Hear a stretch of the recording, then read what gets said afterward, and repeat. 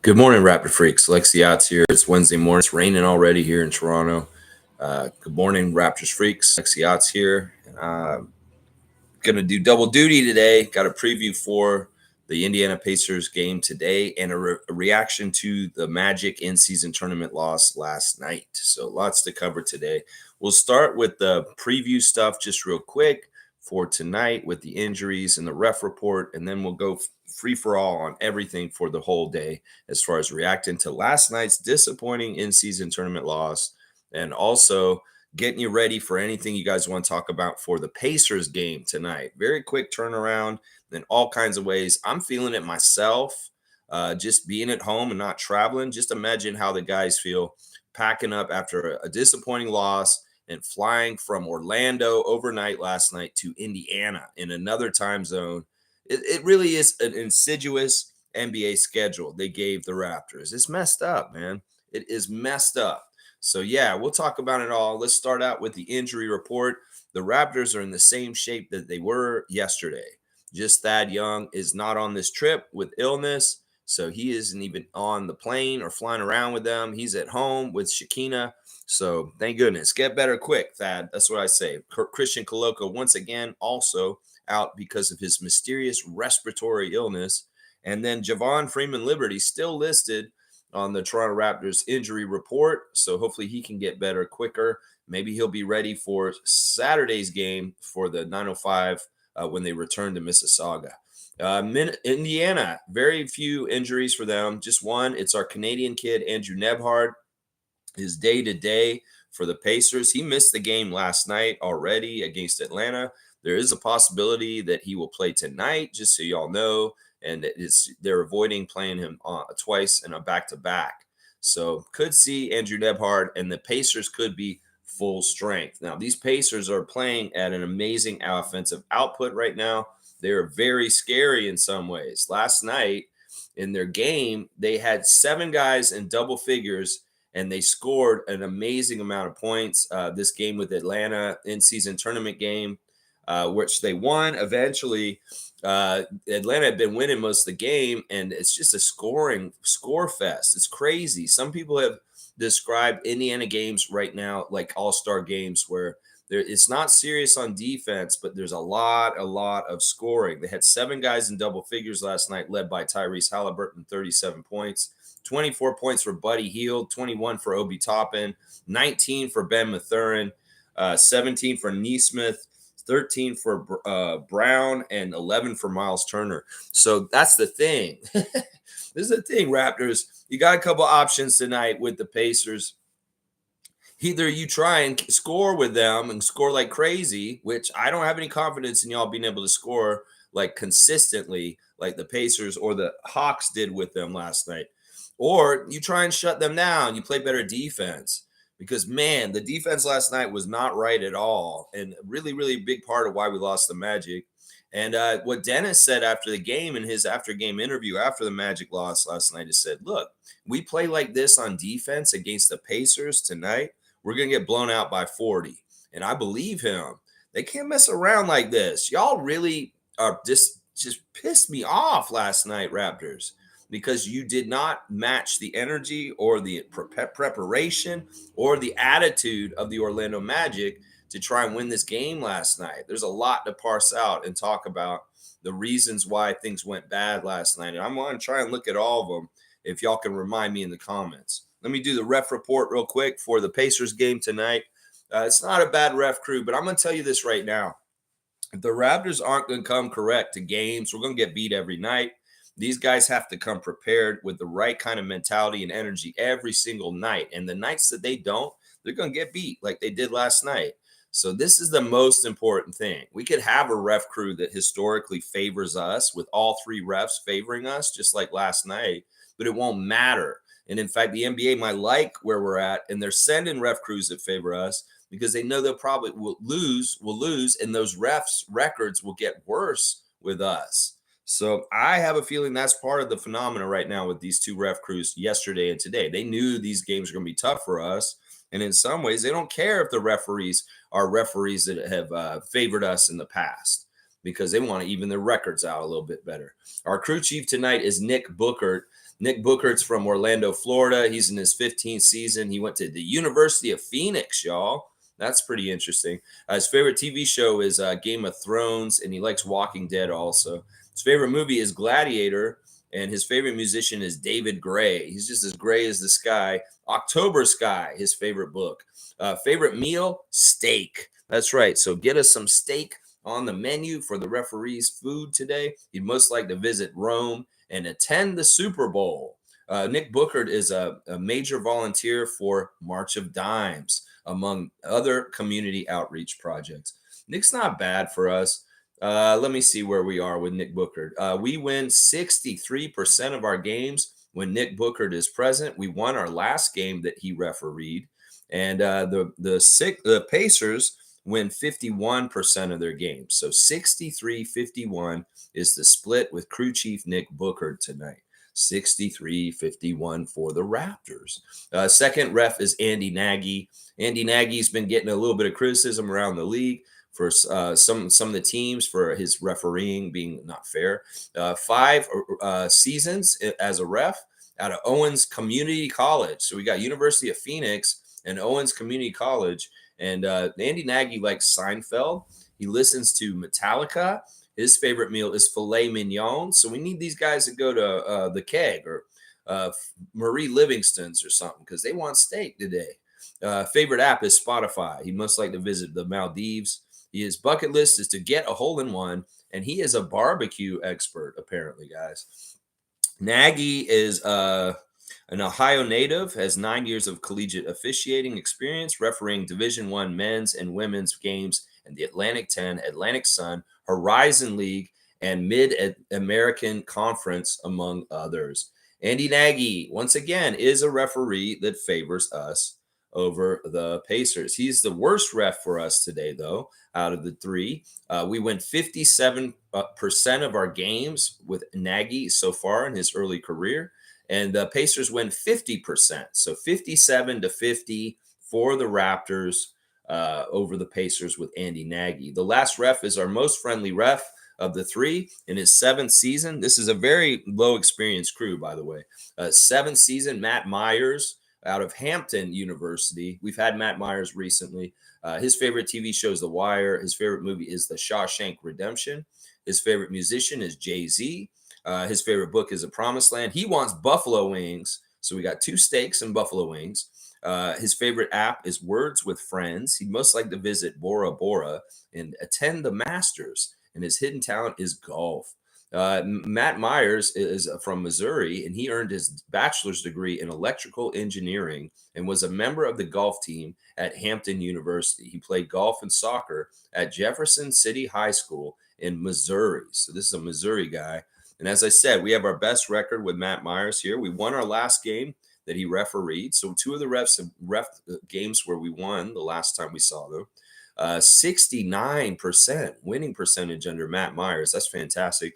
And 47 winning percentage for the Pacers. That's the biggest gap out of all 3 of the refs. 69-47 for the Raptors under Matt Myers. So once again, all 3 refs statistically favor the Raptors over history as far as the winning percentages. So there you go. There's your ref report for today.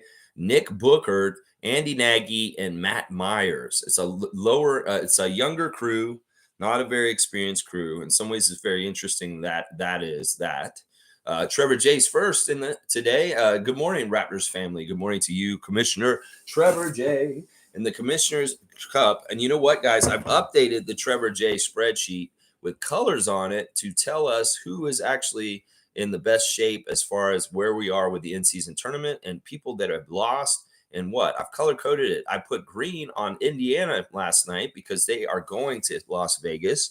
So, Edmund, you've got your ticket punched. Your team is one of the 8 that will be in Vegas. And I've got a lot of other teams. If you're in red, you're already eliminated. If you're in orange, you're 1 loss away. If you're yellow, you've got 1 loss, and it's a warning.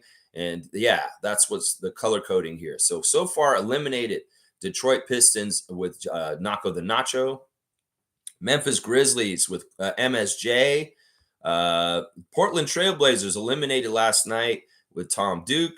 San Antonio Spurs eliminated with Seymour Pape, and Washington Wizards, Randolph Phillips' team, also eliminated. Those are the ones that are so far eliminated for sure. The Raptors are pretty much eliminated, to be honest. Everybody who's orange is probably eliminated also. Let's just put it that way. If you're yellow, you may still have a chance. Yellow and green and no color are the ones that have the best chance. I'll put the link to the spreadsheet in the chat. So if anybody's curious to go look and see who's what team and who is still alive, you can go look at it. So here we go. There's the link in the chat. I hope that went through. Let me make sure. No. Okay, I put it in twice. Cowboys here also. Good morning, Lex and Raptor Freaks. Not too happy with the Raptors, but at the same time, they shouldn't be happy with themselves. What the fuck was that? I guess the extra money wasn't enough. I've been worried about this since last week, Bradley, that the Raptors were not taking the in-season tournament seriously. They did interviews with them last week to get ready, and none of them, like a couple of them, I was like, okay, you are not taking this seriously. You do not get the gravity of this, or in some ways, maybe this doesn't tickle your competitive bone in your body. Like in some ways, people, this is a problem with the NBA these days. It's like Michael Jordan would find the littlest shit to get up for and get mad at people and get crazy with them. If Michael Jordan was playing Reggie Miller, he would find extra like get up to want to show him up and like meeting him. And I'm worried. Stakes aren't high enough for people like Scotty to go crazy and get mad out there. I am going to be very critical of Scotty today. So if you like Scotty a lot, you might be mad at me by the end of the stream, because honestly, I think he's an unserious NBA player. I don't think he's taking his career serious enough. In some ways, you saw the dichotomy, the contrast with Jalen Suggs last night. Jalen Suggs very much cares, very much has a grudge, very much is pissed at the Raptors for not selecting him and all that stupid shit that was brought up. Now, I'm Brian Winders this. Orlando wanted Barnes the whole time, y'all. And in some ways, they did a counteroffensive before with ESPN and all them shoving Suggs down our throats. We never asked for the Suggs thing. Then the fans up here went with it and started carrying it. Oh, we wanted Suggs. So they made Suggs on our radar. It's so stupid, because just because he didn't get drafted to us, he could have been drafted to the teams before us too. So they make this vendetta. In some ways, they could have known that Jalen Suggs coming up was this kind of guy that holds grudges. And they're like, wow, let's make this guy really hate the Raptors by making a big media deal out of him going drafted to them, so he'll feel slighted. And then for the rest of his career, he can try and take it out on them. I feel like that's part of what this was. This was premeditated. Either they say, all right, the Raptors will take Suggs because of the pressure we're putting on them to take him. And then Barnes will be free to be on the Magic, which is originally where they wanted Scotty Barnes to go. That's part of the reason why ESPN machine that all these Raptors fans fell for pushed Suggs on us so heavy, is they wanted to hide Barnes so that his all-around talent could be on the Magic, and he could have been possibly paired with Paulo, guys. Seriously, that's really what they wanted. They were trying to build a team like we've been building up here. And they wanted Barnes. They wanted Paulo, they wanted Franz, they wanted all these guys to look about the same height. They didn't want to take Suggs, and they took him. And in some ways, that's the double-edged sword for us. We took the guy we wanted that they didn't want us to take and that they wanted to take. And then instead, they made a big media deal about the other guy getting slighted. So now this guy has a chip on his shoulder against our franchise. And boy, you want to know what dog is? Look at Jalen Suggs last night. That is what dog is. He was playing last night like any average player would play. The way he played with his intensity and his physicality, and the way he made room down there as a little guy in the big guy land and did everything he did, that's the way old school players used to play. And they didn't even play that way with a chip on their shoulder because the team didn't draft them. That was just normal play in the NBA, the way Jalen Suggs played last night. It's just we're so fucking soft at this point. When you see somebody play the old school way, it looks so crazy, like they really care. Everybody cared back then. And y'all are lazy and you don't give a shit enough these days in the NBA as average as NBA players. That's the thing. I'm worried about this team. When Patrick Beverly says we don't have dogs, and then we see Jalen Suggs being a big dog out there yelling, and our guys are so passive, they don't give a shit. Scotty, come on, man. Jalen's calling you out. He's showing you up. You're the one we picked. You're the one who was the rookie of the year over these guys. You have all the reason in the world to outplay these dudes and show them up, just like Michael would take that challenge and say, fuck this shit. I'm the best player out here. I'm going to show y'all. You have 3 foils on the other team that you are compared against. And all the time, Franz Wagner, Paulo Banchero, and Jalen Suggs. And all 3 of those guys outplayed you yesterday. You did not outplay a single one of the 3 guys. That in some ways somebody says, oh, Franz should have been rookie of the year against you. Oh, this is the rookie year after you, and that you get compared to. And then this is the guy you got picked over. This is the thing, Scott. If you can't take this kind of shit personally and an in-season tournament game, I'm going to worry about your drive and your competitive desire and your ability to prepare for the game properly, mentally and energy-wise, when the game is 10 times, 100 times more important than ever than usual. Because honestly, I'm the most disappointed with Scotty Barnes last night. I really am, because he didn't come correctly. I don't care. Could it be that he's going to Florida for these Orlando games? He's hanging out around with his friends and family. He's getting distracted, and he's not getting properly prepared for the games. I don't know. I could speculate on that in some ways him being in Florida fucks him up because he's around his family and friends. I don't know, Scott. Whatever it is, the only person who showed up to our game last night with the correct kind of energy completely was Dennis. There are other guys on the team that did pretty well too, that were fine. But Dennis Schroeder is the only guy that I saw that was going a step above and beyond what he normally does to try and carry us last night. You know, I have 3 stars of the game. I'll do them real quick right now. Schroeder is my number 1 star of the game last night. I was really upright for games. Dennis was 8 for 13 with 24 points, 4 for 4 from 3. Those threes were amazing. He hit them at really, really good threes. He was perfect at the line also. 1 rebound, 1 assist. That's maybe my biggest gripe is that he didn't stat stuff. He really tried to score just himself. But honestly, nobody else was taking the initiative to try and keep us scoring, and they looked pathetic out there.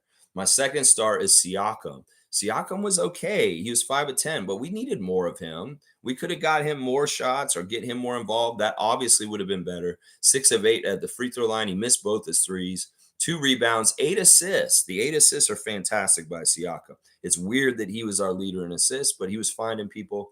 1 steal, 16 points in 30 minutes. Still, that's a below average.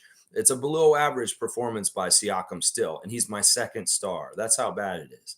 The third star is Pirtle. Pirtle had a double-double, 10 points, 10 rebounds, 5 for 7 shooting, 1 assist, 1 block. He did have 4 turnovers, and he fouled out, which did not help things. The turnovers last night were horrible. It's for doing so well against Detroit and getting 44 assists with 7 turnovers. Well, we had the opposite last night. We had 29 assists with 23 turnovers. Very horrible assist to turnover ratio for our team in general. In fact, Scotty had 5 turnovers himself, and OG had 4. That's 9 turnovers, 2 more turnovers than the whole team on Sunday, and 2 individuals in our starting lineup with 9 turnovers between OG and Scotty. That's just not dialed in. That's just not paying attention. That's just not playing at a high level, guys. I'm sorry. It's pathetic. It's absolutely pathetic, and it pisses me the fuck off. This is an important game. Should have been like a do or die game. You should have treated this like a play-in game. You guys should have treated this a whole kinds of different ways. And I can tell Darko's disappointed. Dennis is disappointed. I'm disappointed. And people that really expect these professional basketball players to show up professionally like they did on Sunday, to show up again professionally on Tuesday, were disappointed. Yeah, really, really bad. It's messed up. That extra money didn't matter. And I guess not, battling a rookie of the year didn't matter. Embarrassing yourself last year in Orlando didn't matter. Jalen Suggs yelling at you and making you look like a punk didn't matter. There's so much that didn't matter, Cowboy, that really should have mattered and lit a fire under their asses, honestly. Lit a fire in their asses. Trevor's saying, the team stopped going to Pascal inside when he was inside. He was scoring and assisting. We should never lose this game. We never played as a team, but the Magic did. Yeah, they had more energy. They came in with force and energy. You saw how they were attacking the rim very quickly in transition. We were not getting back quickly. That showed laziness in itself. That Franz Wagner kept driving the ball right down the court and going right at the basket. Jalen Suggs kept driving right down the court and right to the basket. Cole Anthony went driving right down the court and right to the basket. And nobody is stopping them. Nobody is slowing them down. We're not playing good team defense, talking to each other. We're not making passes. We're turning the ball over in all kinds of different ways. Yeah, ugly game, poorly played game by the Raptors, who were not prepared and didn't play at the right level. There's a criticism for quite a few people that I'm going to go over today as we go through this reaction stream. Cowboy is saying, Suggs, you ain't him. Why the hell was everyone just standing around? What the fuck? There was no fire under their feet. Anyways, like Seymour said, we will be victorious at the end. I hope you're right, Cowboy. I really do. You know, I really was disappointed in not responding to this dude's energy. If anything, just try and match it. In some ways, I worry about Scott being our number one guy also. Because listen, we need you to be like Mike. You know, the more people can be like Mike in this league, Michael Jordan, the better. And in some ways, I don't get it, man. You're too casual. In some ways, I get it. They had a really good game on Sunday. Then they had Grady's birthday. And I don't know, there was a picture of Scott that I used for my stream reaction on Monday where he's like jumping in the air and he's all happy. He looks like he's in a fucking Double Mint commercial from the 70s. Double your pleasure, double your fun with double fear and makeup. And he's jumping, yay, at the end of it. It's a cool picture, but in some ways it looks goofy.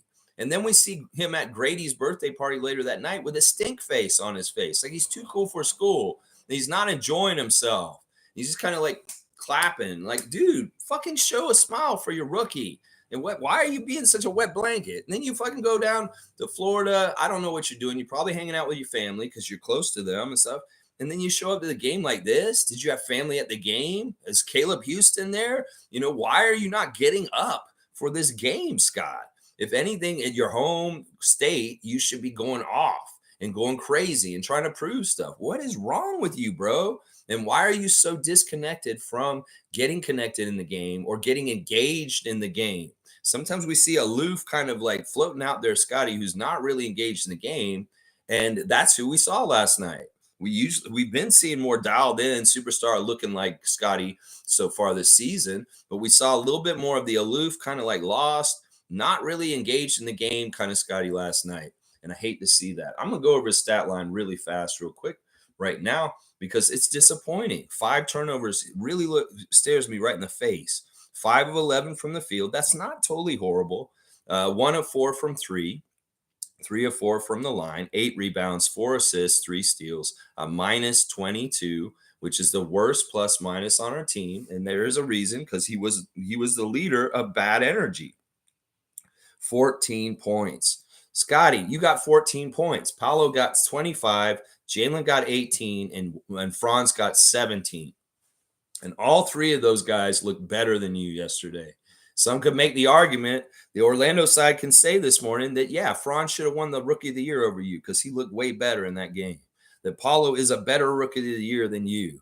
And that Toronto should have picked Jalen Suggs. You want people fucking saying shit like that about you, Scott, this morning? Well, fucking do something about it in the game the night before so people aren't saying shit like that the day after the game like this. Your leadership was very poor. Your energy was very poor. Your preparation was very poor.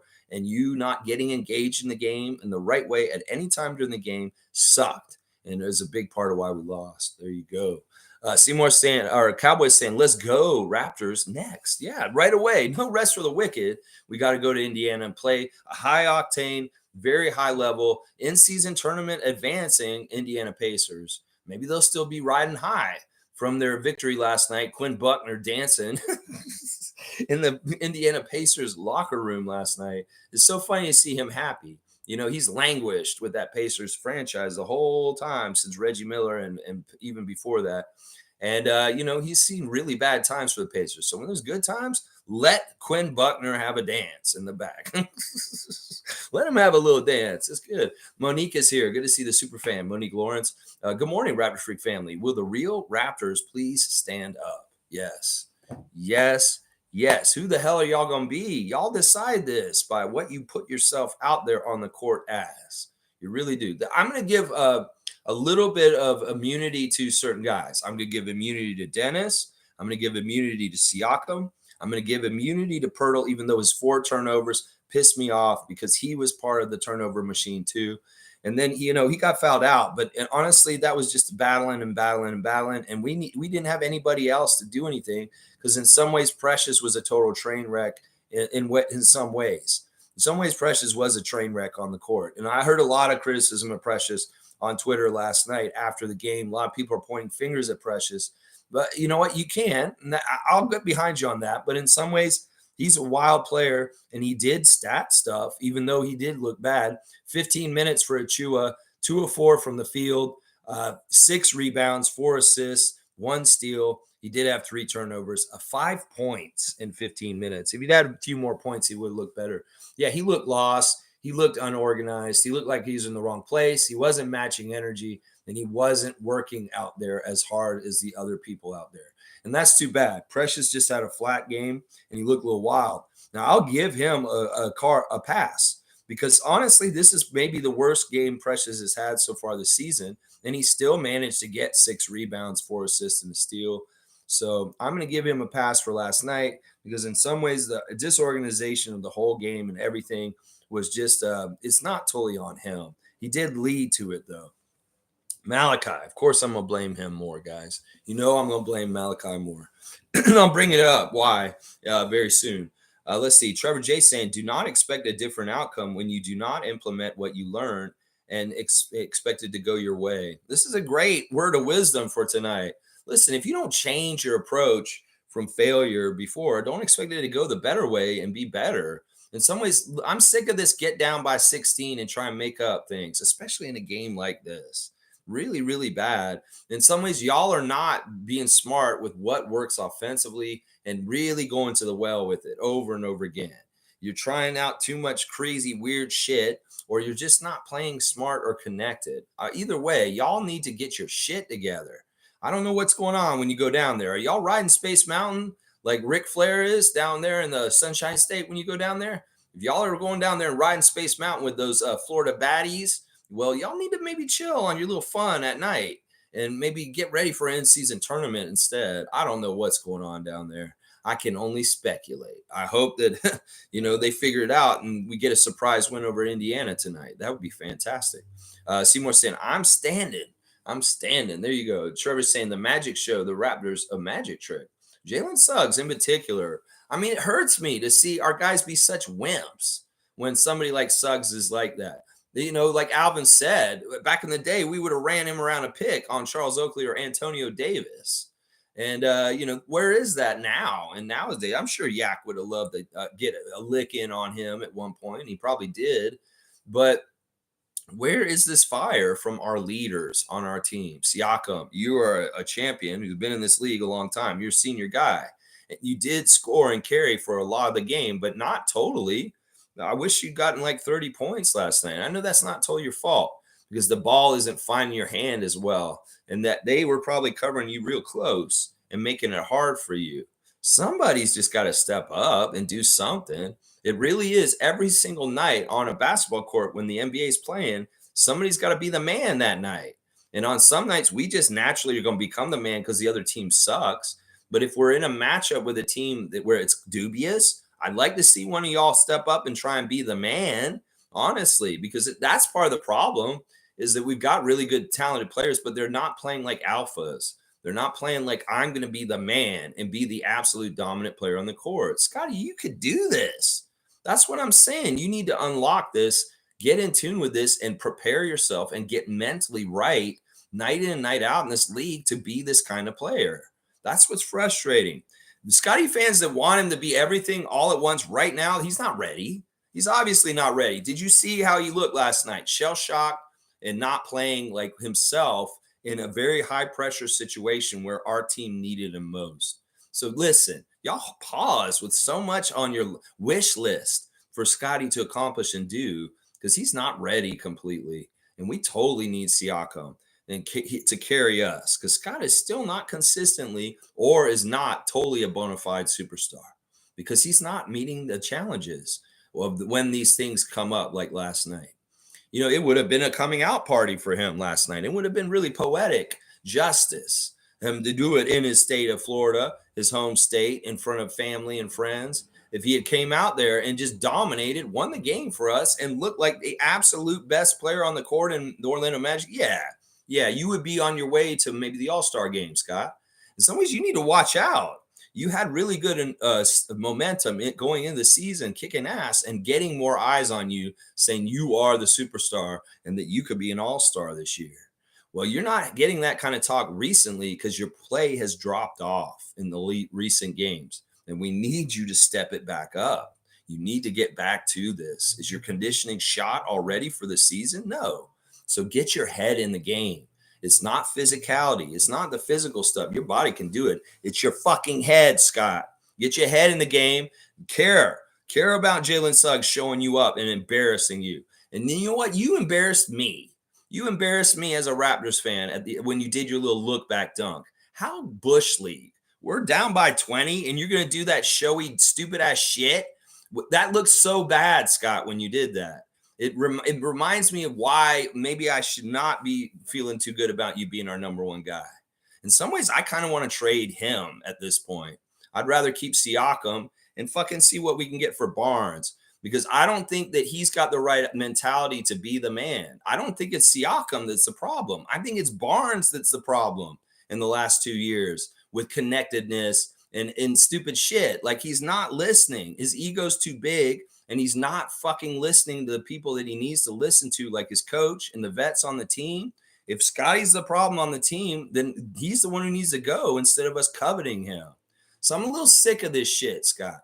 Listen to your vets, dial in mentally, and get more prepared for the games to show up prepared. Because it's like, dude, we can't have you as our franchise player if you're not even going to meet the challenge of your rivals, like Survivor and Eye of the Tiger would sing about it. Yeah, you're not rising up to the challenge of your rivals. No, you're not, motherfucker. You're rolling over and letting Jalen Suggs make you look like a punk-ass bitch is what I'm saying right now. Yeah, I hate that. I hate that so much. This pisses me off. It should piss you fucking a million times off, Scott.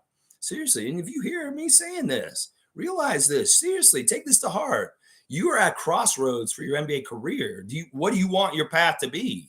It's up to you. What you want, you go take it.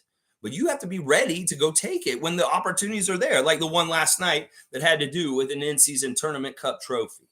Yeah, you guys fucked it up. You fucked up your in-season tournament. I can handle the Boston game. You guys did respectable. This one absolutely shat the bed when it was very important not to. Yeah, there you go. All right, you want an alley-oop for Trevor because of the magic trick comment? All right, we needed Trevor alley-oop dunk there. All right, let's see. Cowboys saying, I can't wait to play them again. Let's go. Man, I'm sick of this shit. I don't like going to Orlando and losing. Y'all have lost 3 games straight in Orlando. That pisses me the fuck off. It makes me wonder what the fuck is going on there. Scotty, if you're doing too much friends and family and it's distracting you from being prepared for the game, you need to fucking figure your shit out and get your life and priorities straight. I don't know. I'm just speculating. I don't know what he did, but I'm going to say he's going to be in Florida Thanksgiving week. Maybe they did Thanksgiving yesterday ahead of Thanksgiving because they're going to be on the road and they can't really do it on Thursday. It could very well be that. And some of those guys were full of turkey. I don't fucking know. In some ways, I got to figure this out because it's American Thanksgiving week. And it could be they did early Thanksgiving or something. I don't know. Let's see. Dana's here. Good to see Canadian Dana. Good morning, everybody. Let's get this win tonight, please. Yeah. All right. Some keys of victory from me for tonight is really, really try and play good defense. If we can dictate the pace of this game to be lower scoring in any kind of way, we'll have a better chance. If this gets into a scoring competition, we're going to lose. We are going to lose. So in some ways, we need to establish a good defensive presence immediately and temper the game and slow it down and really, really make it to our pace that will help us. And that means very gritty physical play, getting all the rebounds and playing very, very tough together defense as a team. Something they did not do well at all last night. Communicating and playing together on defense was very poor last night. So we need an improvement right away today. Bryce is here holding it down in the K-Tuck for us. Good to see you, Bryce Lawson. Good morning, Raptors Freaks. Our boy played an ugly game last night, and it's time to make changes to the team. We should just tank for that top 6 and trade for draft capital. Hopefully it will go a little better, but if not, I stand on a rebuild. Yeah, there's a lot of people saying this already. Once again, I'm going to say this. I am reacting to the game yesterday, but I'm not overreacting. And there's a lot of people already overreacting to this. Once again, why do we have to do this, Raptors Nation, where we overreact to every single game outcome? Like Michael Grange is already overreacting to it, saying all kinds of stupid shit. In fact, I have a lot of I'm pissed at Rodgers right now because I'm pretty sure they fucking know about the NBA script and they were portraying the game in a way that would lead. They knew that this was going to happen to the Raptors last night. In some ways, they're too gleeful about it. I don't know how many times Brad Fay and Danielle Mouchot were just explaining how the Raptors will be eliminated tonight. For this game goes this way and this game. They kept talking about it so gleefully as Rogers employees and Rogers Sportsnet anchors saying, oh, well, the Raptors will be eliminated if they lose to Orlando tonight. This is this. Well, it's like you already fucking know, Brad Fay. It's like you already fucking know, Rogers, and that you are making it happen, the prophecy with the NBA in concert. You know, I hate that shit. And y'all are a little bit too gleeful about the Raptors' failure on the Rogers channel. And, you know, Michael Grange, his tweets are out of pocket right after the game because of some of the shit he's saying right now, as far as the team has no direction.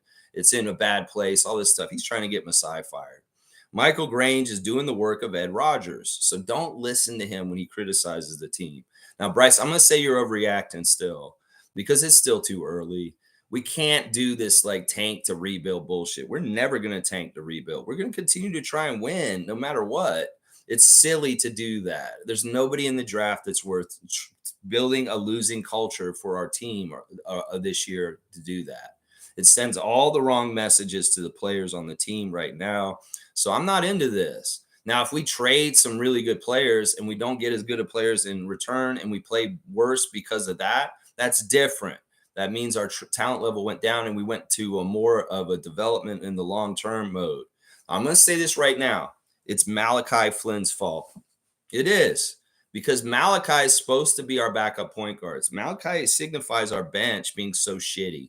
Malachi signifies the failure of our bench to be able to produce stuff. He's supposed to get better in 4 years of playing for us, and he has not. And in some ways, we were counting on him to show up and be a very good backup point guard that is capable at scoring, and he's not. He's a huge middle part of the failure of our bench. He signifies the last few years of how we've had a failed bench. He is basically the epitome of our failed bench. And I hate him. I absolutely hate Malachi at this point. And honestly, and we will not get a bench until he's gone. He once again looked like shit in this game, a lot of it. And I'm just like, what the fuck are we doing with him? He totally symbolizes our failures with our bench the last couple years. And I'm sick of him around. I feel like he's a block from our bench getting better in some ways. In some ways, I don't want him on the rotation anymore, Darko. Put him at the end of the fucking bench and figure out maybe we need a trade to get another backup point guard. Maybe we need to call up Javon Freeman Liberty. Maybe we need to call up Marquise Noel or something. I'm ready to give up on Malachi because I just don't see it coming with him. I just don't see it coming with him. I'll go look at the stats just real quick and tell you 19 minutes, 2 of 4 from the field, 1 of 2 from 3, 1 of 2 from the line, 3 rebounds, 1 assist, 1 steal, 1 block, minus 14 with 6 points. He's his third biggest minus on the team in 19 minutes. Scotty, OG, and then Malachi, the third worst plus minus on the team. 6 points in 19 minutes. That doesn't cut it, man. We need an injection off the bench, like Cole Anthony. He's going to come out there as a backup point guard. Cole Anthony is, oh my gosh, he's way better than Malachi. All these guys are way better than Malachi, the backup point guards on other teams. He may be the worst backup point guard in this whole entire league. And him being our backup point guard is a big, huge reason why our bench sucks. And I'm just sick of Malachi. I want him to go away. So, yeah. Yeah, I mean, listen, I want to make changes to this team. Don't get me wrong, Bryce, but I hate the word tank. Don't bring it in here, seriously. And that's something we never go into that mode, even though people like talking about it and stuff. It's the stupidest thing to do with your team. Trust me. If we lose more because we make a trade, like we trade a big player and we don't have players that are as established, and we lose more because of that, I don't call that tanking. I call that reshuffling, and maybe you're starting to rebuild a little bit, but never ever say that tank word in this chat. Seriously, it's a very much a bad word, and we do not deal with that here. That's Philadelphia 76ers nation talk. Seriously, we don't tank here. We may rebuild or trade, but we don't fucking lose on purpose. Fuck that shit. That's what loser teams do. Yeah. Let's see. Cowboys saying true, Canadian Dana. Hang on. Fucking jumped ahead. Wow, you guys really filled it up. This is good because I know there's a lot of strong opinions about what happened last night. True, Canadian Dana. Let's go. We got to keep up the pace to keep them in their place. In some ways, I want to keep the pace down tonight. I want to keep the pace down. Seriously, we're still only 6-8, so in some ways, we're still in not a bad place, guys. We're really not in the long term of things. That's the other thing. There's different perspectives to take this in. There's the in-season tournament perspective. Okay, we're not going to probably win it. And then there's the whole entire NBA season that we're in also, which in some ways matters way more than the in-season tournament. And we're still a very respectable record, and we figure some things out. We could still be a very good team and still make some noise in the playoffs, guys. So let's not be premature with the demise of our team and saying this and this and this. This is one game, even if it's an in-season tournament game. It's just one game still, and there's a lot of season to be played. And that's why I'm telling people are overreacting right now. They really are. As usual, the Raptors shit the bed and play a shitty game, and then everybody overreacts. That's just normal. I think we should all realize that at this point. The Raptors Nation is just going to overreact and act stupid when it really isn't necessary. It's just a bad loss, and they didn't come professionally prepared, and they embarrassed themselves. Well, they have to sit in that. You don't have to be embarrassed for that, like them. Just be like, separate yourself. Well, they embarrass themselves. It doesn't mean you have to feel embarrassed and get angry and say, oh, they need to destroy the team. In some ways, that's the problem. Some people are just too egomaniacal with the way they root for the team, and it's so tied up with themselves and their own ego. Just stop. Detach yourself from the team and your ego. Just let them fail on their own, and you don't have to share that failure in yourself. I know we say we all the time when we talk about the Raptors, but it's not really we, it's them. And you are you.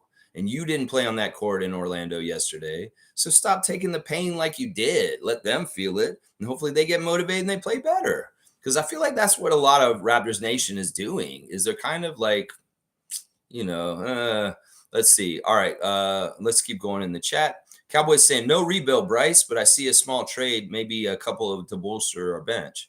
I can see a big trade or a small trade, but yeah, I'm more with Cowboy on this than Bryce, just because in some ways it doesn't make sense to just totally dismantle our team. There's a lot of good things going in it, and you could write a really good first rough draft. You don't throw the whole thing out. You keep parts of it. You take sentences out and you write new ones in those spots.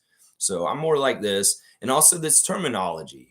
The tank word is a big no-no here. Big no-no. We do not have tanking culture in this channel, at least. People talk about tanking around Raptors Nation, and I'm like, you guys are fools. I don't want to talk about this shit. Because tanking, once again, I'm very much on the record saying that tanking doesn't work, first of all. And second, you really destroy and damage your team further when you try to tank it. It's just not smart. Let's see. Bryce is saying, if coach isn't going to commit to Pascal, I think we should just get him out of here. Yes, he's great and does everything, but it's frustrating to watch. He needs 20 plus shots in the post every game. Maybe I'm over exaggerating a bit, but man, it's tough. Well, let me put it this way. Y'all have these expectations for what Scotty and Pascal and different players deserve. Nobody deserves jack shit. This is in the NBA. You get what you get.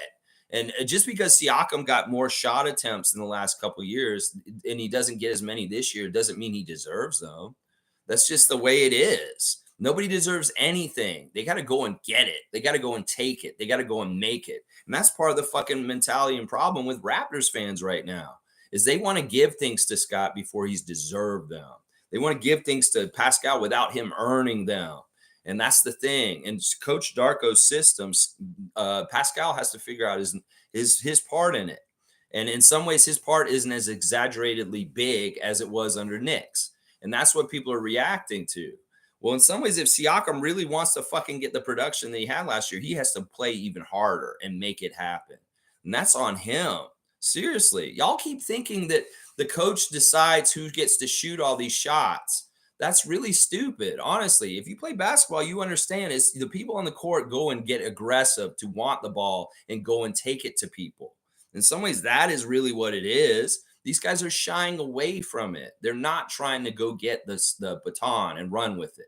They're staying away from it. They're hiding from it in some cases. So it's not anybody else other than Scotty and Pascal that control how much they do in the game. You may think that the coach has more control over it. They don't. They need to fucking call for the ball, be aggressive in taking it, and go and fucking do their job. It's not anybody holding them back. It's not Pascal holding Scotty back. It's not Scotty holding Pascal back. It's not Darko holding them back. It's not other people on the team like Dennis holding them back. It's their own damn selves holding them back. They can go fucking do this if they want. They just need to call their number and call for the ball themselves or demand the ball themselves more often, or they need to get themselves more aggressive in a mindset to go and find themselves their shots more often. That's usually what it is. And once again, I don't give a shit about Siakam like being wasted in his prime. People keep saying this shit, and it's so dumb. It's like, look, if you look at the whole history of the NBA, there's so many great players that didn't win anything and had successful careers and played very well as an individual, even though their team never won a championship. Karl Malone. Did he waste his prime in Utah, even though they never won a championship? Some people may say that, but they're idiots because he was a supremely, extremely successful NBA player, and it doesn't matter. It's not he's wasting his prime. It's just that, he's in a team situation that isn't conducive for him to be at the highest level of the NBA. And I'm not trying to trade Siakam as a favor because we feel like he's wasting his prime years with Toronto. There's nothing in the NBA that is where you have to cater to people like this. It's silly. It's silly. I get it. If Cool Cat wants that for Siakam because she's a super fan of his, I get that. But the Raptors do not have to cater to Siakam in that kind of way. It's really up to him. He wants to kick ass. If he wants things in life, he has to go take them himself. That's all I'm saying, like that. So this whole idea of wasting Siakam's prime, I'm sick of this shit. Siakam wastes his own damn prime.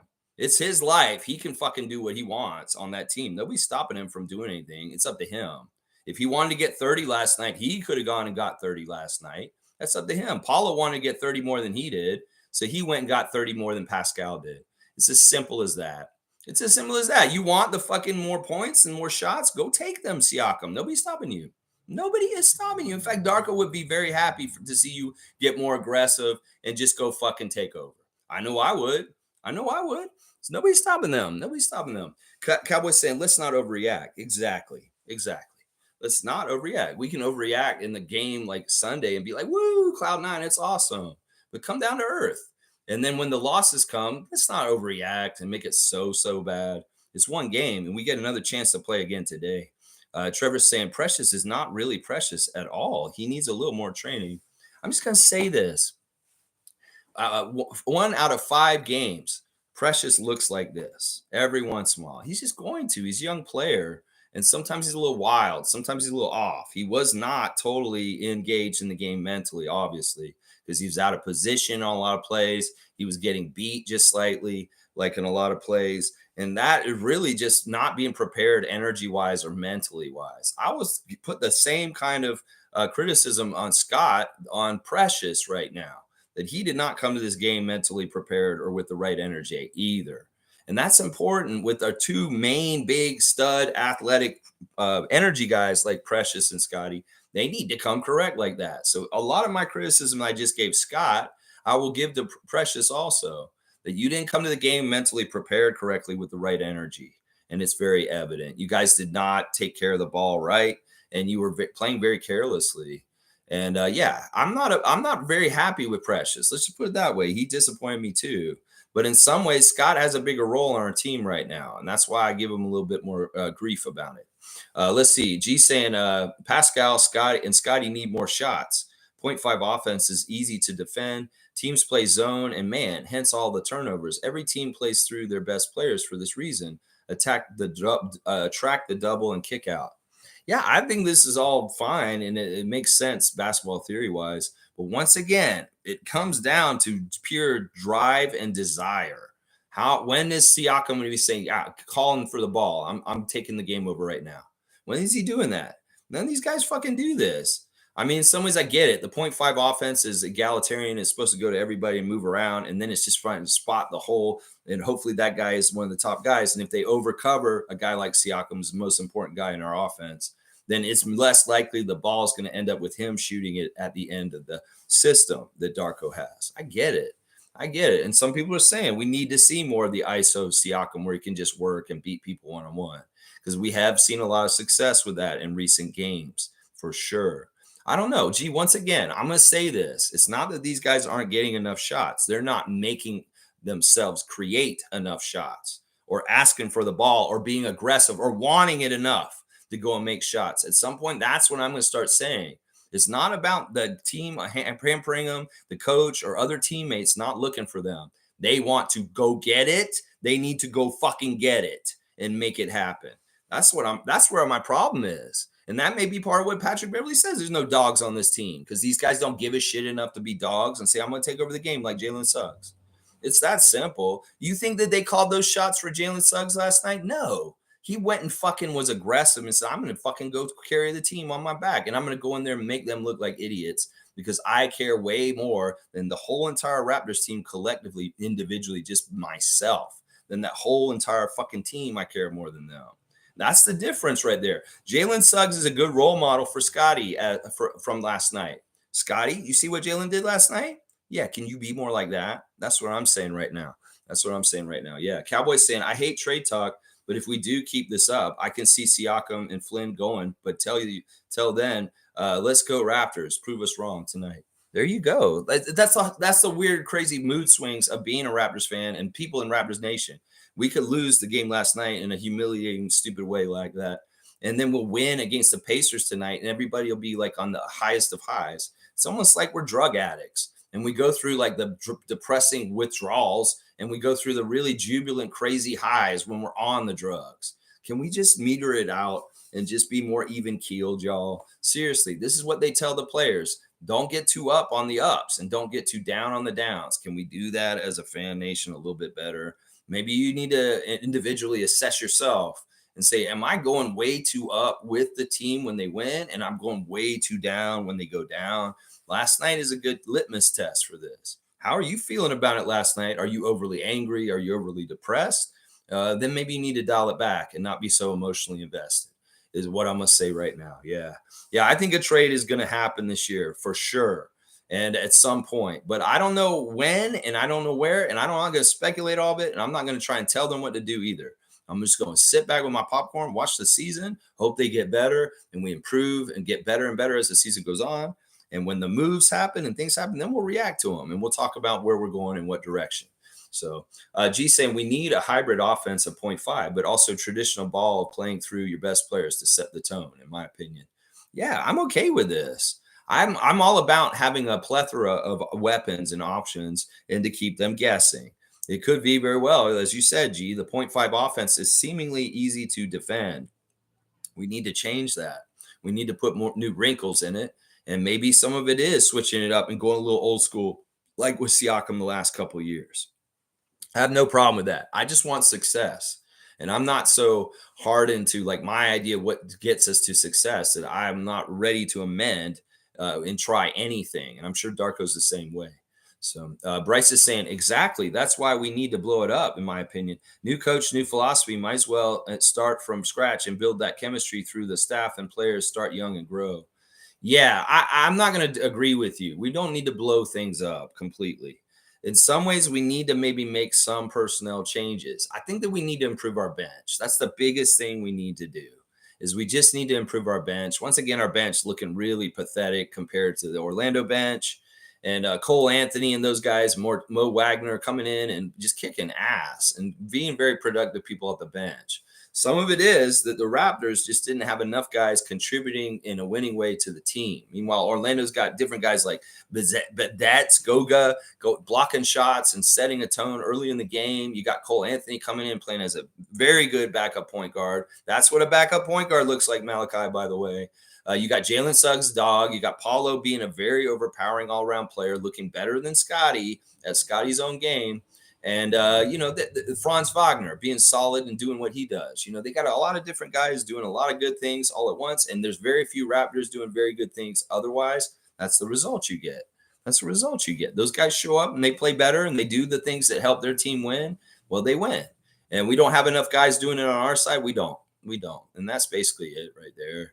Let's see. Where am I? G saying, the problem with that, Bryce, is the last time Magic was really good was in 2009. That's 15 years of tanking and rebuilding. Our fans could not handle that. It's a long, drawn out, not guaranteed process. They go that route. Our fans would need to show patience. Yeah. And I mean, Orlando fans didn't really show complete patience during that either, but our fans are even crazier and weirder. And that's true. We got to understand a lot of these teams that are merging all of a sudden right now, like Oklahoma City and Orlando, have gone a long, hard route of a lot of misery and sadness and losing and all kinds of bad stuff. We've had a solid 10 years of success for the most part since Masai's been around. And honestly, I want to continue to have success and still win. Honestly, in some ways, I know staying up there and still trying to have success is closer to getting to the championship than tanking and rebuilding and starting over. It's just the truth. You're going to be able to get there somehow, some way quicker without destroying your whole entire team. Darko can work with any of these guys. Now, if some of them aren't exactly working, then Masai and Bobby will trade them. So I'm not with this. I'm not with this, Bryce. You're very much talking tank talk, and we're not really cool with that. You're gonna find that here. Most of us are not cool with it, and we don't really put up with it because honestly, I don't even see it as an option. I really don't. If you're a true Raptors fan, tanking is never an option. Is the way I look at it. Tanking has never been a smart option. It's people try to argue that it worked for the Spurs, but actually, that's not what the Spurs did. They never actually truly tanked. It's against their culture and Popovich's DNA. You just had very poor teams that didn't do well enough, and they just didn't get there. And that's all it is. They were lucky to get Duncan, Robinson, and Wembayama, and they have a very, very crazy luck. Most of these teams do not, and their tanking does not get them what they want. Philadelphia is just now getting to a pretty good level after tanking for like good part of the last 15 years. So I don't want to do this because, first of all, G's exactly right. Our fucking fan base wouldn't be able to handle this. And y'all don't understand how dark and long that tunnel can be if you start totally dismantling your team. We may not be we may be closer to a championship in the 2030s if we keep going the way we are right now, or even still in the 2020s. But if we start tanking, we may not see another championship until like the 2060s or the 2050s. So I'm just saying, be careful what you wish for, Bryce, because that's not what we want. We want to try and get one sooner than later. And if we go all the way down to the bottom of the standings, it's going to be a lot harder. Let's just put it that way. It's not easy to you don't just miraculously go down for a couple of years and then you just sprout back up. No guarantees on that. And you may never come back up. And, in some ways, that's what the NBA wants. They would love for us to destroy our team and just sit at the bottom forever. Seriously. And that's not what we want. We have good things going on here, and we want to keep building on them and keep building up instead of tearing down. Let's see. Okay, I already read those. Cool Cat is here. Good to see Raptor Free Cool Cat. Good morning, Raptor Free crew. We moved away from what works on this team. Give Siakam the ball in the post. Gravity create open shots for teammates or himself. But winning and Siakam is not our priority, so we lose. You know what? It's not that winning isn't our priority. The coach has made that very sad that, yeah, we're trying to win. It's that these guys don't fucking take it seriously enough.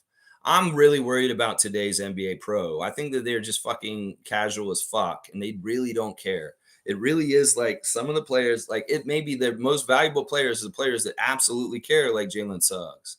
And in some ways, I actually started to regret a little bit not taking Jalen Suggs last night because of the very different energy coming from him last night than anybody on the Raptors team. That's the problem right there, Cool Cat. And it has to do with your guy too. that in some ways, when Patrick Beverley said there's no dog on the Raptors, he means nobody cares enough. He means nobody on that team actually is giving enough to be like, Siakam works really damn hard, but also at the same time, like I said, he could go get some of this stuff. I really do believe that it's not we're freezing him out. It could be the defense is making it harder for him. But it's not our offense is freezing him out or not allowing him opportunities. In some ways, he just needs to go take them.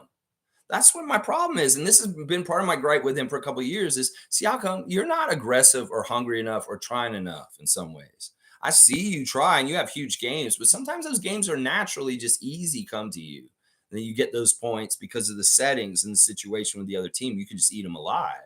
Well, what about these really tough games where it's very hard? I want to see you get there and do this. I know he has in the past and he can. It's not out of the question. It's not that he's never proven this to me. He's shown me he can be that guy and really give a good effort and take over. It's just that in some cases, that's what he needs to do more of now. I mean, I'm all about the idea of running through Siakam. I think you guys are right. We've seen some of the best stuff recently from him doing his ISO and kicking to other people.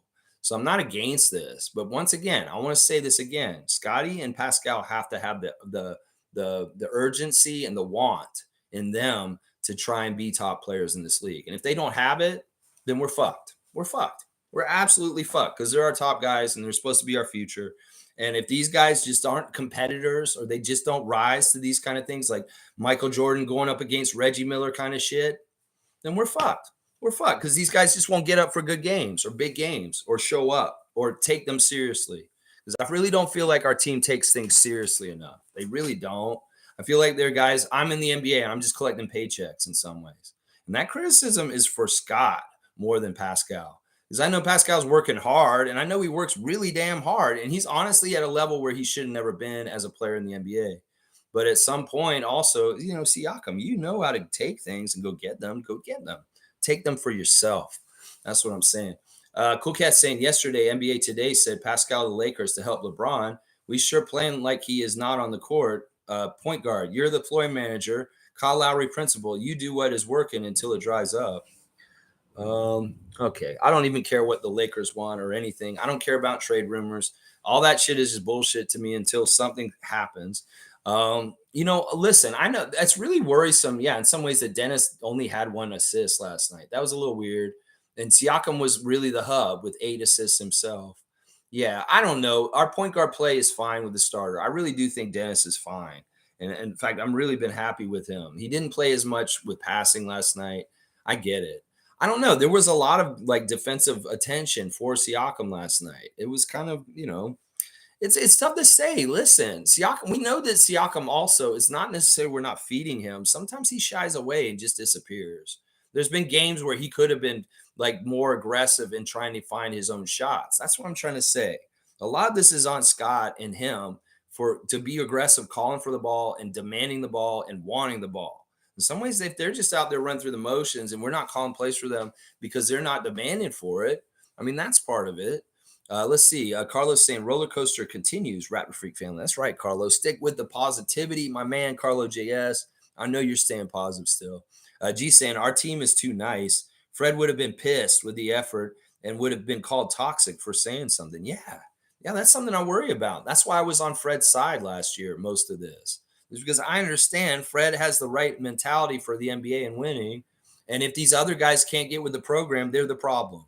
And that's why I was saying this. If anybody has any problem with Fred dogging them out or telling them what they need to fucking do, well, maybe they shouldn't be in the NBA because they're playing like a little boy and they're not ready to play big boy basketball and play meet the challenge, eye of the tiger style. That's what I'm saying. I worry about this. In some ways, Garrett and Otto and Thad, they can be the leaders that kind of tell you stuff, but they're not playing at a high level to come in and do it. And then you got Siakam, who's a high level, but he just doesn't have the personality to be like a vocal leader or be that kind of guy around the team. In some ways, it doesn't work. Then you got Scott, who has kind of the personality to do that, but he's too young, immature, and he's doing silly, unfundamentally good things still. And he's just not coming with the seriousness of being the man or being the leader on the team the correct way yet. So we're in a weird kind of ambiguous time with our leadership on our team and who's going to take the lead and be the man. I'd like Scott to just clear cut do it. You know, if Siakam had just done it the last couple of years in a more pronounced, defined way that was capable of carrying us to victories right at the end, I would be like, well, Siakam's just that dude, and that's just what it is. But it's a void, and it's not getting filled correctly. Still, it's not. Carlos saying facts, no fight yesterday. Precious is straight up liability. You know what he was last night. I'll give you that, but not normally. He's normally a very good player for us to have. Yeah, no fight, no fight, no pride. That's the thing. There's no pride. Isaac's saying we are still finding our groove. Gotta initiate the pace. Orlando walked into their offense while the Raptors had no urgency in getting to their spots, so Orlando locked in on our D. All right, well, let's talk about something very insidious because there was a ref hit job done last night. We haven't even brought them up. It was very underlying. All right, James Williams was very interesting. He gave us the variety pack of ref manipulation. He gave us a couple different really weird calls. We talk about the flop call with OG. That was silly in some ways, but not really that important. I'll tell you what the most important thing that was done by the refs that screwed us up last night was JT Orr. I like JT Orr, but I see what you did last night, JT, and it was fucked up. The very beginning of the game, we started the game really well. Right out of the bat, we had a defensive play and we screwed them up. We had timing and rhythm. Well, JT was messing with the rhythm of the game with stoppage of play.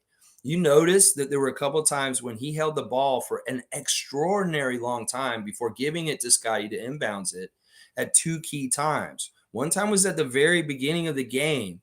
And this is indicative of it's very much on purpose, and it is a ref manipulation to hurt us. At the beginning of the game, we had a very good play right at the beginning, and I think Dennis made a short shot, and we came down. We were in a good rhythm. And well, JT Orr, we had the ball, and it was out of bounds, and they held the ball for like a really weird, like 30 seconds. Normally he'd hold it and give it right back to Scott, and he'd inbounds it. He's holding it, and Scotty's like, give me the ball, give me the ball. He's just like, no, wait. That pause and that holding is screwing up our rhythm. And he did it twice. He did it at the beginning of the game, and then he did it immediately after the second half started. At the very beginning of the halftime afterwards, we had a defensive play that was badass that stopped them and caused them to turn over the ball, and we got the ball right back. And it was awesome. It was perfect. It was like our guys came out motivated to play and kick ass. Well, what did JT Orr do immediately after that defensive stop when we got the ball? Immediately, he stood there and held the ball in his hands for almost up to a minute before he gave the ball to Scotty. Now, what happens is the players kind of stand there and, all right, why are we waiting around? Why are we waiting around? This is supposed to be a fast-paced game. Well, he's eating up our energy and momentum from the defensive energy we brought out to start the half and trying to kill it immediately by holding the ball on the inbounds away from Scott and not giving it to him immediately. It's Scott's like, well, why didn't you give me the ball? And he's like, wait. And he's really fucking messing with rhythm and pause and giving these guys all of a sudden they're like, let their guard down because they're like, oh my gosh, we're going to wait. And then boom, all of a sudden their edge and their energy burst that they showed coming out of the half because Darko propped them up is gone. Because JT Orr held the ball too long to give it to Scott to inbounds it.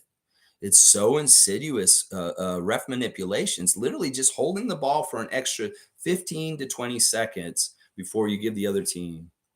What do? They stand there and like, all right, what are we doing? We're just standing here waiting. They're not over there looking at videos. They're not doing that. They're just standing there and like, okay.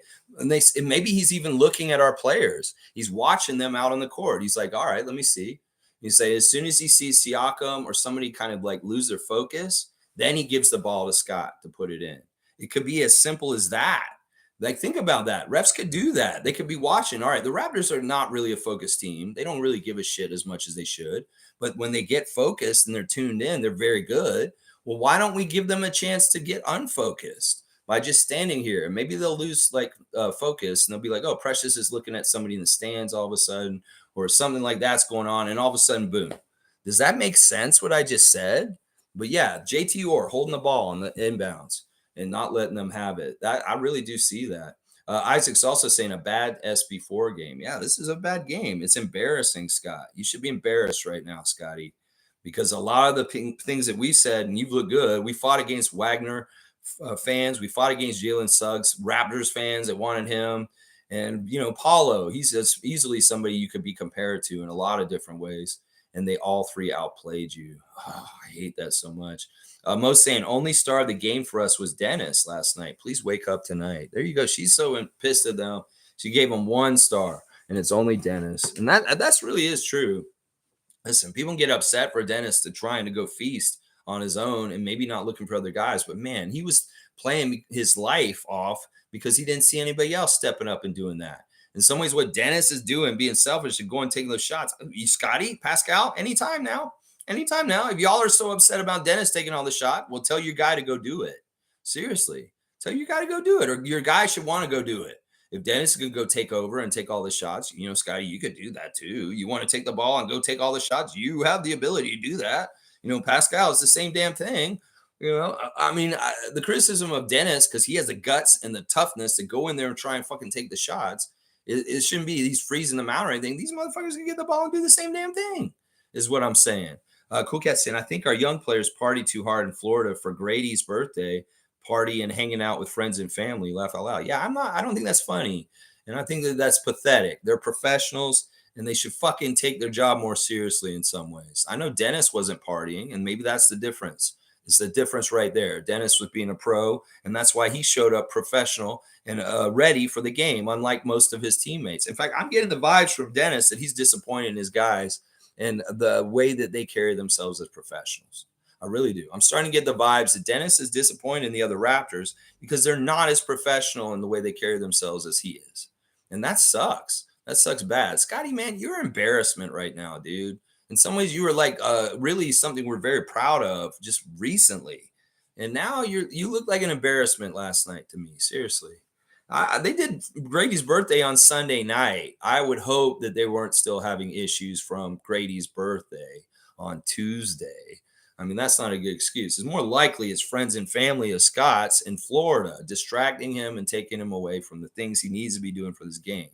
And then you realize, well, the NBA scheduled both the Miami home games, the Miami games in home for the very end of the season. Brian Winders, they trying to throw Scotty off for the end of the season because he may be down there barbecuing and hanging out and getting all the good Jamaican food from his grandmother and getting all fat in his belly and loaded up and just not able to play very quickly and light because he ate too much or something like that. I don't fucking know. We can make anything up on this. It's Thanksgiving this week. He may have done Thanksgiving on Monday, and then fucking, he's totally full of turkey, and he's got that tryptophan. He's asleep. Golly. Carlos saying they fell back to old habits again. It's not easy to change the system, but I see last night people starting to turn on Darko. Well, they should, whatever. People are going to do whatever the fuck. I'm not going to listen to these people because, first of all, they're too soon with this. It's premature. And once again, there's a lot of voices in our nation that do not want the Raptors to succeed. They act like they're fans, but they're not. And they're coming in to just pull things apart and make things even more confusing and crazy for people. That's why, in some ways, thank you for coming here and listening to me, because a lot of people that don't have good intentions for the team, and the people that are talking about getting rid of Darko already do not have good intentions for our team. They do not understand it. First of all, they may be impatient and idiots. And second, they don't have good intentions for a team, even if they're dumb to it. They may think they do, but they don't. They don't. Isaac saying, I keep saying Pirtle and Siakam need to get the ball early and often to start the game.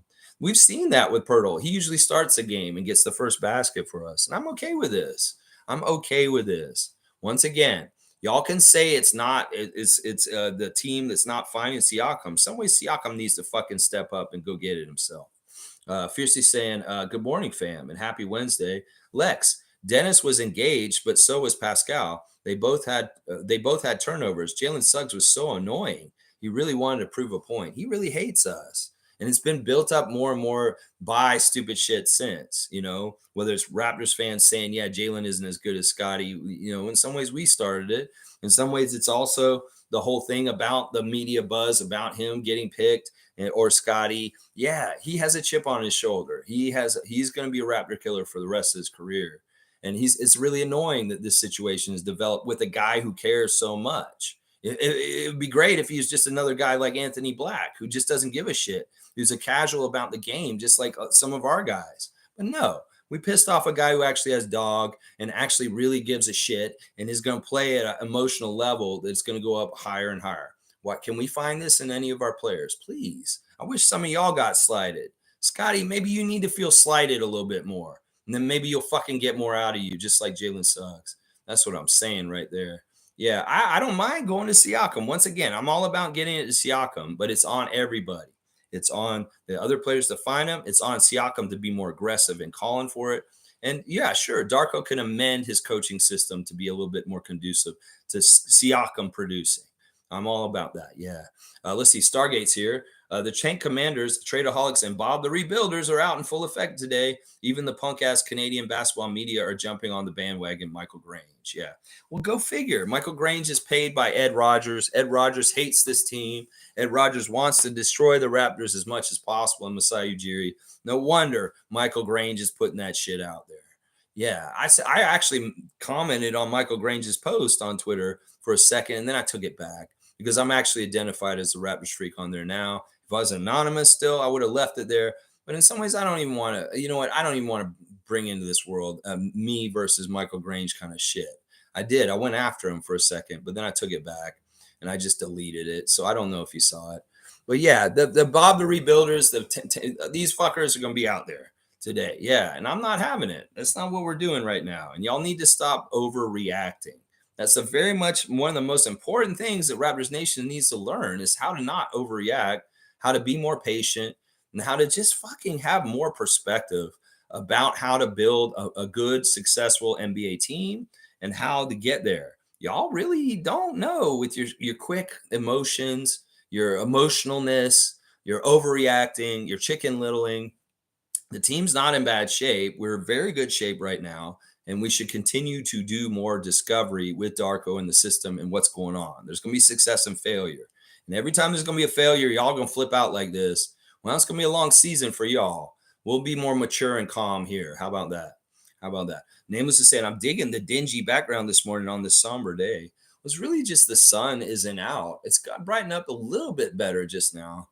But yeah, I can't control that. I could get lights or I could turn the light on in here, but I like to sometimes let the natural light be my lighting in here. As long as y'all can see me and hear me, I think that's the most important thing. But yeah, the sun's a little bit more out, so there's a little bit more light on me. Let's see. Fiercely saying Precious literally giving the rock to Suggs. Really? Were his hands slippery or something?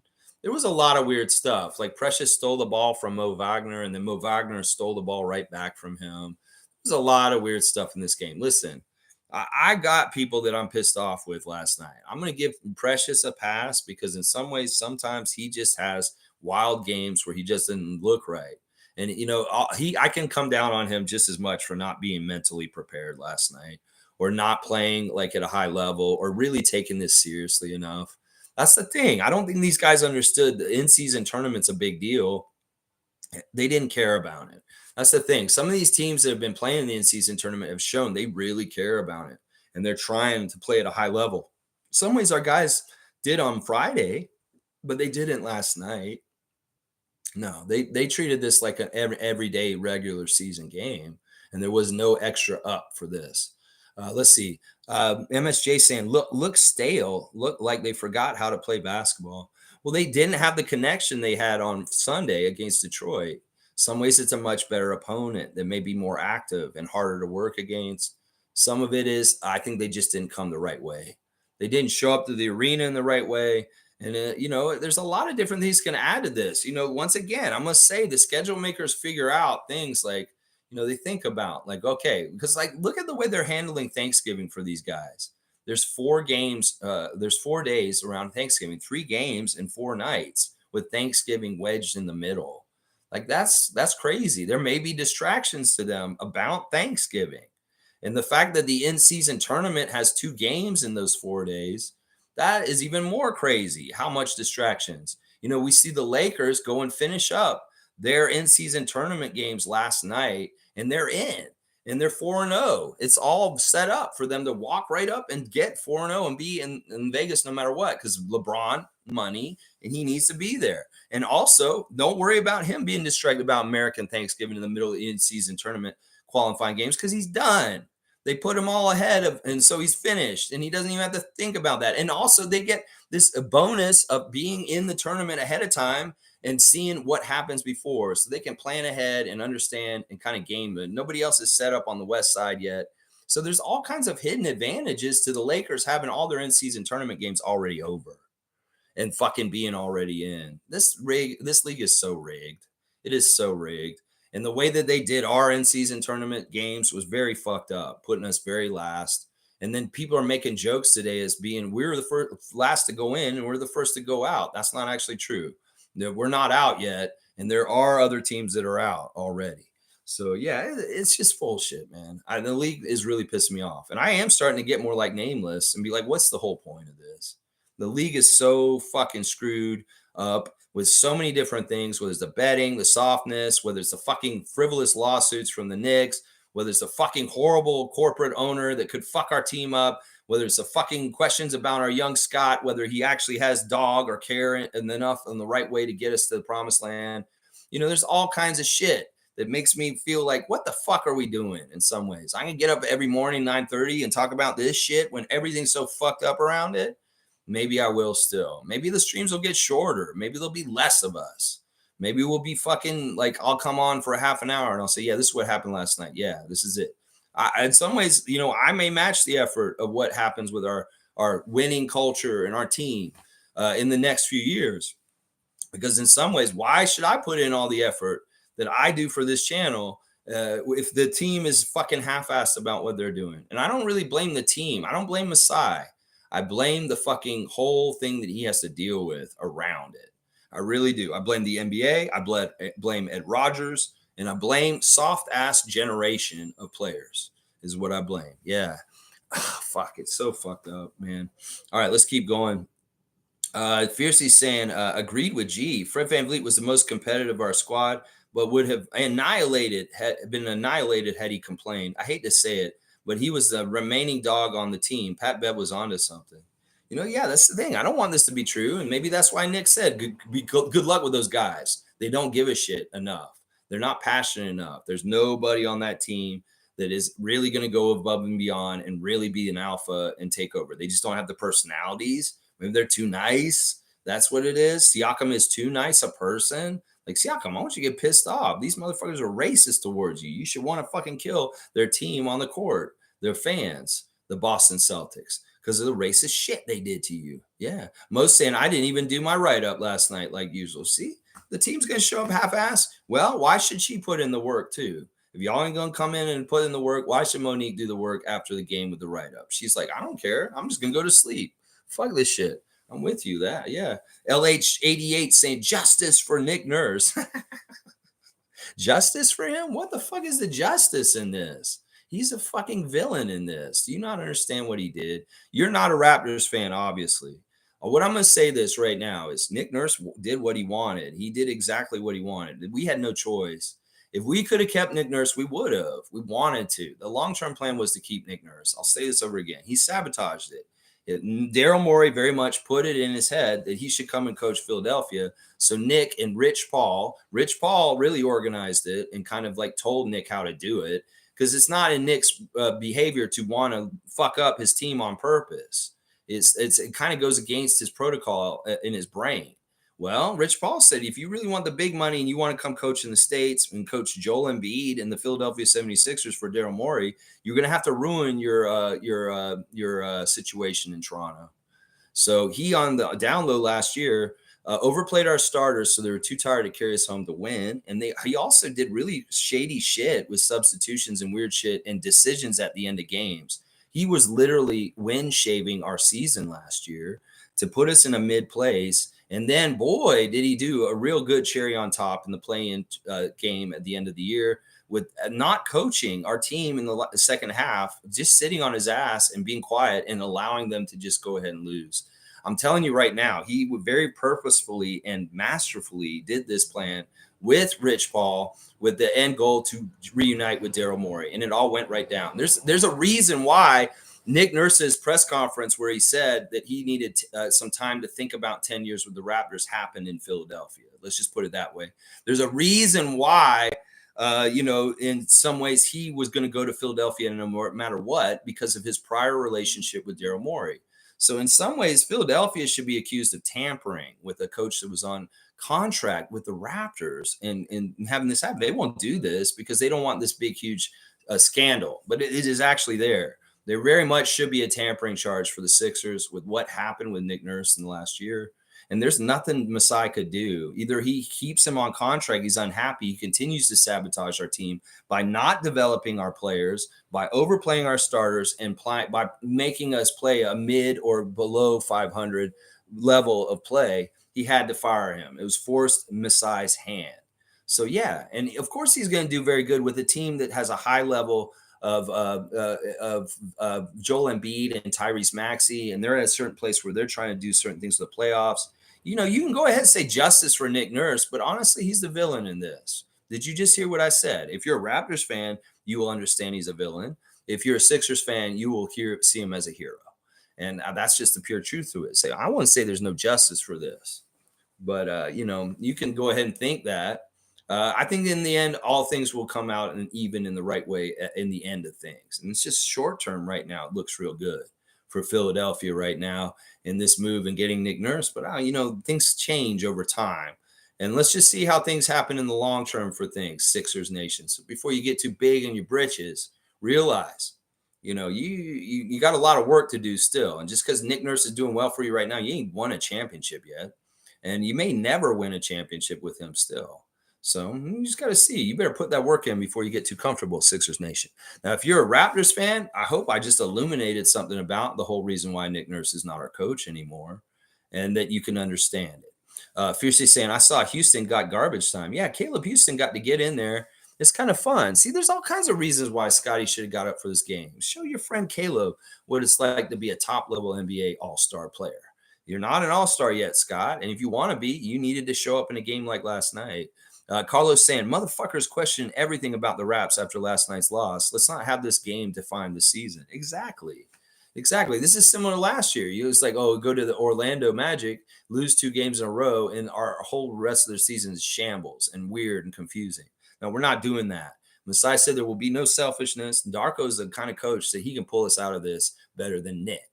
Nick knew, this is part of the thing. Listen, Nick reveled in this last year when we fucking lost 2 games in Orlando. It's like, our plan's working, Rich. Now all the players are confused about why we're being so shitty, and I'll continue to coach us very fucked up, weird ways on the down low that don't add up to winning. I'm telling you, that very much was manipulated by Nick Nurse in all kinds of different ways last year. And listen, I'm not coming out of Orlando like we did last year. We're going to figure this out. And Masai's not going to have no selfishness. And Darko is a better coach, people person than Nick. And he'll fix the toxic shit around our team rather than let it linger the whole fucking rest of the season like Nick did. Because he wanted that. Because he needed that toxic shit around the team so that he can make an exit. So, yeah, figure that out. Y'all figure out the Nick Nurse stuff. I know my regulars already know all this because they said it, but maybe some of y'all new people are coming in here. You're getting illuminated to it now. Stargate saying, anyways, it's obvious our players, like many in the NBA now, do not study their opponent's individual habits and tendencies, both offense and defense. No individual scouting of your specific opponent. Yeah, they're so casual. I'm so sick of today's NBA players. That's why I don't think the draft will save us. That's why I really want more established players on our team instead of trying to find, it's important to develop youngsters coming up, but it's so hard because, like somebody said in the game last night, Precious should be a senior in university right now. And Scotty, and Grady, these guys should still be in college right now if it's the old system from back in the day. And they're not complete players coming in, and they have to learn, and there's all kinds of stupid shit. And if they don't learn correctly, there's a lot of problems. Players are not the way they used to be. They don't take things as seriously, and they don't study their opponent correctly either. That's obvious. That is so obvious. Scott, that's the next level for you, man. You did your conditioning this year. Well, really learn the league and really learn how to make reads on individuals in specific situations because you understand their strengths and weaknesses. That is what the very best players in the league did. Michael Jordan knew every single one of his players and that he had to play against, and he knew how to cook each one of them. You have to learn the recipe for how to cook each individual NBA player that tries to guard you. And you're not showing that you're understanding this or doing that. In some ways, I worry about fundamental, just basic basketball knowledge and like not spinning when you're posting up into a double team. If you can sense that the second defender coming to double you on a post is coming from there, you shouldn't be spinning towards that second defender.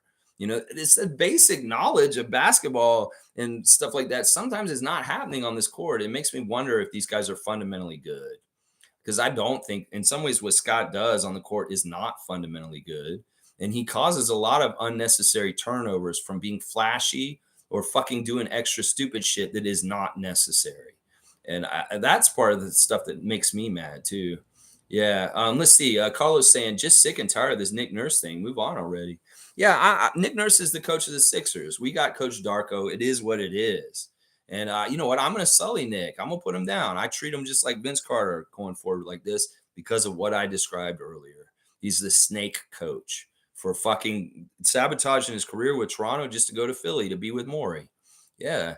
Let's see. Fiercey saying at LH88, what's Nick Nurse got to do with this conversation? I know we played the Magic last night, and it has nothing to do with things. Are you saying because we're worse this year than we were last year? That's arguable. We're actually probably maybe better than we were last year. Honestly, seriously, our record's the same, if not better than when we were at this time last year. So yeah, pause real quick. If you want to say there's justice because Nick's having a successful time with the reigning MVP, fake MVP, by the way, and a rising all-star in Tyrese Maxey, okay, sure, he's having success. He's a good coach. I've never said he wasn't a good coach, but the Raptors are doing about the same as what they would have done with Nick. It's not like there's justice for him in this. Come on now. Cool Cat saying we now get to see for ourselves exactly what Fred was saying.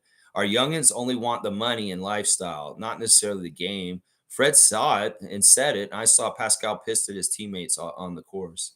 Yeah, I'm really worried about this, Cool Cat. In some ways, I don't want players like this. I don't want to build our team around Scott if he's casual. You're casual, Scott. In some ways, watching you on Twitch when you play NBA 2K, I've seen the signs of this. That in some ways you don't have the right attitude about competing. In some ways, you give up when things get hard and you just quit. That's what you did when we watched you play Twitch. When you're on there, you would play against tough opponents. You were more likely to rage quit and quit the game than to try and get better and get up and beat that player. I didn't want to talk about that until something like this may happen, because I didn't want it to believe that translated from the 2K court to the real court on the NBA. That's what I'm saying, Scott. In some ways, you quit when there's a pressure against you, that you're not tough enough to go through that tough part that's pressured against you. Sometimes you just fold, bro. You want to be that guy that folds when shit gets hard?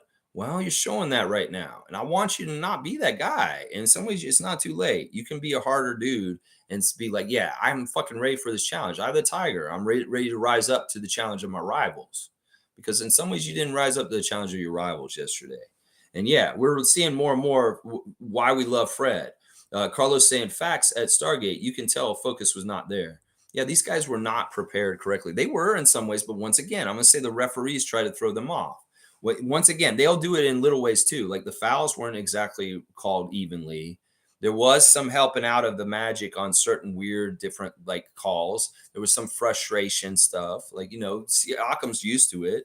He may get an offensive foul for something stupid that he probably shouldn't, or he won't get a call on the other end. When he's going in, he'll get hammered and they won't call anything. There's always that kind of stuff that frustrates or tries to throw our guys off. And our more veteran guys like Anunoby and Siakam know this. And they kind of play through it at this point because they're used to it. Some of the younger guys are not. And that's the thing. Once again, we need to play very perfect basketball to beat teams in the NBA right now. Because we don't shoot that well. And in some ways, we don't play well in certain areas. Well, we absolutely need to rebound well. We need to play defense well. And we need to play connected. These are absolutely essential for us to win. And we have to play as perfect as we can, as far as no turnovers and being really smart with the ball. Let's see. Shaq Lindsay saying, this is why we need to trade for Zach. I don't know. I don't know if Zach Levine would have helped us in this situation. Carlos saying, Goga outplayed Pirtle. Whenever Precious was in, we couldn't score. I won't say that Goga solely outplayed Pirtle because he did some blocks early and they were really good early, but he really didn't. Goga was 2 for 6. He had 7 rebounds, 6 assists, 2 steals, 5 blocks. The 5 blocks were impressive and 5 points. Nah, Pearl, they were at least even in some ways. I mean, I wouldn't say Goga completely outplayed him. I wouldn't say that. He did play way more minutes than Pearl, and Pearl had twice the points of him. So I don't know. I won't give him that. Goga was very much a factor early because he hurt us inside and made people think twice about coming in there because he was blocking people. Yeah, Gary is pathetic right now. Like I'm really distraught about Gary Trent Jr. Like 1 for 6, 1 for 2 from uh, uh, from 3, only 1 assist in 21 minutes, 3 points. That's really, really nothing. And he got blocked really embarrassingly. Gary just looked like dead minutes out there in some ways yesterday. It's really bad, really, really bad. Let's see. MSJ saying Scotty is turning into a moody Motown singer. Marvin Gaye looking in some of those pictures in black leather. Ah, mercy, mercy me. Oh, things ain't what they used to be. Now, I'm not going to sing on a day like today. Chris, you gotta understand, man. I don't sing on days where I'm pissed off and upset. I sing on days where I'm happy, and I don't feel like singing right now. Stargate saying they are just showing up to practice and only watching what the coaches prepared on film, but they don't do their individual analysis on their own of the who they may be guarding. Yeah, that's maybe true. I mean, I like seeing the assistant coaches before the game, sitting with them on the bench, looking at tape and looking at the computer, because sometimes that's what they're doing. And before the game, if you see guys sitting with the assistant coach on the bench, looking at a computer and looking at stuff, that's usually what they're doing. But yeah, I know Dennis does this. Dennis has been 10 years in the league. He knows all the players in the league, most of them. He has to learn the young ones as they come in. But he knows pretty much all the vets that he's played against for 10 years. He knows all their tendencies in his head. He has a scouting report already for him. Like he understands Cole Anthony coming into the game like last night. He understands Jalen Suggs to a degree because he's played him a few times already. Where's this kind of mentality? I know Scotty may, in some ways, think about this stuff, but apply it. If you are doing the studies and looking at it, well, we want to see the results on the court that you analyzed which guys are the weak link on the Magic's defense, and you went right at them and you took advantage of it. Anthony Black, back him down and fucking score over him. That's what I'm saying. In some ways, this is a part of being an NBA player. Do your homework, understand your opponent, and beat them because you know about them. And in some ways, I'm wondering about this with our team. They can be really smart, high IQ guys and like really teachable, but are y'all fucking put in the work of understanding your opponent and how to beat them? You can specifically beat individual players in certain ways, especially you, Scotty and Pascal, because you guys have skills to either go fast or big or strong. And those kind of things, you can just decide that opponent's small. All right, I'm going to go big on him. That opponent is slow. I'm going to go around them, fast on them. You know, why are you guys not thinking about this? This guy goes left. This goes right. He's not very good defending when I go right. You know, get this information and utilize it to get results on the court is what I'm saying. This stuff is out there for our team, and y'all are just leaving it on the table almost every night. Food's left on the table, just like at Raptors tonight when they're talking with all that food sitting on the table. You guys are leaving food on the table like Raptors tonight is what I'm saying. Yeah. There you go. Mischief is here. Good to see Mischief. Always good to see my man, the base man. Yeah, I love you, Mischief. Good to see you. The Magic had a good zone defense, but Dennis should have fed Pascal and Barnes inside more. Raptors need better defensive rebounding. Yeah. All right. Let's do the team stats real quick since rebounding was brought up just now by Mischief. Good to see you, Jay. Let's see. We only got 75 shots on goal, and they got 100. So they got 25 more field goal attempts than us. That's something we would have beat them on last year with Nick's system. And in some ways, that's a big, huge difference in the game. And what that signifies is the energy and the effort by the Magic was way higher than us. That they went and got the rebounds, 15 offensive, and they went and got the loose balls, and they manufactured 25 more shots in this game than us. We shot better than them technically by 0.7 percentage points, both teams shooting 50%, but they got 25 more shots. That's a difference right there. We made more threes than them. In fact, we were 50% from the three-point line, 14 of 28, and that's way better three-point shooting than we shot recently, but it's just the volume. The volume is way higher on the other side because they were garnering more attempts whether it's through transition, whether it's for their defense, whether it's from getting second chance shots off offensive rebounds. Our free throw shooting was actually acceptable. 17 to 22, 77%. That's not actually that bad. Still doesn't matter. We got more free throws than they did. We got out rebounded by 2, where our assists were 29 with the 24 turnovers. That's really bad. 29 to 24 as a team assisted turnover ratio. Meanwhile, they're 31 to 13. That's a huge difference right there. They didn't turn the ball over as much, and they found each other more successfully. 12 steals and 8 blocks for them. We got 6 steals and 6 blocks. So they did better with defensive energy. Their fast break points, 23 to R9. And the points in the paint, disgustingly bad. 68 points in the paint for them, 36 for us. Just really, really bad stats showing a lot of things. We shot well in this game, honestly, but we still lost. We shot 50% from the field and shot really good from 3, and we shot well at the free throw line, but we still lost because of energy, because of not getting to loose balls, because of getting out rebounded, because the other team pushed the ball harder down our throats and put us on our heels. It's really, really bad. Really, really bad. Cool Cat saying, Lex, Pascal, 10 field goal attempts for 16 points. It's the point guard's fault for not giving him the ball. The team took the ball out of his hands and yet not feeding him. We lose every time we don't include him. Not a serious team. See, I disagree with this. Once again, I will say this. Siakam can call for the ball or come and get the ball from him in certain ways. I don't think that, listen, if it's a point guard, if it's Malachi, if it's Dennis, whatever, I feel like Siakam needs to demand the ball more, and that a player in his presence should be telling these guys, like, look, I'm the man. Give me the fucking ball. He could do that. In some ways, he's not stepping up and telling them that he wants the ball more. In some ways, look, there's only 3 more shots than Siakam. And once again, I'll say this. The other teams are trying to limit the ball even going into Siakam's hands. So it's a lot of work to get it to him. And then when he does get it, they're coming in double and triple teaming him to try and force it back out of his hands so he's kicking it out. There's a really specific reason that Siakam led our team in assists last night. The ball goes in there, he takes 10 shots, and he gets 8 assists. That means the ball is going to him and it's going through him. It's just that the double's coming. He's making the read proper and he's making 8 assists. So you really got to look at it all the ways that he had, what his outcomes are. Sometimes him not taking the shot is a good thing because there's a better shot for him to kick it to other people. So when you look at his shot attempts, add in the assists because they're kicks. And then you'll see more how often he is actually getting the ball. So I'll say that. Fiercely saying, since last year, whenever they're in Florida, Orlando, Miami, they look rough. Yeah, I'm wondering about this. And part of it is that they started doing these 2-game series where they stay in the same damn city. And it's really fishy that we have a Miami one at the end of the year, once again. That they did the 2 games in Miami or the 2 games in Orlando in a row. And that means they have more time to just hang out and maybe get into trouble or have stupid shit happen. It's Scott's home turf, too, which makes me even more worried. There could be all kinds of people that he doesn't need to be around. And that's why I like when he's in Toronto in the offseason, because he could have old friends that are not good for him.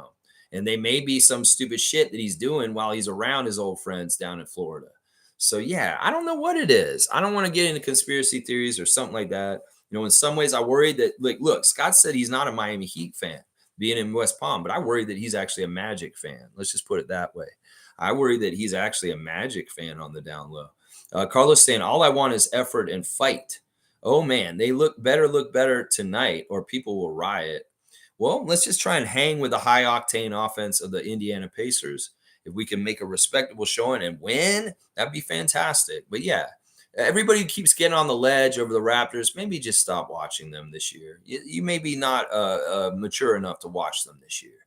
If you can't handle a little bit of up and down, you might need to go and just be a Leaf fan or get another hobby or go do something else for a while, because this is not for casual fans. This is not for half-ass fans. This isn't for bandwagon fans. This isn't for championship or bust fans. This isn't for fans that just expect the Raptors to be absolutely perfect all the time. This is not going to happen. And in some ways, if y'all really have such a big problem with them being bad or losing, you might just want to step away for a little bit. I'm not saying never come back. I'm just saying maybe step back away for a little bit. You're not willing to be like us, the ride or dies, the real passionate, true fans of this team, because you only care about winning and getting that winning rush from the team. It's obvious. And if they're not providing it to you, then you're an angry drug addict that's not getting your hit. And I'm not about that. I'm not about that. Be more of a positive, non-toxic fan. How about that? Is what I'm saying to people. Yeah. MSJ saying that dog comment from Pat Bev is going to follow us all year if games like that continue to happen. Well, in some ways, it's proprietary knowledge. He could talk to Nick Nurse and say, "Yeah, I like coaching in Toronto, but man, the team just doesn't have guys that like care about it in the right way." And Patrick Bev, "Oh, tell me more, Nick." And then he makes a comment, and it's psyops warfare. And in some ways, these guys, I mean, I want them to prove Patrick Beverly wrong, and I wish they would, but they have not. They have not. And that's some of the things that piss me off about this team. In some ways, Dennis does have dog. Dennis very much has dog. Seriously. And dog was on display last night. If anybody's critical of Dennis, I realize he's the only one on our team with dog that showed it last night. I want Siakam to have a little bit more dog. OG just doesn't have the personality in some ways to be this kind of dog player. Scotty does, but he has not focused his mentality right yet. In some ways, we need to get him tapped into the dog mentality in an effective way that he can actually use his very good powers strongly on the court regularly and consistently. And he's not doing that yet. He could be that dog, but in some ways, you had a dog barking at you named Jalen Suggs last night, and you didn't bark back. In some ways, you were that passive dog that put your tail between your legs while that other dog sniffed you and thought about jumping on your ass and humping you. So yeah, no, you can't be like this, Scott. You want to be alpha, you want to be an all-star, you want to be a top dog, you want to be a very, very high-level player in the NBA. You need to meet the challenge of your rivals. Once again, I'm going to keep quoting Survivor today because it really is the eye of the tiger is what we're lacking right now. Let's see. Shaq Lindsay saying Gary, Precious, Chris, Grady, and Flynn isn't enough production off the bench. Yeah, they're just not confident. Honestly, I think it's the leadership of Malachi that's fucking this up. And I want to elaborate on this. The leader of the bench is the point guard. And if the point guard himself cannot get his own fucking shit together, how the fuck is he supposed to help the other guys get together and have a bench? Malachi is the epitome of why our bench has sucked since he's been on this team. He's the exact reason why. He's the focal point of the whole reason why our bench has sucked the last couple of years. Because he is not developed. He's not gotten any better. He sucks. He's not a good NBA player. He should be in the G League or maybe I don't even know where he should fucking be.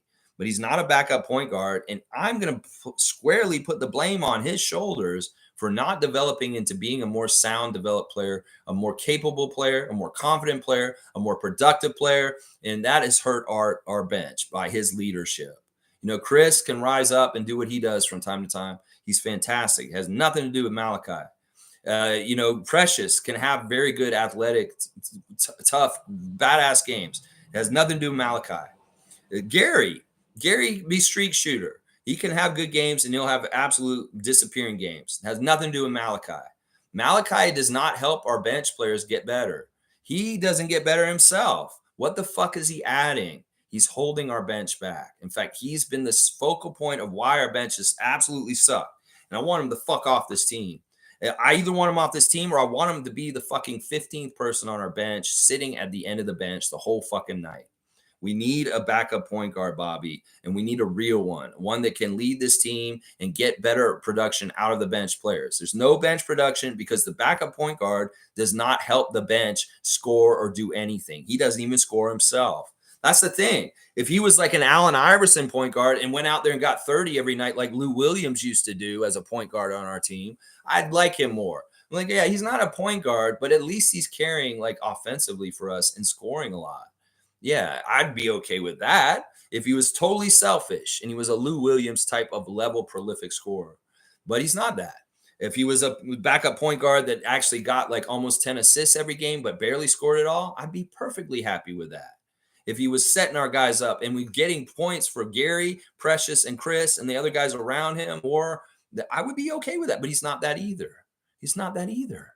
Okay, so he's just a defensive point guard that doesn't score at all and he doesn't help our bench at all. He's the reason why we have a black hole of a bench.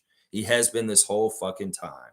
He's the common denominator. He's been absolutely stifled in his development, and he has not gotten anywhere.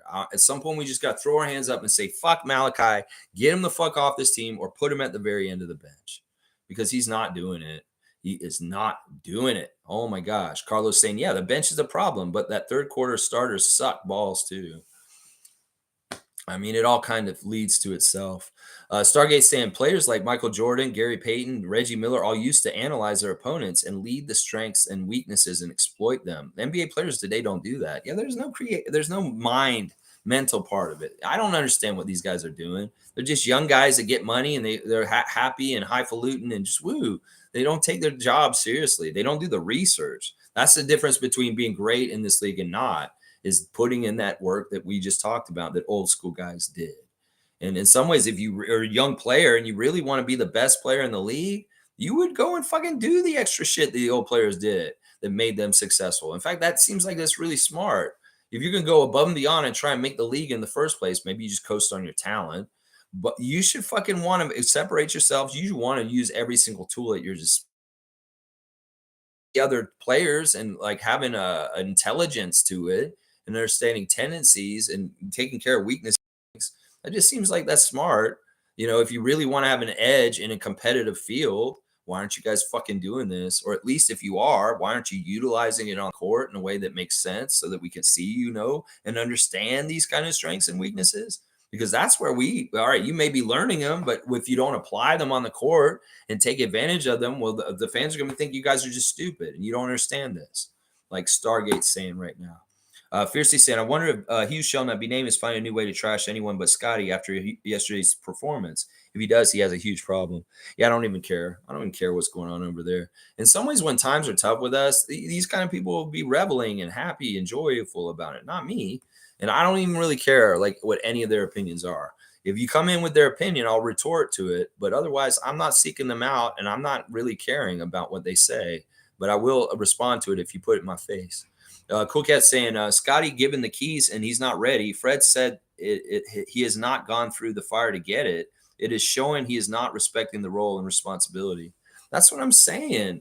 In some ways, Scotty making that decision to veto Darko's plan and doing the step back three the other day is bad. It's just like somebody taking a three and hitting it and then them thinking that they should take the three every time and they clunk with the rest of them. In some ways, you don't want that really bad three-point shooter to make the first three because they'll try and make more later.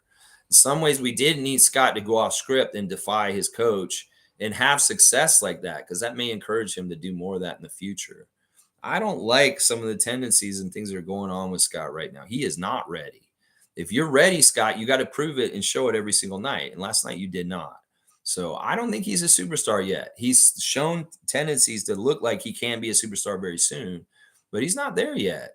And once again, there's too many people, whether it's players or fans, that are taking things for granted, and they're not earned.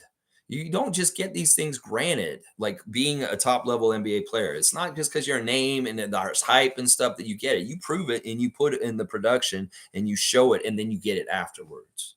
That's the thing that a lot of young people are not understanding.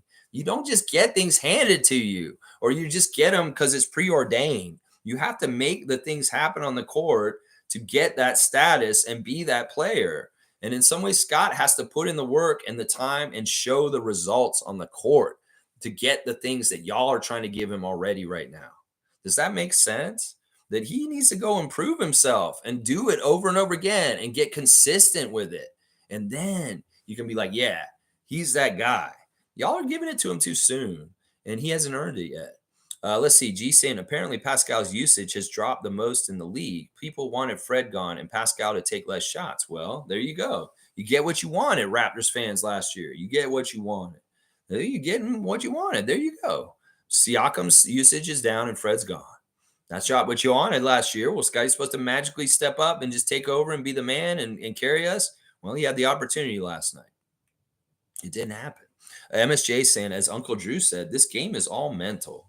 It is. There's a lot of mental to this. Not getting checked out because bad ref calls, not getting checked out because somebody's intimidating you, not getting checked out because Dennis Rodman grabs your ass and you may think that he's making a pass at you. There's all kinds of mental games that have been played in this game for so long. And if you're not mentally strong, if you're not able to focus and stay at the task and what you want to do amidst all that bullshit, then you're not going to be successful. Seymour saying Suggs made us all look weak as fuck. Not me, the team. I'm not in on that, Seymour. No, no, no, no, no, no, no, no, no, not me. I ain't got nothing to do with that. My mentality is dog and tenacity. That's why I show up every morning. I do this fucking stream every day. No, that they may look, those guys are on the court that play for the Raptors. Yeah, some of them, yeah, they made them look weak and look like little passive little puppies. Well, that big dog was barking in their face and saying all kinds of mad shit talk, and nobody gave a fuck. Nobody stood up and did anything about it, whether it's like put him on his ass or play way better than him and shut him up that way. That's the most disappointing thing about it. Seymour saying, I was expecting a great comeback. Zero effort on the defensive side, just weak. It's interesting because Orlando has this problem, as they were saying in the broadcast. Alvin kept saying that they tail off in the second half and they don't play as strongly in the second half. Well, the coach Jamal, obviously aware of this and understanding the importance of this game last night, he made sure his team didn't tail off and kind of get worse and worse as the game went on, because they've had this tendency lately. That may have been something that he really keyed on with them. It's like, look, I understand you guys get tired and you don't play at a higher level near the end. You kind of tail off. Well, let's try and change that tonight and improve me something in this game, because this is even more important. It's in-season tournament. And the coach did a good job of keeping them going and keeping that level up. Like, we try to make runs and start to eat up the lead in the second half, like we try to normally recently. They were kept adding to it and keep that distance. In the past, they'd shoot bad and let the other team come back and almost steal the game or steal it straight out. And they were working on this as a team, the Orlando Magic, and they had a very successful test to hold off a team in the second half that they haven't been doing very well with that recently. So there's improvement for them in that. And the Magic people are very happy about that. So Stargate saying, it was obvious Orlando studied us both on the team level and individually. They knew our weaknesses and exploited them as a team and as individual players. Yeah, they did their homework, and it seems like we didn't.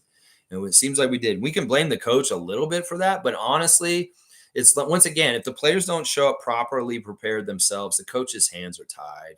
And in some ways, that was an energy problem and a preparation problem mentally with the players.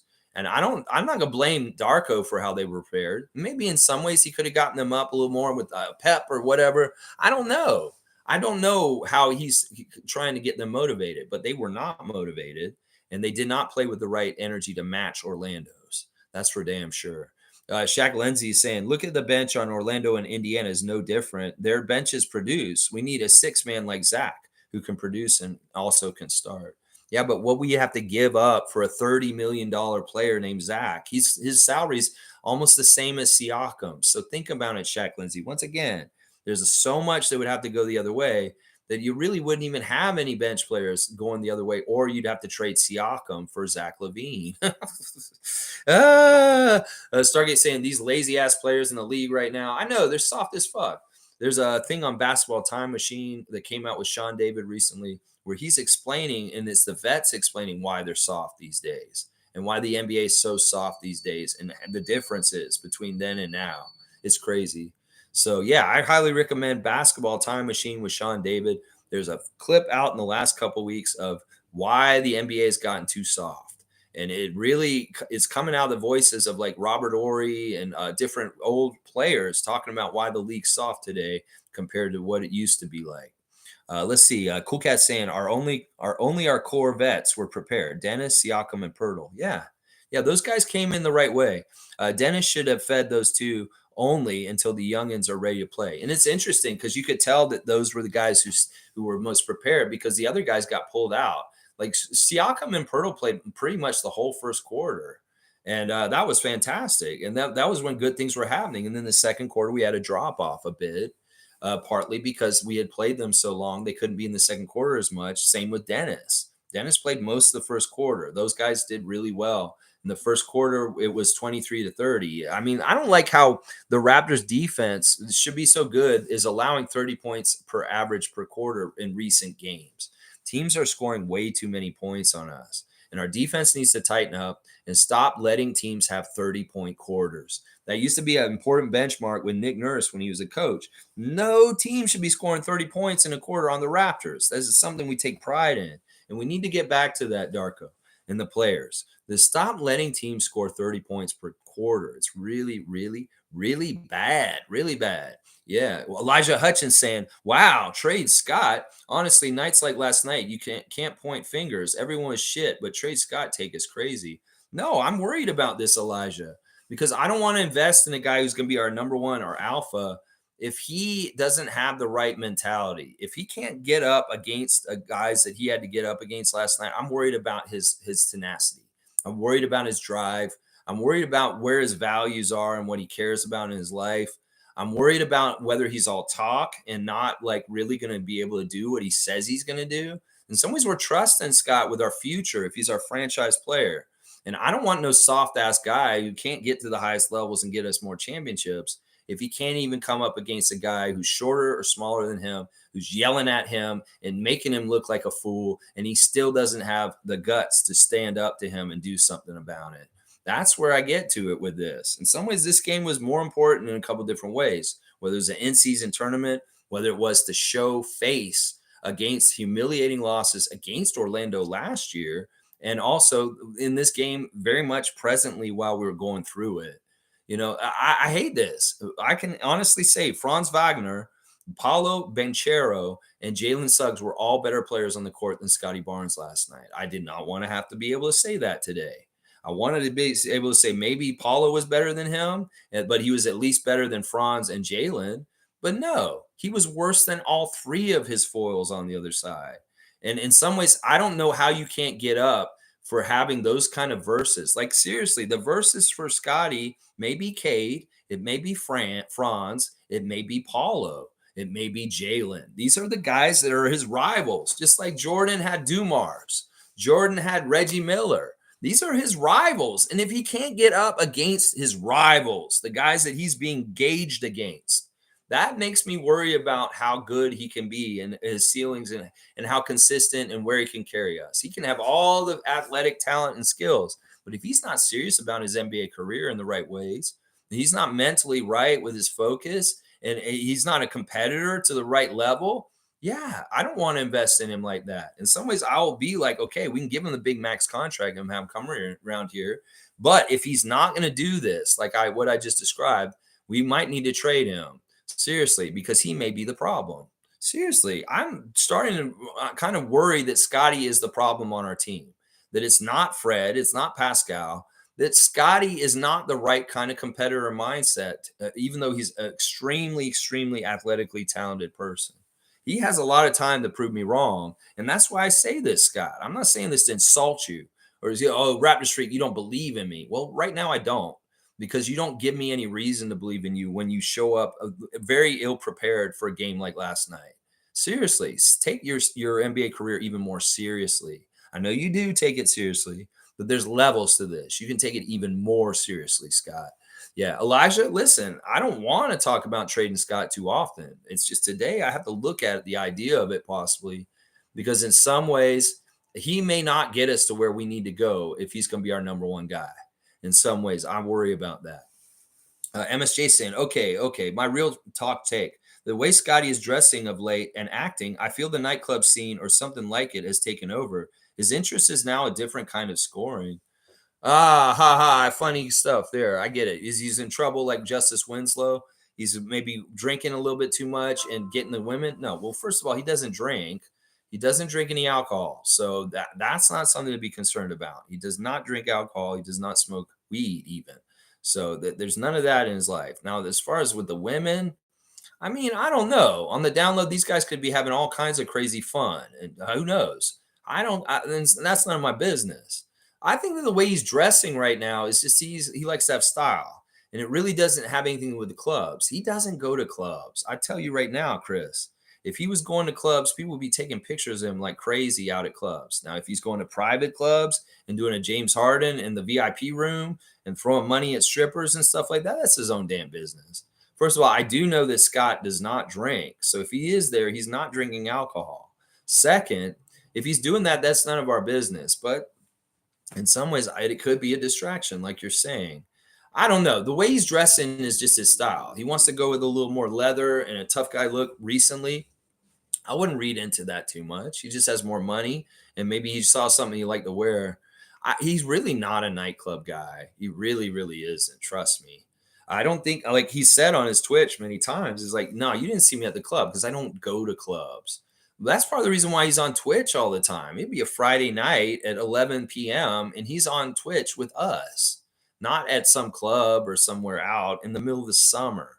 So yeah, it could be this is more likely for some of the other Raptors, but Scott in particular is not a club guy. I'm going to tell you that right now. Carlos saying, "Can Precious be playable again?" Of course. This is one bad day, and in some ways, it's the same thing with Scott. I know he'll bounce back. Hell, they might bounce back tonight. Scotty may show up tonight and be like, "Fuck, I'm hearing all this shit about our team last night, and damn, I did really drop the ball last night. I had my opportunity to do some things in an in-season tournament game against guys I get compared to. Maybe he'll come out tonight and take some of that anger out and make me shut up." I love that, Scott. I love you, man. I want you to stay on this team and be as successful and be the best potential you can be. And that's why I say some of these harsh things that I say, harsh criticisms, is because I really do want you to succeed. I want you to be exactly what the Raptors franchise and fan base wants you to be. Carry us to our next championship. But I also have to gauge and assess whether you are the right guy to do it.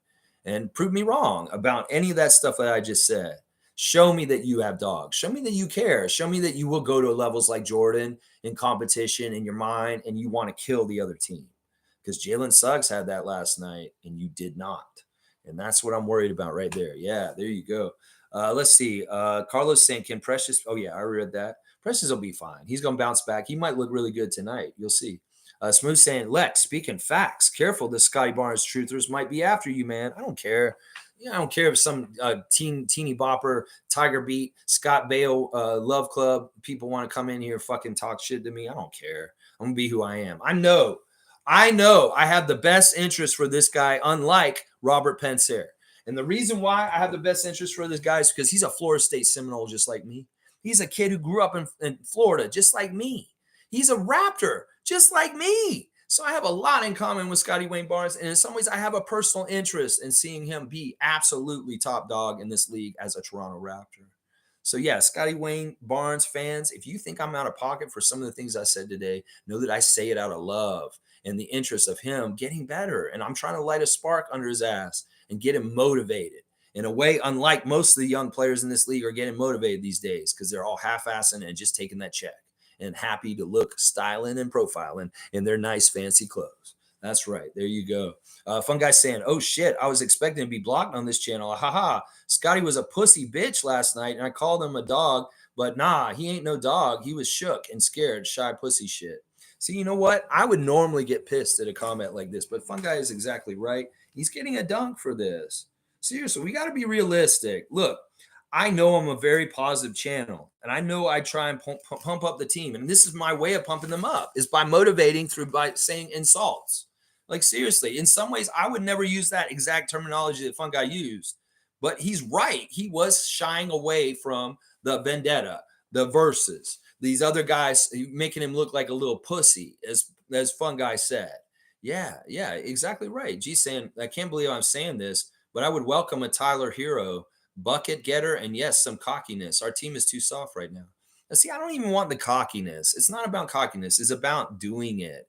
In fact, in some ways, I like a Joe Dumars or a James Worthy that can do it silently, absolutely kill the other team without saying a damn word to them. So in some ways, I don't really need the cockiness. I just need the production. I just need the overwhelming strength and the dominance and the showing. Because in some ways, that's what this is all about. It's about dominance. Who dominates the game? Who dominates on the court? And Jalen Suggs was, "I'm dominating," and just by my attitude and my energy.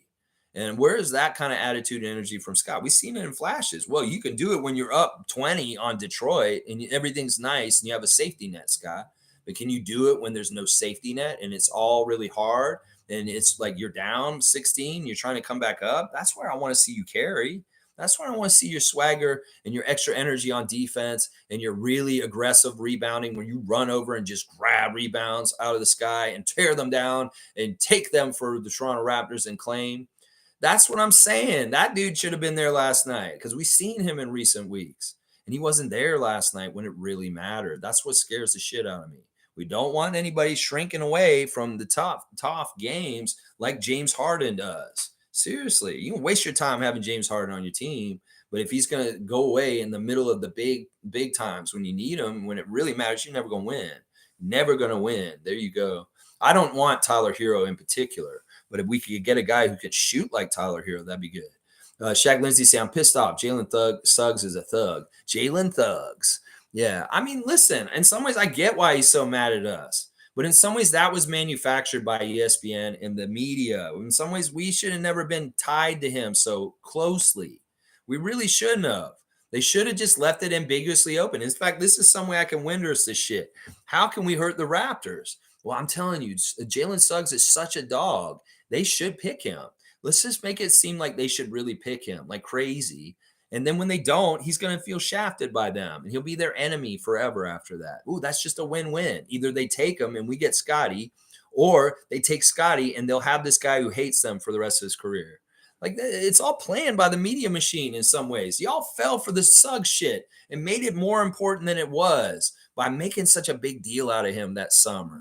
Meanwhile, I'm out at the cottage working in the yard, and you guys are fucking going over about Suggs this, Suggs that, and then Barnes gets drafted, and then this whole fucking stupid shit happens. I didn't even watch the draft when Scotty got drafted and see the whole thing. I wasn't even a part of any of the noise and all that. I didn't care because I knew the Raptors were going to choose somebody, and I'll just react later. Y'all get so hard up about who they should pick. You see what happens. Y'all create a Frankenstein monster.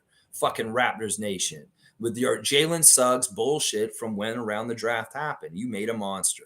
You made a man who hates our franchise very much, and he's going to try and kill us every time for the rest of his career. Watch. Yeah. Carlos Stangrange piling on the loss. It's like Sportsnet has a mandate. Well, he's doing what his boss wants him to do.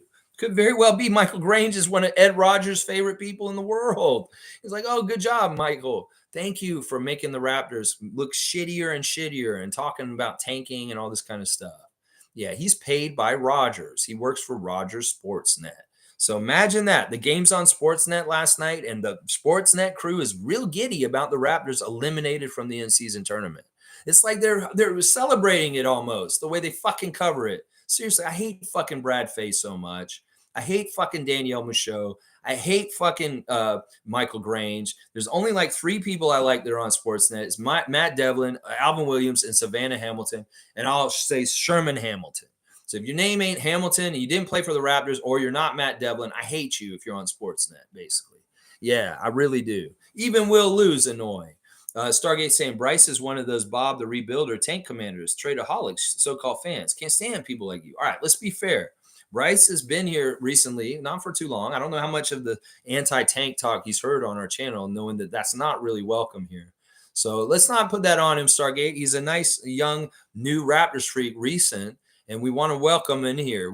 He's heard what I have to say about it. We'll see if there's more tank suggestions in the future. I don't think there will be, but if there are, it's just how it is. G saying Bryce is young, smart, nice person. Cut him some slack. There you go. G's got the right attitude. We want Raptor freaks in the States. He's in Kentucky. Let's not try and be mean, Stargate. Let's see. Carlos saying, is there a path of us getting a replacement quality backup point guard? I would like this. Maybe it's just one little trade. Shit, let's just fucking, I don't know. Like, honestly, can Javon Freeman Liberty come up? I know he's not a straight up point guard, but I feel like he might be the key. If anything, he'll do the part that I said where he can score as the backup point guard, unlike Malachi. I bet you Javon Freeman Liberty can fill up the basket better at the NBA level already, even though he's a G League two-way, than Malachi can after fucking having all the time in the world to fucking do it with the Raptors. Seriously. Or is it Marquise? I'd love to see Marquise Noel step up and get a chance on the big squad and see if he can play a clean, ethical backup point guard with a lot of assists. He may not take a lot of shots, but I'd like to see a very high assist to turnover ratio and him getting other guys' shots. And that may be all I need. He just needs to run the backup team in an effective way where he's getting production out of the other guys by assisting them. Because Malachi does not do that. So, I mean, we can figure this out either through trade or bringing up one of those guys. Jeffrey Doughton Jr. would have been real nice right about now. I'll just say that. Seymour saying, calm down, people. Orlando has a core that's been together since we had Lowry. They're gelled. We, on the other hand, are trying to figure out things two different levels. There you go, Seymour Pape. I love that he's a voice of reason. He wants people to calm down. He's right. He's right. We're calm more than other people. I'll tell you that. There's other people that are freaking out way more than we are. That's for sure. G saying we need a backup point guard and another big. Until then, when we play small ball with lack of shooters, our bench will always lose. I didn't like how. All right, if I'm gonna criticize Darko, I'm gonna criticize him for his rotations last night. There were a couple of teams out there that were so stupid. Like, I understand you did a small ball thing against Detroit that worked real well, having Dennis, Malachi, and Gary out there all at the same time. It didn't work so well last night. Orlando's a deceivingly big team still. I mean, seriously, you got Franz and Paulo, and those guys are kind of playing guard. And then you got like Mo Wagner and Goga, and like a lot of big, long players like Jonathan Isaac. We couldn't afford to play that 3-guard lineup when we did in the middle of the game. Is an absolute disaster. They killed us in the paint while that was happening, and those guys weren't scoring anyway. They were getting the shots blocked, and they just looked bad. That was very poor rotation decision by Darko. I will be critical of him for playing a 3-guard lineup against a bunch of centers and forwards. That was stupid. I will say that was a fuck up by Darko, and I'll bet you he'll admit that to himself. He's very into this Malachi Dennis lineup because he discovered it by accident the other day, and it worked kind of well against, I think, Milwaukee. So he's been doing it more and experimenting more with it, but you can't do it against big teams like Orlando, especially when they're going to put out possibly 4 forwards with one little guard. Yeah, it just doesn't work. It's not smart. Let's see. Let's see. Seymour saying, I still have hope we will develop with time. Yeah, it's still so early in the season. We keep saying this to people. Holy crap. It's still November. Stop like going, oh, this is going to be this a whole year. We don't know. There's a lot of different things that could happen. Bobby Masai could do something. Darko could adjust his scheme. Siakam could get more and more like he was last year in some ways and get unlocked back to that. Who knows? We can see. Carlos saying, yeah, Magic is filled with lottery picks and good with their system. Well, in some ways, they've been building something the last couple of years, and they're starting to see some of the good things come to fruition. In some ways, we need to kind of think about that with the schedule, like y'all are saying, that we're very early with Darko in his system, and it could be 2 or 3 years that we don't really see like really, really high level, perfect like running of a system. We're going to have at least this year, and maybe we see it really run really well by the end of this year. But it could be next year we have a breakthrough and it kind of clicks more often. That's why people are going to need to be patient and either ride with us through the ups and downs without overreacting or just go away temporarily. Seriously, y'all don't have to watch these games. If it really pisses you off and it makes you upset, just don't watch them. I get it. I get it. Trust me, I do. I'm going to be watching them no matter what myself, though. Let's see. Shaq Lindsay saying mismanagement. If we don't make the playoffs or play-in, we will have no choice but to lose one or even both Pascal or OG. Ask yourself, is Rodgers going to pony up on giving those two money if we don't make the playoffs or play-in? I don't know. I'm not going to speculate this kind of shit. In some ways, I don't want to think about this kind of stuff. It's going to happen the way it's supposed to happen. And another thing I'll say, Shaq Lindsay, is let's not live our lives in fear of worrying about the worst possible scenarios. There's too many people doing that also. That they're thinking about the worst possible ultimate things that could happen. And they're kind of thinking this is what's going to happen, whether it's with the ownership, whether it's with players' contracts next year with extensions. We don't actually realistically know what could happen. And the Rodgers itself is a part of this worry because they put shit out all the time about extensions, worry about extensions and shit like that. So you're in some ways being manipulated to be fearful of these kind of issues by the media is what I'm going to say. And in some ways it's unnecessary. Fans in the past never cared about this kind of shit or worried about this shit. It's just that everything's so out in the forefront. The management stuff was not a part of what we worried about. We just let the team show up and have players and fans back in the 90s weren't nitpicking and second guessing GMs and managers so much like they are today. In some ways, I wish we could just play basketball, watch the basketball games and not worry about the front office stuff in the middle of the season. This stuff will all get worked out. I trust in Masai. And I have no fear about this. I don't have fears about next offseason and the things that could happen. What's going to happen is going to happen. So be it. And that's the way most fans should be like. It's like they put extra fear on you. It's very much like the media with politics. They want you to be afraid of people coming to take your jobs. Well, they want you to be afraid that they're not going to be able to do extensions for some of our players. It's the same exact thing. It's whether you want to get into that fear mode with it and be manipulated by those reports or not. I don't care about this. I don't worry about this shit. It's going to work out the way it's supposed to. In some ways, you got to go through your life just trusting your path in life, that things are going to work out in the end. And that's what I'm saying with this. The doomsday bullshit that's put out by Rogers media is meant to make you have fear mongering and worry about the future of the Raptors. That's very much on purpose because of what Ed Rogers' agenda is.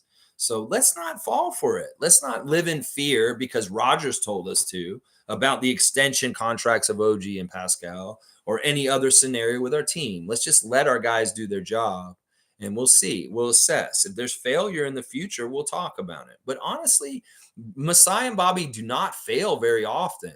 People perceive things as failures, but they just don't understand their choices.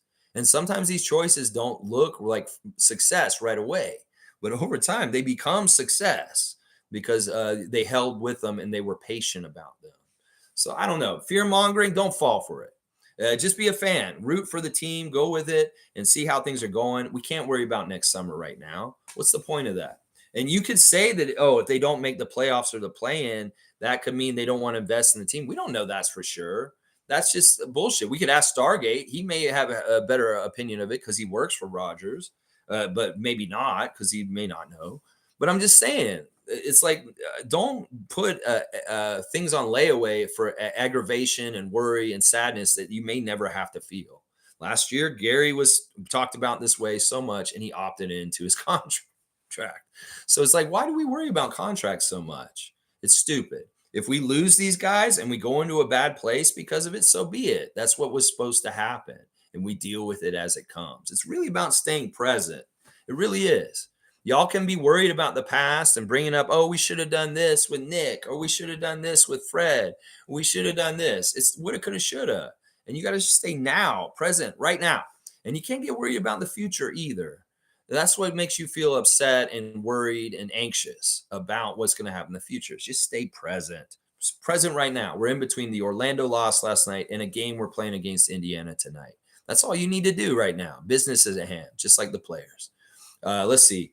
Stargate saying, you Fulkersons need to stop thinking that this team is like all the other 29 teams in the league. We are different than all the other 29 teams. Yeah, we can't run the same exact way. There's a lot of different things that are different. In fact, one of the things that has pissed me off about this lawsuit with James Dolan is he's trying to paint a picture that the Raptors actually get favor from the NBA and Adam Silver because of the relationship between Adam Silver and Larry Tannenbaum. But honestly, I mean, I get it. In some ways, Adam Silver loves the Raptors franchise because it makes the league international. And in some ways, he wants us to do well in some ways. But in some ways, also, we get hurt all over the place in different places by the league.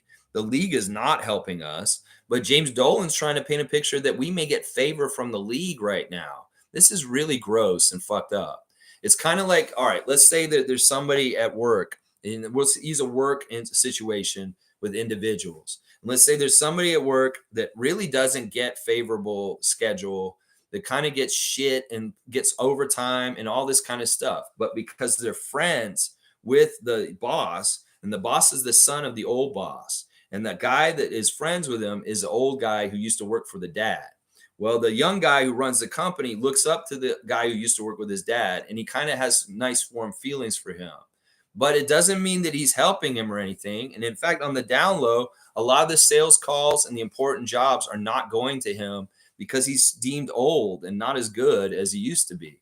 But everybody in the company sees that young guy as having favoritism for the old guy. But in some ways, he's getting actually shafted on the down low.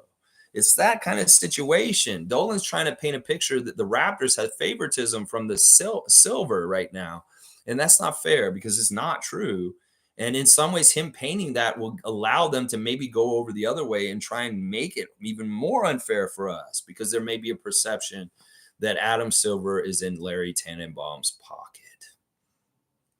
I'm telling you, that's part of that strategy of what Dolan's trying to do to hurt us, is to try and point out that there's favoritism for us. That's his latest tactic right now. It's messed up. It's messed up. MSJ saying, Lex, Flynn. Okay, it jumped. I want to make sure I get it because I'm ready to talk about Flynn. Yes, let's talk about some Flynn here, MSJ. Okay, David's here. Good to see David's in the chat today. All right, I'm gonna need a cutoff. I know I'm gonna go extra long today. I mean, there's a preview and a reaction today, so of course it's gonna be a little bit longer. Where is MSJ? I know I'm gonna take a while. All right, there it is. Lex, Flynn is not capable of much of anything. Just be glad he made it to the NBA. Be happy for him. This is what people told me for 4 years. He's some sort of feel-good story for fans. I don't get it.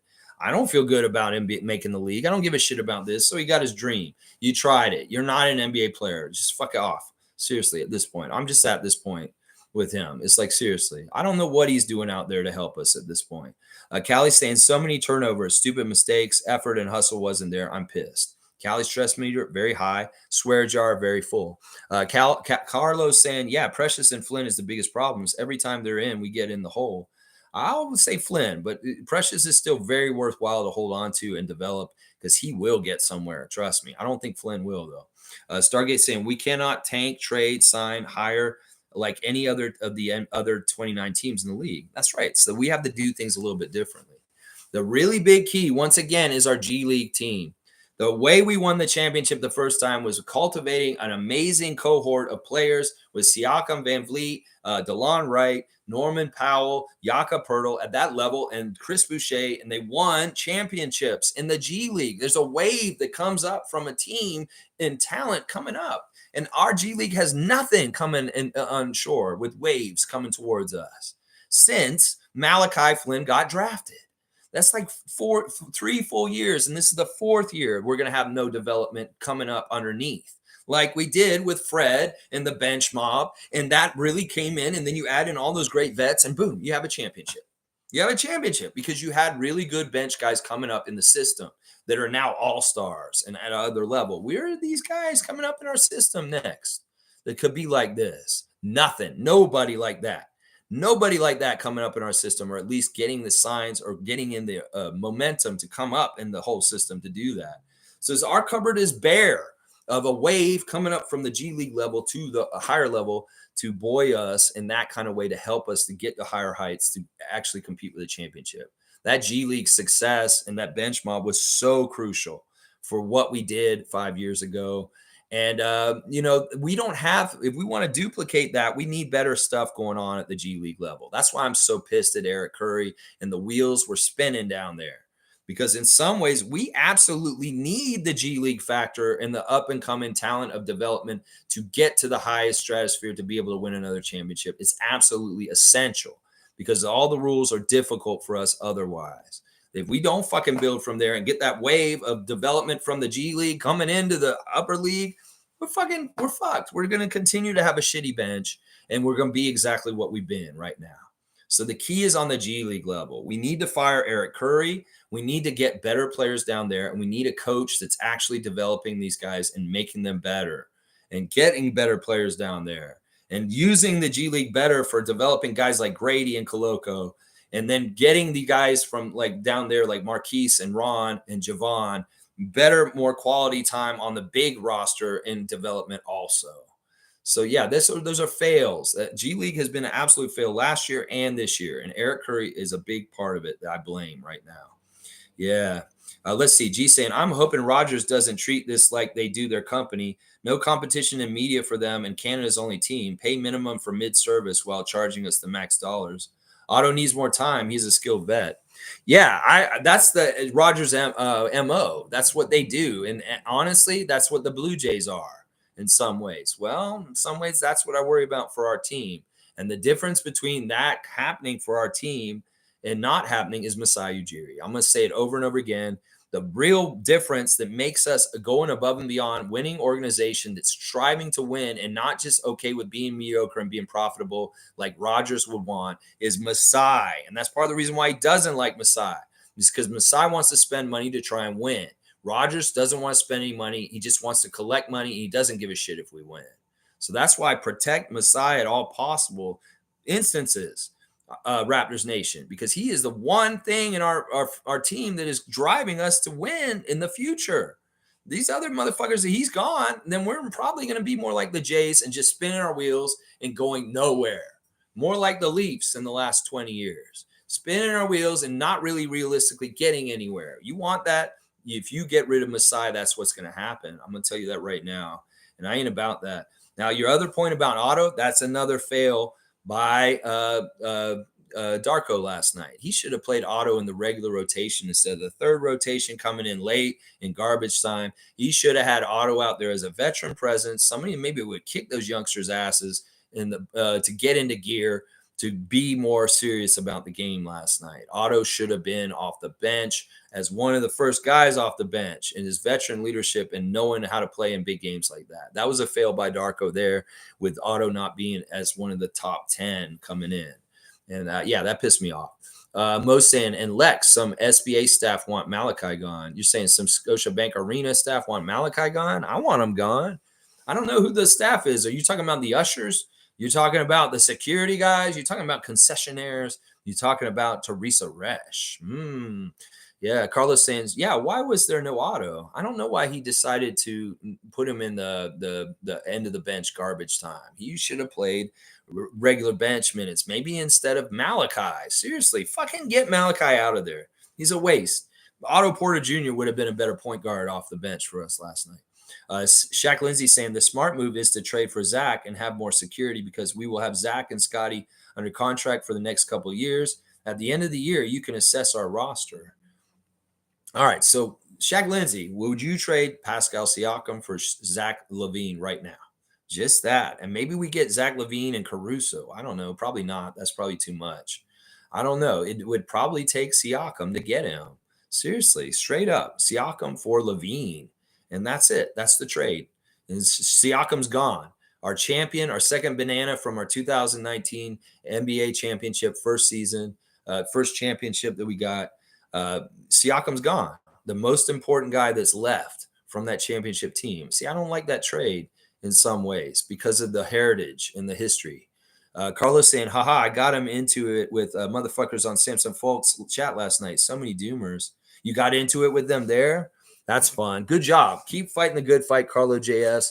And if you are fighting against the doom and gloomers, the negative ninnies, I appreciate you, Carlo. You really are my dude, man. I appreciate you a lot. Where is Carlo JS on here? I know he's on here. Where's Carlo? I know he's on here. Where is he? There he is, right there. Yeah, so you were helping out on the Samson Folk reaction stream? Good.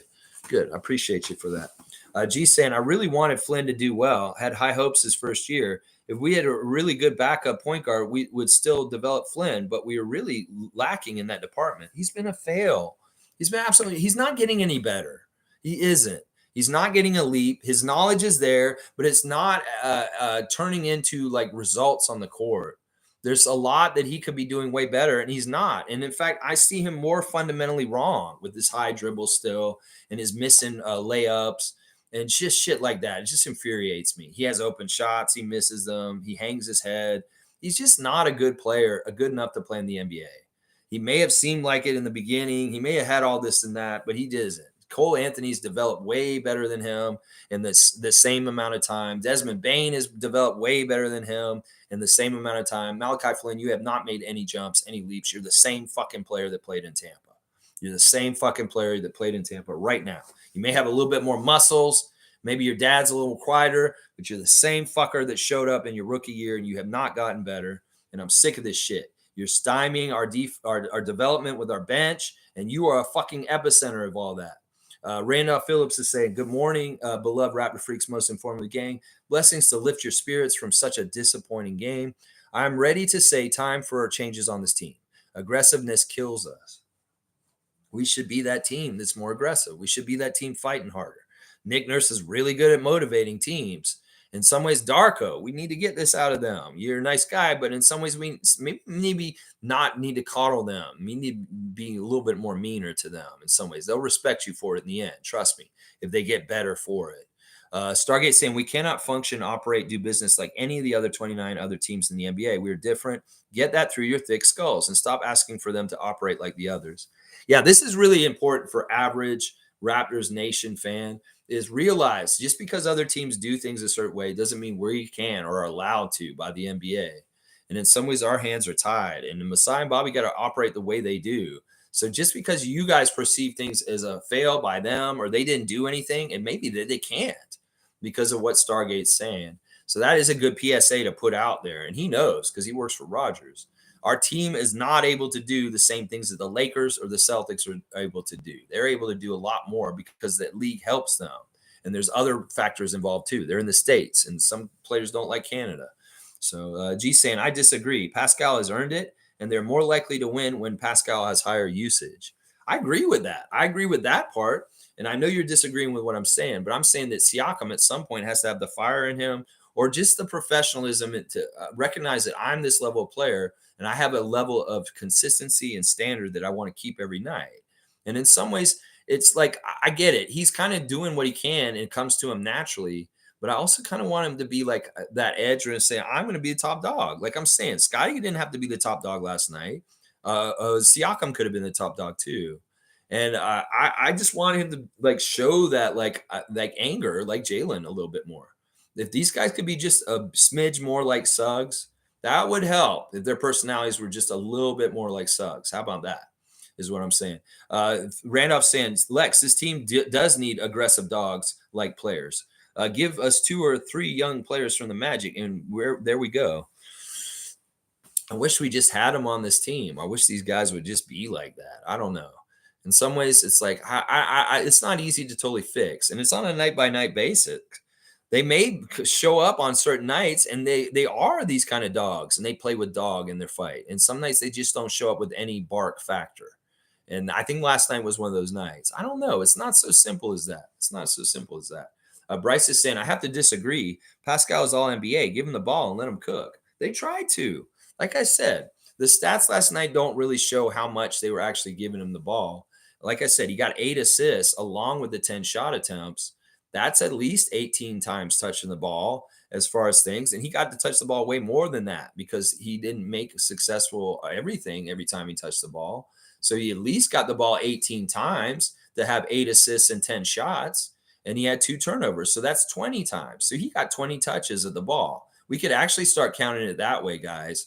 Field goals, turnovers, and assists is like, all right, Scotty got 11 shots, 4 assists, and 5 turnovers. That's 20 times touching the ball. So Barnes and Siakam both got 20 times touching the ball. Schroeder got 13, 1, and 2. That's actually 15 times touching the ball. So he's got 5 less touches than Siakam and Barnes if you actually look at the stats correctly and look at the turnovers, the assists, and the shots, the field goal attempts, then you see. And even you could go even deeper and say, all right, well, who got the free throw attempts? Because those count also, guys. So 10 free goal attempts and 8 assists and 2 turnovers, 20 touches there. And then he got 4 sets of 2 shots each at the free throw line. So that's another 4 touches, 24 touches for Siakam. I got to tell y'all, in some ways, he's not getting touches. It's just they're going in different ways. They're either going the line, their turnover, their assists, or their shots he's putting up. He's getting the touches. It's just the production's not happening within them. And in some ways, that's him creating it and making it happen with the touches. So he was the star of the game. I thought he did good. He got 8 assists and 16 points. It's just how much of that, the assists and the other stuff should have been more of him just scoring. Maybe that's where he needs to be more selfish. But in some ways, we want him to throw it out if he's doubled. That's what we worked on very hard the last couple of years, for him to recognize the double team and not try and go up against it, fighting himself. So we got to paint the whole picture here about whether Siakam's being starved or thirsting for touches. They're actually there. They're just coming out in different ways. Trips to the line, turnovers, assists, and field goal attempts. 24 touches that I counted, or 25 actually that I counted there. So yeah, Randolph saying, Lex, yeah, I read that. Let's see. Cool Cat saying our other teams are circling for our 2 best players, Pascal, OG, and it makes me angry and sad. Yeah, they want to get them and trade for them, and that's good because they're good players. In some ways, this hasn't been anything different, Cool Cat. This environment has been here this whole time for like 4 or 5 years. And well, I trust that our front office will make the deal when it's the right time and we'll get what we were supposed to get in return. There won't be any kind of fucked up Vince Carter deal out of here. Trust me. That's part of the reason why I love our front office is I trust them that they're not going to make a shitty deal like the one for Alonzo Mourning for Vince Carter that Bob Babcock made way back in the day. That's the thing. They can want our team, want our players. Well, come correct. And we will only say yes if you give us the right deal that will help improve us. So I'm not afraid of moving guys, especially if we're not totally clicking right. I have trust that our guys are going to get the right people back. That's right. Bryce is saying, sorry about the tank word, guys. It's all good. There's just two words that I really don't like. That word and curse. Don't start talking about any kind of curses and don't talk about tanking. You can say rebuild. Rebuild's an okay word in some ways because it's not totally like, I would say restructure or just I don't know, what's it, reshuffle? Just a reshuffle? Because I don't want to tear it down to the ground, to the foundation. That doesn't make any sense. We have too many good assets. And you want to demolish your whole entire team. You only do that when there's really, really bad toxicness on the team, like players like James Harden. And some ways, it's all good, Bryce. We love you, man. And we appreciate you. I'm sorry if some of us came down on you for using that word. It is really taboo here. It is. Seymour saying Doughton would have been a better choice, but it should have, could have, would have. Exactly. This is why I was crying this out at the beginning of the season. Cut fucking Malachi and keep Doughton. Jeez, I kind of wish I did work in the front office for the Raptors. If anything, they could just run things by me and say, well, how do you feel about that, Lex? I'll say, I'll tell you right now, Bobby, I'm telling you, Jeffrey Doughton's way better than Malachi. I know y'all are invested in him, and he's the guy who's got guaranteed money. But if you can make this the other way, I'm telling you, it'll be better for us this season. And I hate being right now. Holy crap.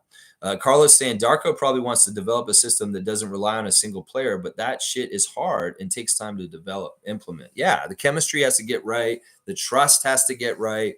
The all that kind of stuff. And it takes time. It really does. It really does. Seymour's just Shaq Lindsay saying mismanagement equals having 3 free agents and having too many holes in our roster with a bench weak as fuck doesn't help.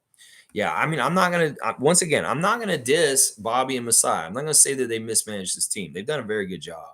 On the down low, most people realize this, that really understand it. There's other people that want to pick it apart and be critical of them. They can go ahead and do the work of Ed Rogers III. I'm not going to do it. I think this team's been managed very well, considering we had to go fucking play in Tampa for a season. And we've had all kinds of other things that have been hindrances and tough things for us to deal with, like the dismantling of our championship team on the down low by the league. And, listen, what they've tried to do the best they can with what the fuck his league has thrown at them is very difficult shit over and over again. Listen, I don't get this thing about the 3 free agents things. We got money. We can spend it on them. We can spend it on them. We'll keep them. Whatever happens, whatever bridge we cross, we fucking go with it. That's what I'm saying. Stay present and stop worrying about the future so much, Raptors fans. It's going to be what it's going to be. And, the more present you can be in your life, the happier you will be and more able to be content with things, even when things aren't exactly what you want them to be. That's what it is. It's all about being present. I'm not getting ahead of myself. I'm not worried about free agency. I'm not worried about these contracts. And Bobby Masai are going to do moves during the season. They're going to sign somebody an extension. They're going to do the different things they need to do. They're well aware of what they need to do. It's not like anybody needs to be like a canary in the coal mine for them and say, oh, OG and Pascal and Gary, they're this and this with their contract. I think they very much well know that the fucking situations with these individuals and what's coming up with them. And they're probably going to try and do their best with the whole situation. It's the same damn thing with Fred. It's like these motherfuckers think that, they just kept Fred no matter what. Well, Fred got offered $13 million more a year than what we could give him. And that was the right move. Letting Fred go to Houston was the right move. That's not mismanagement. And that's part of the problem. They're seeing a lot of the different moves and they're calling them mismanagement when they're fucking moves we couldn't have done anything about. And they made the best of the situation. That's part of it is, not ideal stuff is happening to us. And our front office is weathering the storm and making the best of situations. In fact, if they were a lesser front office, our fall would have been plummeting a long time ago, much worse. In fact, the fact that we still straddle around 500 at this point is amazing. Because if we'd had Babcock or Colangelo even, we probably would be fucking a 200 level team right now in the last 4 years of what's gone through with our team since Mark and Serge left. So yeah, it's not mismanagement. It's a very much a ship that's taking on crazy amounts of water because of pandemic, playing in Tampa, all kinds of fucking shady underlying fucking bullshit the NBA is putting us through. And then our team is still somewhat successful. Yeah, that's because of you, Jerry. And I'm gonna tell you that right now. Cowboys saying, no worries, Bryce. See, we're all good with you, man. Don't worry about it. Fun guy saying, I've never been so disappointed in Scotty. Like yesterday was so soft that I had to question him being our future. He was shy and scared. That's not first option material. Fuck, man. Scotty's shaking my head. Well, hopefully he understands that he was perceived this way and he wants to do something about it. You want to play a tough guy with leather and wear those tough guy jackets, Scott. Well, you better fucking play like a tough guy, is what I'm saying. Shaq Lindsay saying mismanagement. Oh, don't forget, no draft pick next year. Yeah, I'd rather have Pirtle. I don't have any trust and faith in soft ass players coming out of the down there. In fact, I don't care about the draft anymore. I really fucking don't. It's all garbage coming from the draft. Seriously, it's all garbage. There's not good players coming from down low anymore. You develop with young players that you get. Like in some ways, I'd rather go get a player that's on a rookie contract like Precious, the way we got him, than fucking go and like gamble on guys that are coming up. I'd much rather have Pirtle than our draft pick still right now. Pirtle is worth much more than just this, whatever the fuck that's going to be. Seriously. So I disagree with you on that. Stargate saying people stop begging to tank and trades and rebuilds. That's a surefire way to get this team moved to Vegas or Seattle. The NBA and the Canadian hockey enthusiasts already want that. You fucks are helping. That's right. Realize who you might be helping. Who do you want to help? Do you want to help me? I love this fucking team. I love the Raptors. I want them to win as many championships as possible. I want us to be the best team in the damn league. Or do you want to help Ed Rogers? Do you want to help NHL? You want to help the U.S. media? You want to help the NBA? Do you want to help the anti-Canadian NBA fans? Because a lot of the noise that y'all are putting out there is helping those people. And it's not helping Masai. It's not helping Darko. It's not helping Scotty. And it's not helping me or any of the rest of the Raptor Streaks. So you pick your side and which side you want to be, your energy and putting out what you're putting out. And think about what your narrative and what you're putting out is, whether it's helpful to Masai and Bobby and Teresa, or is it helpful to Ed Rogers, is what I'm going to say right now. MSJ saying, as a coach, you watch and see who is looking like they want it, and you then react to put together the best five. This is even more true when your team is losing. You search for the winning combos. You want the guys who are putting the effort out there and busting their ass. Like this is something that, we fucking lost with Nick, because he just blanketly played the top talented five as much as possible. And there was no carrot in front of the other guys. This is one of the insidious ways that he absolutely smothered out any development on our team, was that there were haves and have-nots on our team. Well, if Darko's smart, he doesn't adhere to this. In the last 5 minutes of the game, he plays the guys who played their hardest and played the toughest out there, whether they're bench or top players or not. If Scotty's not put in the right effort, he's not playing well, I want to see Darko have the balls to bench him for the last 5 minutes for Chris Boucher, who may be out there busting his ass and playing with more energy in the right way. That's what I'm saying. I would be all about this if I was coaching the Raptors. I would take the guys who are putting the effort and making the winning plays and playing badass and leave them out there, whether they're the 10th player or an 8th or whatever, the first player on the team, whatever. It has to be that you earn that time at the end and crunch. And if you show it during the game, you get that time. And it doesn't just necessarily be, I'm going to put the best five out there. No, put the guys who are playing their asses off and give them that reward, because in some ways you make guys better because they'll get up more higher because they know they have a chance to play at the end of the game. That carrot is there to take. That's what I'm saying. Carlos saying you can't blame the lack of effort and fight on management. Yeah, you can't blame that. You can't blame the coach either. In some ways, the coach can motivate and kind of yell at them and kind of get them. But in some ways, if the guys show up and they just don't have any energy, if they're not willing and they're not trying to do it, they're fucked. Cool Cat saying usage stats. Dennis, 40%. Scotty, 20 to 20.6 less than last year. Pascal, 16%. Raptors not serious about winning when they give Pascal that role player usage. What the fuck is that? Hence, not emotional. Yeah. Who's not emotional? You're not emotional, or Pascal's not emotional? Yeah, see, I don't get that. That's bullshit still. I don't get that. Jordan, nobody said, oh, give it to me. Jordan never said, give it to me. He had to ask for it. He went and fucking took it. That's what I'm saying. There's a difference here. What, you need to just like roll out the red carpet for Siakam? There's every chance in the world for Siakam to do whatever the fuck he wants out there. I don't get this. Y'all can look at these stats. You can think this is the problem. Once again, I'm going to say he's getting the touches. They're keying on him on the other defense. And in some ways, they're not keying as much on Dennis. And that's part of the reason why he may be getting more usage. So, I mean, there's a lot to this.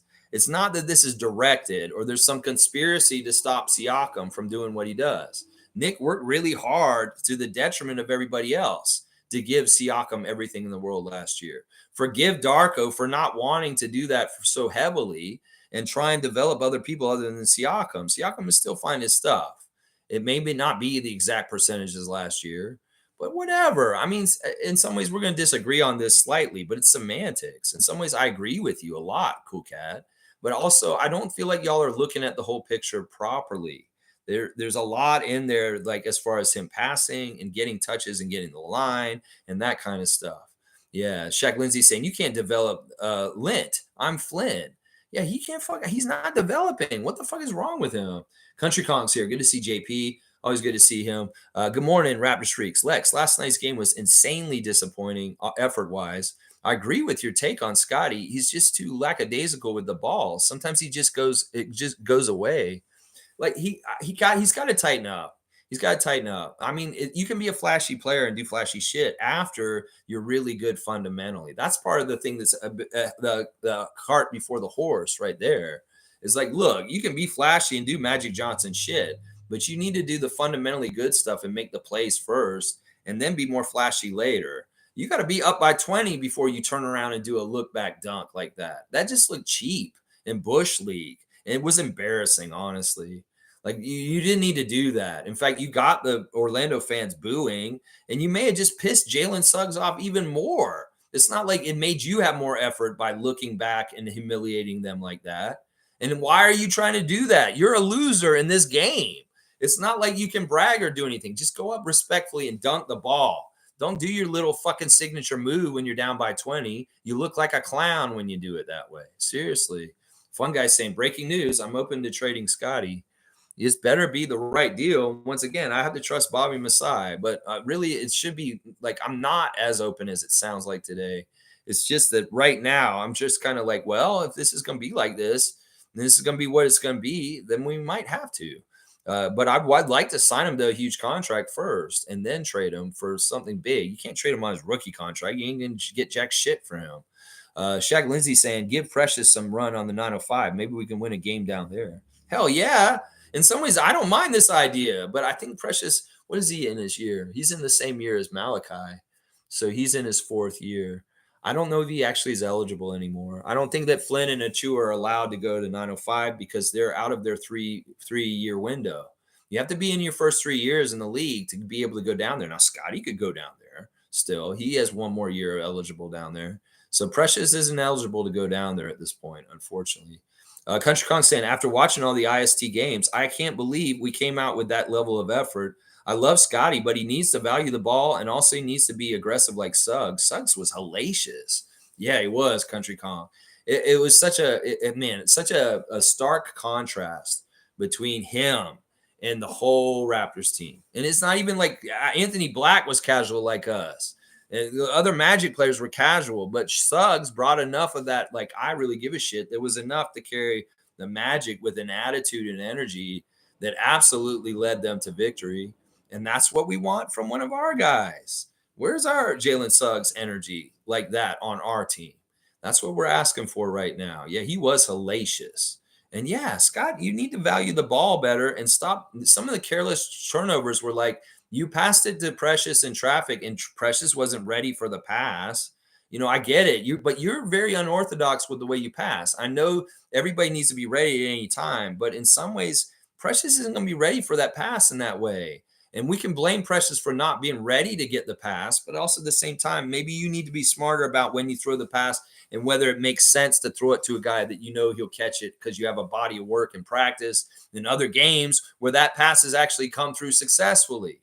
And then there's dumb stuff like you're just getting the pass from Malachi, or you're giving it to Malachi, and you just like fumble the ball, and it's an unforced turnover, side out, and it's like dumb turnover. It's like it's just there's nobody involved from the defense. It's just so you're passing to Malachi, or he's passing it to you, and the ball goes off your hands and it goes out of bounds. It's stupid little shit like that the country club's talking about. Valuing the ball and not causing unforced turnovers just because you're not fundamentally playing right. And that is a big part of it right there. Let's see. Fun guy saying Jalen Suggs, Scotty over me. Yeah, he kept saying that. He kept saying that, and nobody did shit about it. Nobody did shit about that. Scotty, that's a personal thing. He's saying that he's better than you, than he was last night, and you didn't care. G saying it's not about wanting it for Pascal. He's a top 5 in points. Points. I think they are being stopped, to be honest. Even if they call for the ball, the system doesn't allow it. Have faith in Darko to figure it out. Yeah. Yeah, it's a mixed bag. We've seen Siakam have huge explosion, high scoring 30+ point games. And so they're still there. Sometimes it's the opponent matchup. Seriously, guys, a lot of it can have to do with the team we're playing on that particular night. He may have more favorable advantage against the Mavericks than against the Magic in certain ways. So, I mean, that has a lot to do with Siakam's production from night to night. Is sometimes a matchup's not very good for him. In other matches, he can just absolutely cook and eat. Let's see. Shaq Lindsay saying, who told Scotty he's a guard? Scotty, go down in the post and produce, please. Yes. Yes. Get over this guard bullshit. And Scotty fans, stop pushing that on him. He's a forward and he needs to go to the low post and beat up on those little babies. That's his best place to be. Fiercely saying, I have a feeling Malachi and Thad will be part of the trade as extra pieces. Despite being a turnover machine, Delano would have potentially been more helpful than Malachi this year. Yeah, I would agree with that. Delano's got length. He's got certain things. The Celtics obviously see something in him that they wanted to go put a roster spot on him. Yeah, in some ways, I would have had Delano over Malachi too, for sure. Jeffrey, Delano, yeah, it pisses me off. Carlos saying, hey, yeah, a lot of Raptors Nation fans go over the cliff if we go into the rebuild. Crazy fan base, bipolar levels. I'll have to be a perpetual retool until you get the right fit. That's the thing. Y'all got to realize if you run Masai out, if Nick Nurse is gone, if Freddie's gone, these roles don't magically just get filled better with the new people coming in. Darko's a work in progress. And to get to the level where Nick was, it's going to take a little bit of time.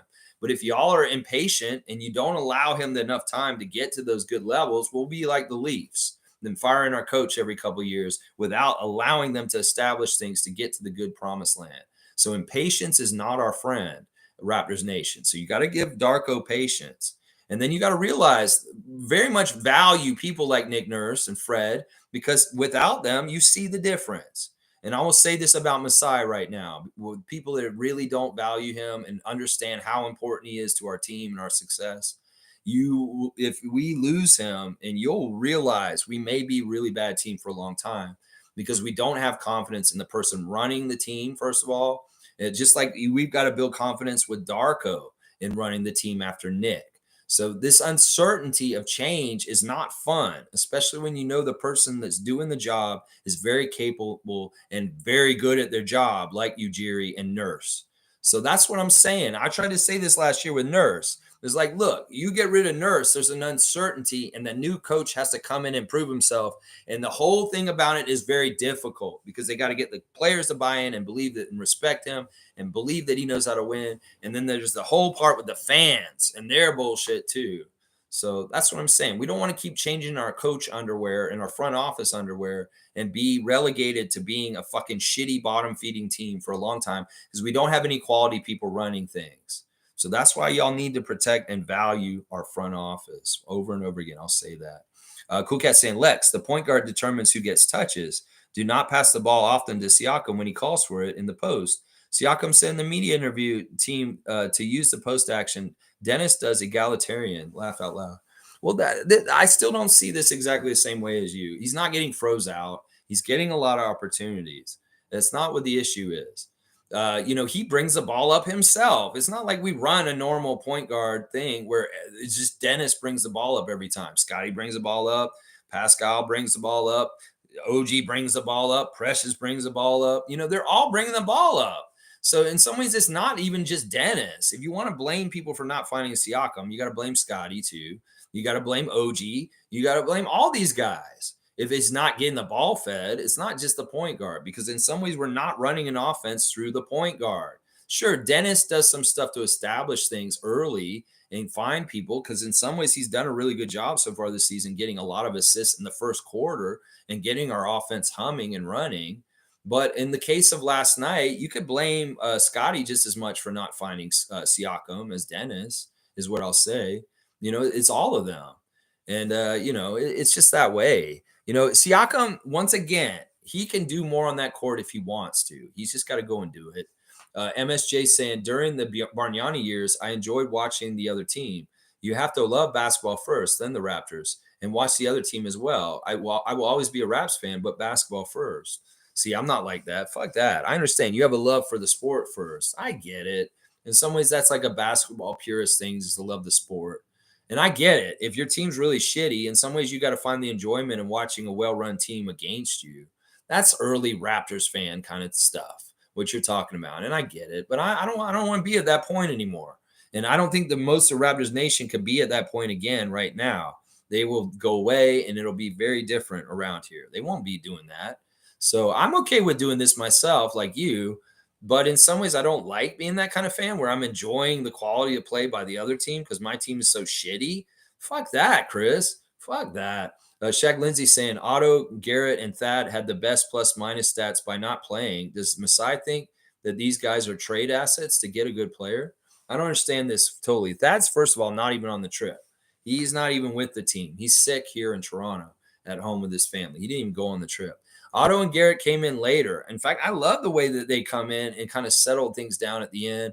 Once again, I'll criticize Darko for not playing Otto more in the game during the rotation time earlier and not the garbage minutes. He should have done that. Now, Garrett's great because he's good for team camaraderie. He's good as a resource to talk to as a vet. He's in the players' union. So he has very much good ties with a lot of players across the league. He helps bring respect for our team. He has respect with the referees. There's a lot of good things about Garrett Temple that have nothing to do with him playing on the court. It's a reason why he wears the suit when he comes into the game every single time, because he's an ultimate professional.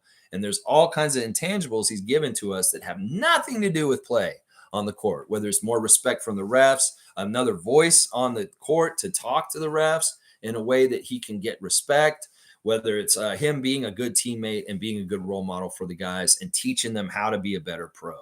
There's so much to him and stuff like that. I don't know if these guys are trade assets. They're for minimums. Now, if that is a trade asset because he's a filler.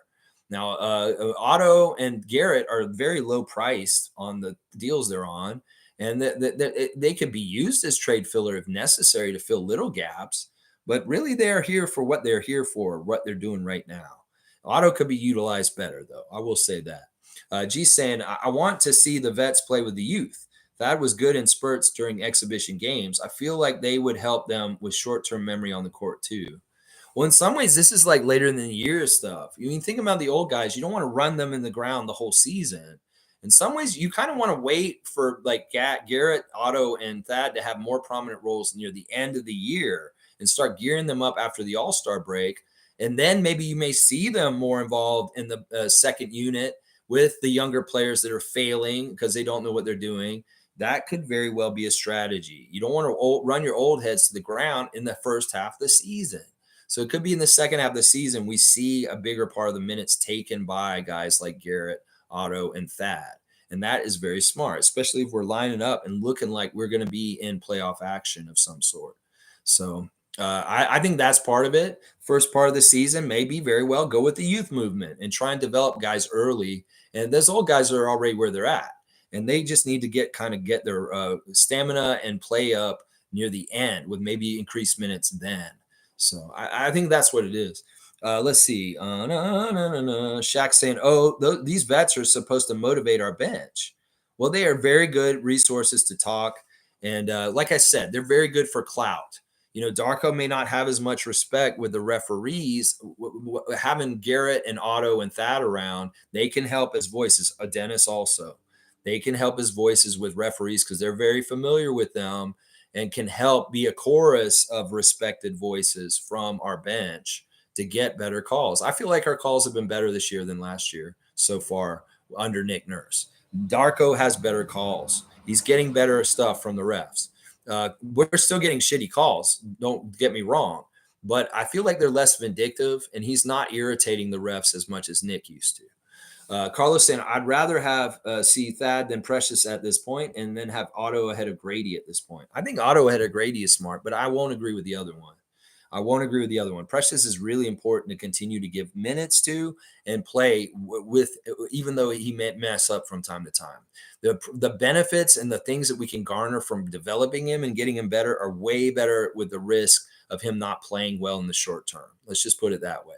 I would take Otto over Grady right now. If Otto was playing Grady's minutes right now, I'd be happier. Yeah, I would. And if Grady was down in Mississauga, I'd be happier also. Shaq saying seeing them play might hurt their value. Yeah, I don't know. I don't know if those old guys are really the trade chips. I mean, that is filler. If we need $8 million to fill up and make things line up with the other team in a deal, that's what he is. The other guys are veteran minimums, and that's not really for trading. That's more just because they're here for their expertise. Elijah's saying, agree. Pros aren't pros. Don't make sense. I go to my college rec, dive on the floor, communicate, bang with bigs, and play hard. Rush home to watch the pros. Bullshit. It's frustrating. It's not that hard. They're all soft. And it's not just our team. There's other teams that have real problems with soft ass superstars that are really fucking cushy and they're not willing to go the extra mile. That's why teams like Denver win, is because they are coached right. They play as a team and they're willing to go the extra mile on certain things. The team that is like Jalen Suggs wins. The team that cares the most. And that's the thing. Our guys didn't care as much as Jalen Suggs. All of them collectively didn't add up to how much Jalen Suggs cared about that game. Who cares about the game the most will win. And if you don't give a shit about the game enough as a team, you're going to lose. And that's the biggest problem right there. They didn't give a shit about the game enough as much as even just one player on the Magic did. It's crazy. And yeah, you're insulted because you see how hard you're working in your games and where you play, and you come back and you see that cushy ass, soft ass shit. Yeah. Yeah, I get what you're saying because I was a worker too when I was out there on the court too. Fiercely saying, when I think of work ethic and grinding outside the court, I have Dennis and Pascal in mind. Yeah. The fact they shared a lot on social media gives me that perspective. Double-edged sword, I guess. Yeah, well, in some ways they want to advertise it so that they can't be criticized for not doing the work. Well, we see them doing the work. It's there as on the social media. We know Dennis is going to OVO late at night because it's on his YouTube channel. We know Siakam is up early in the morning on Monday morning in the middle of summer saying, don't play piano with your life. I'm up here practicing in early morning on a Monday morning. Yeah, that's good. Scotty, same things. We're seeing the results from his work this offseason in the leap he's making this year. So, I mean, I don't criticize them for doing the hard work. There's something different about that. You can do the hard work like Siakam and all that, but if you don't have that Michael Jordan, that Jalen Suggs, like that gumption of wanting it, well, you can be as good as possible like Siakam is, but if you don't have that extra edge I'm talking about, that's another level is what I'm saying. Fiercely saying we have access to their lives and enjoy watching their posts, but it can make things easy for critiquing as well.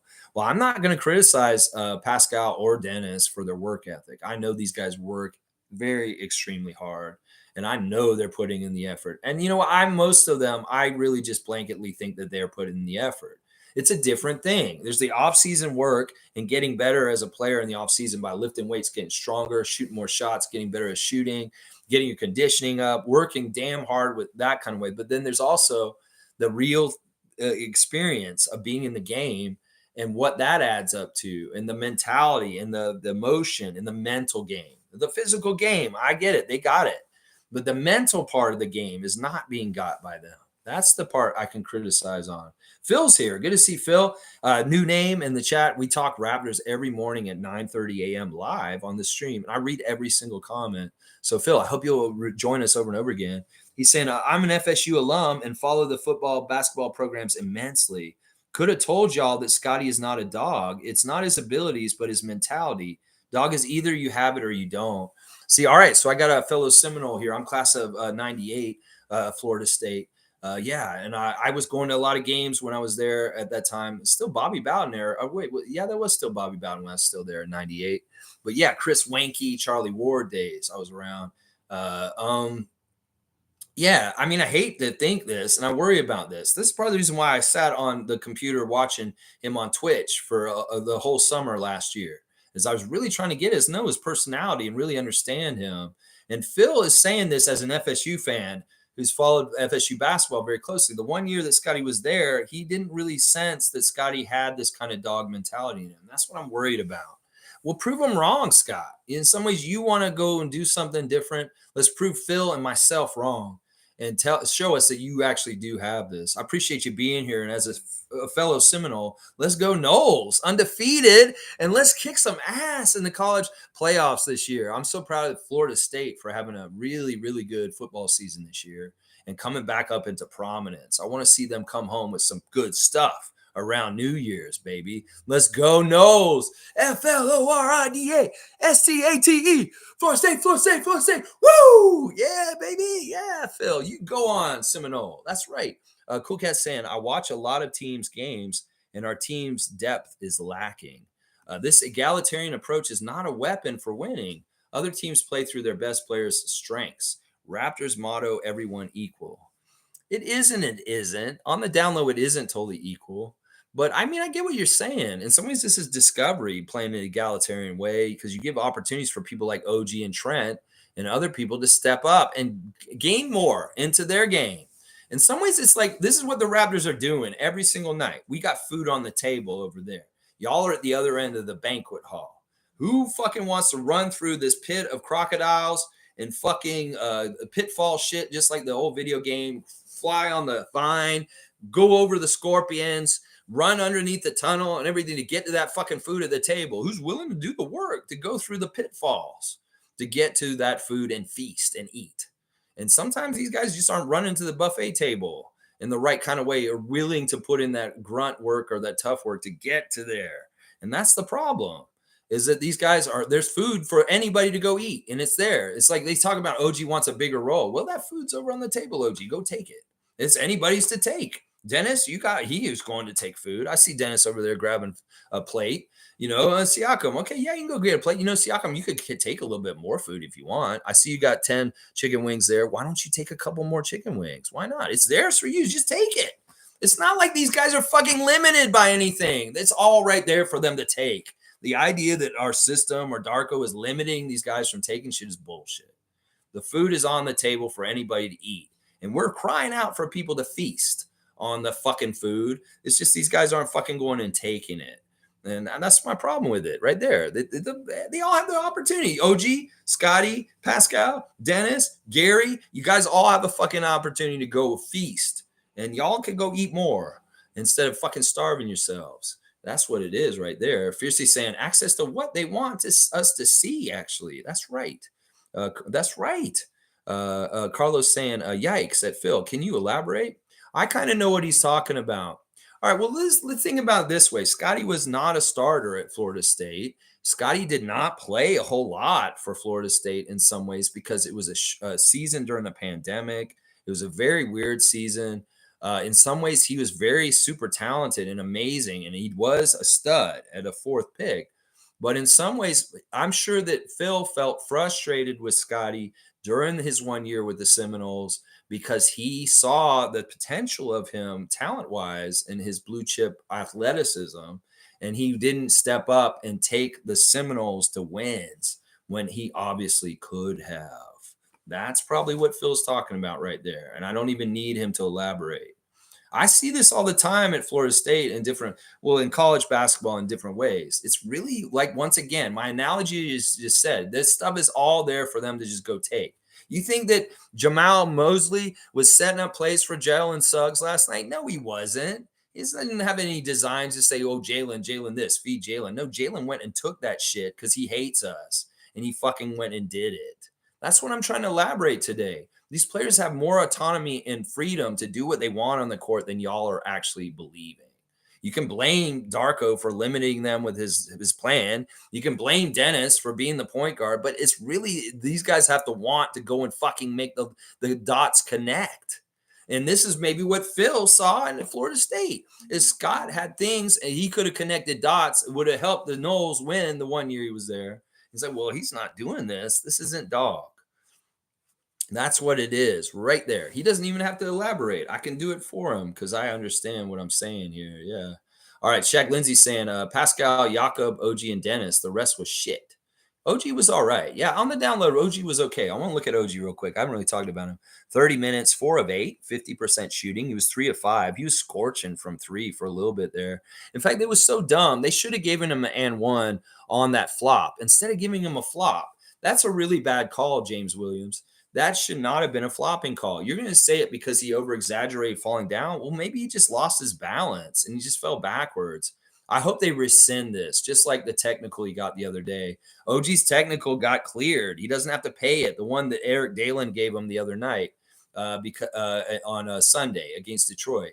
So maybe he gets this one cleared too, because honestly, I didn't think it was a flop. He just had momentum coming at him. He shot the shot, he fell back, and he sat on his butt. What is the big deal with that? 3 blocks were really cool by OG. That was really cool. I love how he's blocking Paolo in the game. There were a couple of times where he really was like, fuck that, Banchero. You're not doing that shit. And you're out of here. Pow.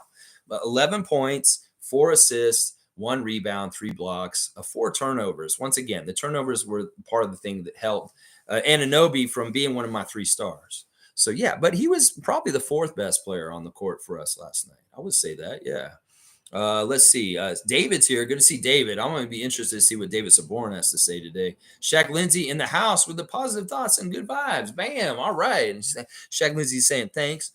G saying something else I noticed. Orlando ran back on defense and were set. Raptors did not. Also, some looked like they were out of breath in the first quarter. I hope they're conditioning themselves. Yeah, we're definitely not getting back, and they were killing us on transition. They got a lot of their easy points in transition once again. I hate this shit. Y'all look lazy and lackadaisical the way that Orlando was running it back and just laying it up over y'all's heads. That was horrible. That was honestly horrible. They had a plan to push us back on our heels, and you allowed them to. You didn't meet that force at the court and tried to slow them down in any kind of way, or y'all didn't get back in transition defense. There's also, in some ways, the referees are involved in this because they allow that wide open pace. Like, oh, okay, there's some sort of miss. They want the other team against us to be able to run it right down our throats. Meanwhile, there'll be times where we get the ball and we don't get transition opportunities because there's a weird whistle or something like that. They may say, oh, we got to fix the shot clock real quick. Or, oh, no, we got to go review something. They're really fucking manipulative with the flow of the game at this point. Robert Horry talking about one of the reasons this league sucks at this point is there's too much stoppage of play. And the way that the NBA used to play was up and down the court. There was a rhythm and a flow to it. And that's gone at this point. And on the down low, that's one of the ways the referee manipulates the game in the favor of one of the teams is by stymieing one of the teams, by stopping the play for whatever bullshit reason they want to. There's a lot of that going on last night. Stop start for us. We do something really, really good on one possession defensively, and then JT Orr would hold the ball for extra long on our inbounds. Why is he doing that? So Orlando can get absolutely set on their defense. Meanwhile, on the other end, they're pitching the ball to Orlando and they're running it right down our throats. See that if you're really educated, you can see those kind of manipulations by the refs as far as opening and closing flow for certain teams at certain parts of games. If we have flow, we have good things going on defense, they may call a stoppage in play to try and get us to lose focus, like I described earlier. Meanwhile, they will hurry up and get that ball inbounds for the Magic so they can run it right down the court and get a layup. Pay attention. You will see what I'm talking about. Pay attention. There you go. Let's see. Shaq Lindsay saying, I'm so pumped up for the game today. That's right. Let's get some get back. Let's get some mouthwash and clear that bad taste in our mouth. Scotty, yeah, are you motivated? Are you hearing what people are saying today? Do you hear what Fun Guy said about you in this chat earlier? Prove him wrong. Prove Phil wrong. Prove us wrong. Go out there and be the man. That's right. Cool Cat saying tanking is not a good business strategy. Building Raptors from middle is the model. For those calling for tanking, it means Scotty won't be winning anytime soon either. Be careful what you wish for. That's right. No tanking. No. David saying news update. Jalen Suggs tested positive for anabolic steroids and cocaine this morning. Haha, just kidding. You're getting a dunk for that. Honestly, I questioned this actually during the game last night. He was so hyped up. I thought it was like, man, he's on something. Like this can't just be purely like anger and hatred towards us. is he on steroids? I literally thought about that the man had some roid rage or something going on with him because the way he was so angry. And at one point, James Williams brought him over and he had a little chat with him. He put his arm around him, and Jalen's talking to him still with that intensity. He's like, I want to show them they made the wrong mistake. And James is like, I know, okay, it's all right. He's like, he's kind of checking in with them to say, like, don't take this a step level further and being so aggressive that you're physically fighting someone or going into that area. We get it. You're a competitor and you play intense. In some ways, I'll reward you for that, but also I want to rein you in and make sure that you don't cause any kind of malice, like a palace or something like that. It's crazy. Yeah, he was very amped up, and I hope they did test him for things last night. They probably should have, because he was a little bit more amped up than normal than most people would be. Shaq Lindsay saying, "Go Raptors." That's right, go Raptors. I'm saying that too.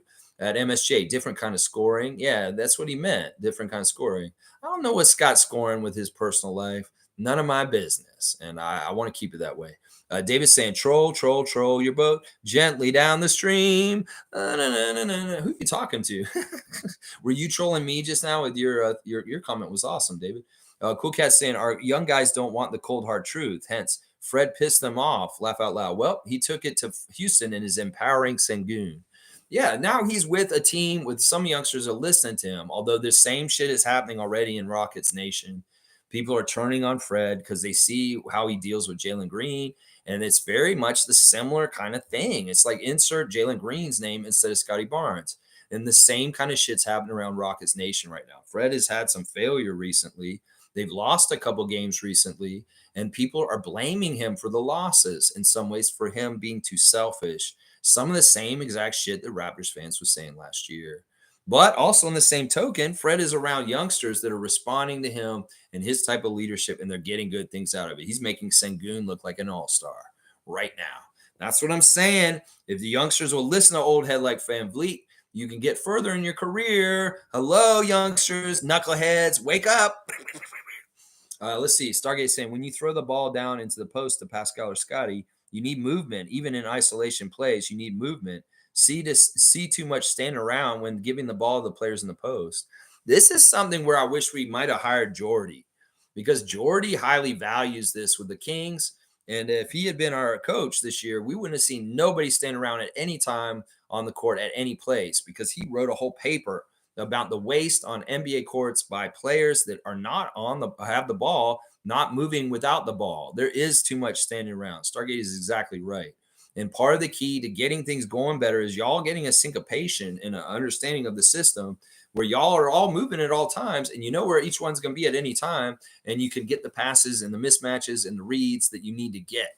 And in some ways, if Grady's just going to stand in the corner and watch the whole play, that's waste of no motion from one of the 5 players on our team. I don't like that. And in one way, this is Jordy Fernandez's specialty. And I would have loved to have hired him for this reason, because I know that he doesn't like wasting player movement when players are standing around when they don't have the ball. They're either cutting, they're moving, they're making the defense do stuff.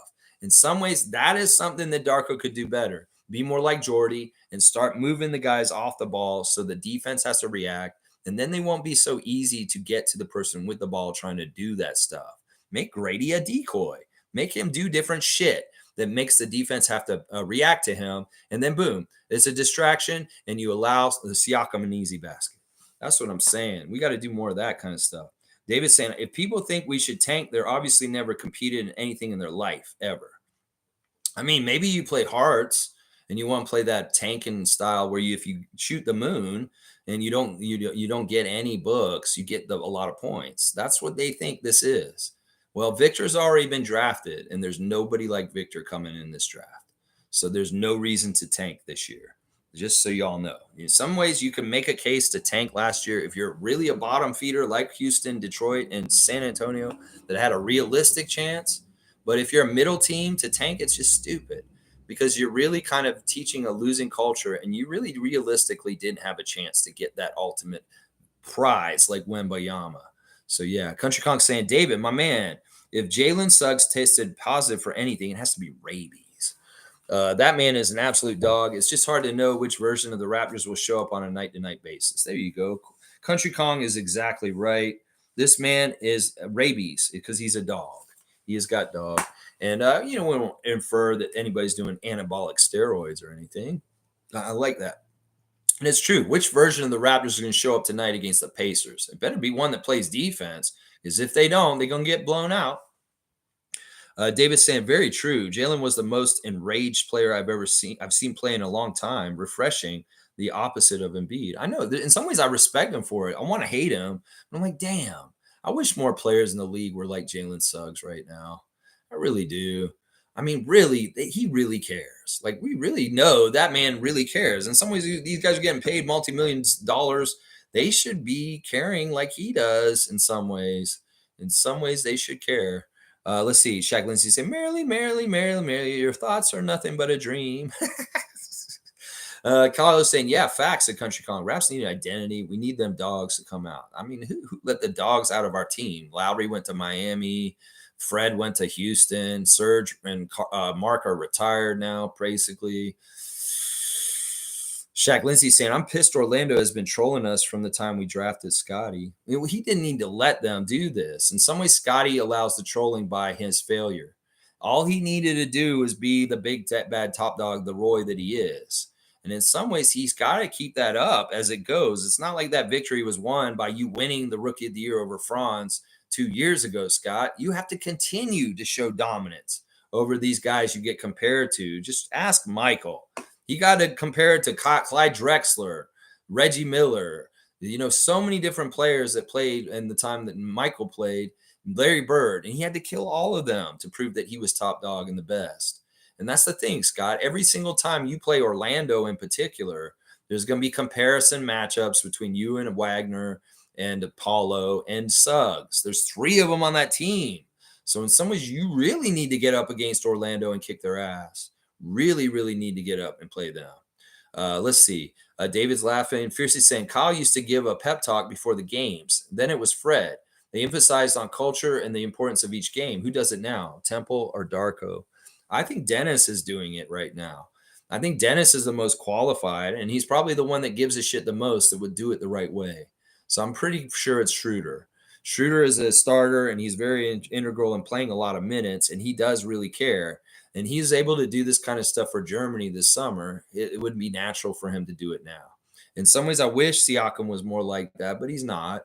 And neither is Anunoby. And maybe Scott could be like that at some point. But right now, I think it's Dennis that's doing these kind of talks. G saying, I would have liked to see Scotty as a backup center last night. Putting Precious as a center against actual centers is hurting him and the team. Koloko's injury is hurting us. Malachi is hurting us as a failure as a developing backup point guard. There's a couple of really bad notes that are hurting us right now. Koloko's absence is huge right now. This shit is fucked up. And Precious shouldn't be playing backup center. You're exactly right. And if Koloko is healthy, if we had the third center, Bobby, we would have a little bit more of a help in this. I don't like in some ways, I don't blame the management for who we get. I blame the management of what we have while we got it, between the development and like what your decisions are with what is going on with this team, with personnel, whether it's going to the 905 or not. And then the things like like your roster build. In some ways, I'm not mad about the 6'9" vision. I'm not mad exactly about this roster build, but I am mad that we have a lack of centers. And I'm mad that we have a lack of point guards. So those are 2 things we have lack of right now. So we need to get those, Bobby. Put them on a Christmas list and make that list come true, please. Please. Carlos saying Darko has to try that, G. Yeah, Scotty has played backup center a lot. And in some ways, Precious and him out there at the same time, they alternate depending who's going to guard the center or not. G saying in Scotty's Rookie of the Year, he was a forward center. His strengths are in the paint. With his new 3 shot, he can stretch the floor too. The point guard thing is taking away all of his strengths. Yeah, they need to give it up. In some ways, I don't like that. He's causing turnovers that are unnecessary when he tries to play point guard. He can get assists and pass, but they have to be within the system and not him dribbling around and trying to be goofy and then make a crazy like pass that's like threading the needle that Precious is not ready for. In some ways, that's not the kind of point guard I need him to be. I need him to be in the low post, and he gets the ball down there. And if he gets doubled, he's kicking it out to a 3-point shooter like Gary Trent. That's more of the assist I'd like to see him. Not at the top of the key where he's reading the offense, he's trying to dissect it and make a thread the needle pass. Fuck that shit. He can be a passer in transition on the fast break, sure. But if it's a half court, he doesn't need to be at the top of the key. He needs to be down near the basket with his back to it. That's where he needs to be. Let's see. MSJ saying the NBA really is a league of nonsense now. I listen to Gilbert Arenas, and he often talks about it. The NBA is about LA, Boston, Chicago, Miami, and of course they want LeBron James to win the first in-season tournament. Yeah, they're trying to write a script just like Vince McMahon would for WWF. It's the same shit. In some ways, it pisses me off, and I understand why people don't watch it anymore. A lot of really, really diehard fans like Sean David of the Basketball Time Machine cannot stand the product right now, and they do not watch current product. They'd rather watch old school games from the 90s and 80s and just watch them for entertainment, relive old cool old style games. They hate the new NBA the way it is, and there's a lot of fans that are turned off from it. They stopped watching like in the last 20 years because they feel like the league has gotten stupider and stupider. And well, I'm starting to really believe that they're right, and I'm with them. Yeah, Gilbert Arenas isn't helping anything. In some ways, the podcasts of Gilbert Arenas and Jeff Teague are like wrestlers' podcasts now, and they're giving away all the secrets about wrestling and saying this is why it's fake and this is how it works. Well, they're doing the same damn thing. They're talking about the refs. They're talking about how the league is biased. They're talking about this. They're breaking kayfabe for basketball, and in some ways, I like it because it's a more truthful, real view for everybody to see, and you're kind of pulling the veil of the curtain away to see the real inner workings of the NBA. But also, if you remember what happened with wrestling, it ruined it because everybody realized it's fake and it went down in viewership, and nobody wants to watch wrestling now because of everybody telling the truth about it. So yeah, in some ways, the basketball may be mirroring this right now with the very, very outspoken podcasts of former players blowing the lid off of the inner workings of the NBA and the biases of it. Yeah. Yeah. Shaq Lindsay saying, we don't need to tank, but we do need a talent like Zach LaVine. Freaks is low risk, high reward, because if it doesn't work out, we can flip him at the end of the year. Gary right now has no value and he leaves us. I mean, once again, I'm not getting totally worried about this. If Bobby and Masai think this is the right move to make, I will support it and when it happens. Otherwise, I won't lust for Zach LaVine like you are, Shaq Lindsay, and there's nothing wrong with that. I think you have the best intentions, and you could very well be right. This could be the right move. But I'm not the GM, and I'm not going to tell them how to do it. If we get Zach LaVine on the Raptors, I'll be very happy to see him, and I'll say, hey, you're a Raptor now. I'm going to cheer for you, and I'm going to be hopefully saying good things about you on my stream. Carlos saying this offense is Nick Nurse's fault. Darko is left trying to undo the 3 years of damage, lack of development too. Yeah, in some ways we're in a very bad place. In some ways the Sixers were set up and very ready for him to come in and knock it out of the park. That's why when people say Nick Nurse justice or in that kind of bullshit, it's whatever. He went the easy route. He was sick of having to go the hard way in Toronto, and he decided, I want to get more favor in a market in the U.S., and I will sabotage my team and I will go to Philly and be with Daryl Morey. So it's like, yeah, he hurt our team for a couple of years. And it's true. This is part of what we're shaking off right now. And we're only like a month into the season, y'all. So it's like, give Darko time. Shaq Lindsay saying, but sign him or lose him for nothing. I don't know. Gary might need to get going better. In some ways, this all starts with Gary himself first. Gary has to play better to earn the contract. In some ways, who's going to sign him from anywhere if he's not going to be good enough to get it? So in some ways, it's not on us. He needs to play better so he can earn more money. And then hopefully, if he plays better, then he'll earn a big contract. And if he goes somewhere else, so be it. But you know what? Whatever. It is what it is. It's going to work out the way it's supposed to, Shaq Lindsay. I hate the whole term lose him for nothing. It's not losing him for nothing. We getting the time out of him right now. It's not like it's like any job, like a contractor. It's like the contractor came to your house and fixed your kitchen, like made you a new kitchen counter, fixed up your kitchen, remodeled it. Well, the contract's up. He goes somewhere else. Are we losing him for nothing? No. He has other jobs to do. It's the same damn thing. And you could say, oh, it's a brain drain or a talent drain. Sure. Maybe in some ways it's like that. But seriously, in some ways, is Gary making you so scared that if you walk for nothing right now, the way he's playing right now, it's not making me scared of losing him the way he's playing right now. I'd be more worried about losing an OG Anunoby who walked for nothing, but not a Gary Trent Jr., not the way he's so inconsistent. And he hasn't even actually shown up this season. He played really good in preseason, but he has not done jack shit since the season started. So I don't care if Gary walks for nothing. Who cares? Is he playing that good that we should be worried about that? No. If he plays a little bit better and he starts being more integral and important to our success, then yeah, then I may be more worried about losing him for nothing. Let's see. David's saying Darko's doing a great job. That's right. David's right. And I love the star. That's a great little star. Carlos saying, give the stream a like, guys. Help the algorithm. Thank you. Thank you, Carlo. Country Kong saying, I'm becoming skeptical of the .5 offense against playoff caliber teams. I think it makes players think about passing before anything else, like Grady. No one seems to know how or when to be aggressive. Yeah, I worried about this a little bit too. There is a right amount of selfishness that needs to be on this team. You can be too unselfish. That's for sure. I don't know. I know y'all have been very indictive of the .5 offense, and it hasn't worked totally completely right. But I don't think he's actually doing it anymore. He's kind of scrapped it for the most part. And also, there may be a right mix of it. That we've said a hybrid recently. And I think that he's kind of trying to find that balance. And, it's still very early. And in some ways, these guys haven't really learned the system like to a capable place where we should be completely judging it, I guess. Shaq Lindsay saying our starters can get better, but do you really see our bench being better than the 905? No, I don't think Malachi. I think Malachi could go to the 905 and he'd be just as embarrassed down there. In fact, I would be shocked if he went down there and he just cooked and he just absolutely killed it. I don't see that in him. I don't think he is like that. I don't think he is. I think in some ways Javon Freeman Liberty is a better player than him right now than he is. Country Kong saying, coming from Nurse's system, the .5 offense was needed to get us out of the iso ball mentality. However, Siakam's shots per game has gone down from 18.5 to 15.4. Team ball is great, but someone has to score.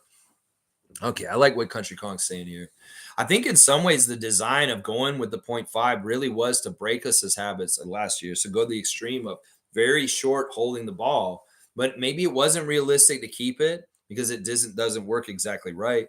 But in the middle is part of how you get them from not holding the ball as much or getting in their mind. All right, we're doing a .5, so you have to pass it every time really quickly. Well, that's a really easy way to try and break the habits, bad habits of the very heavy hold on the ball for a lot of the shot clock isolation mindset that we had last year. So in some ways, he may have done it just initially to break that old kind of like habit from last year. Does that make sense? That makes sense to me. And as far as the other thing you're saying about this, once again, Siakam's shots are going down partly because of the egalitarianism. But once again, also they're going down partly because Fred's gone. There's another reason why Fred would get some of more of the attention too, because they were kind of they keyed on both of them. And maybe there's a little bit more attention on him in certain ways than it's different. Once again, another reason why Pascal may have less shots is he's playing less minutes than he did last year. If he's playing 40 minutes, there's an opportunity to get those extra 3 more shots. So there's a couple of different contributing factors to this. It's not all cut and dry, just one thing. He has had a minutes decrease. There's a more egalitarian system. And there's also probably way more attention on him from the other defense. So Fiercely saying it has to do with personality. Scotty's only 22, but maybe mature, maybe less mature than a 25-year-old or more mature than a 25-year-old. However, he may lack the go-getter trait, the dog factor. I've seen glimpses of him hyping his teammates.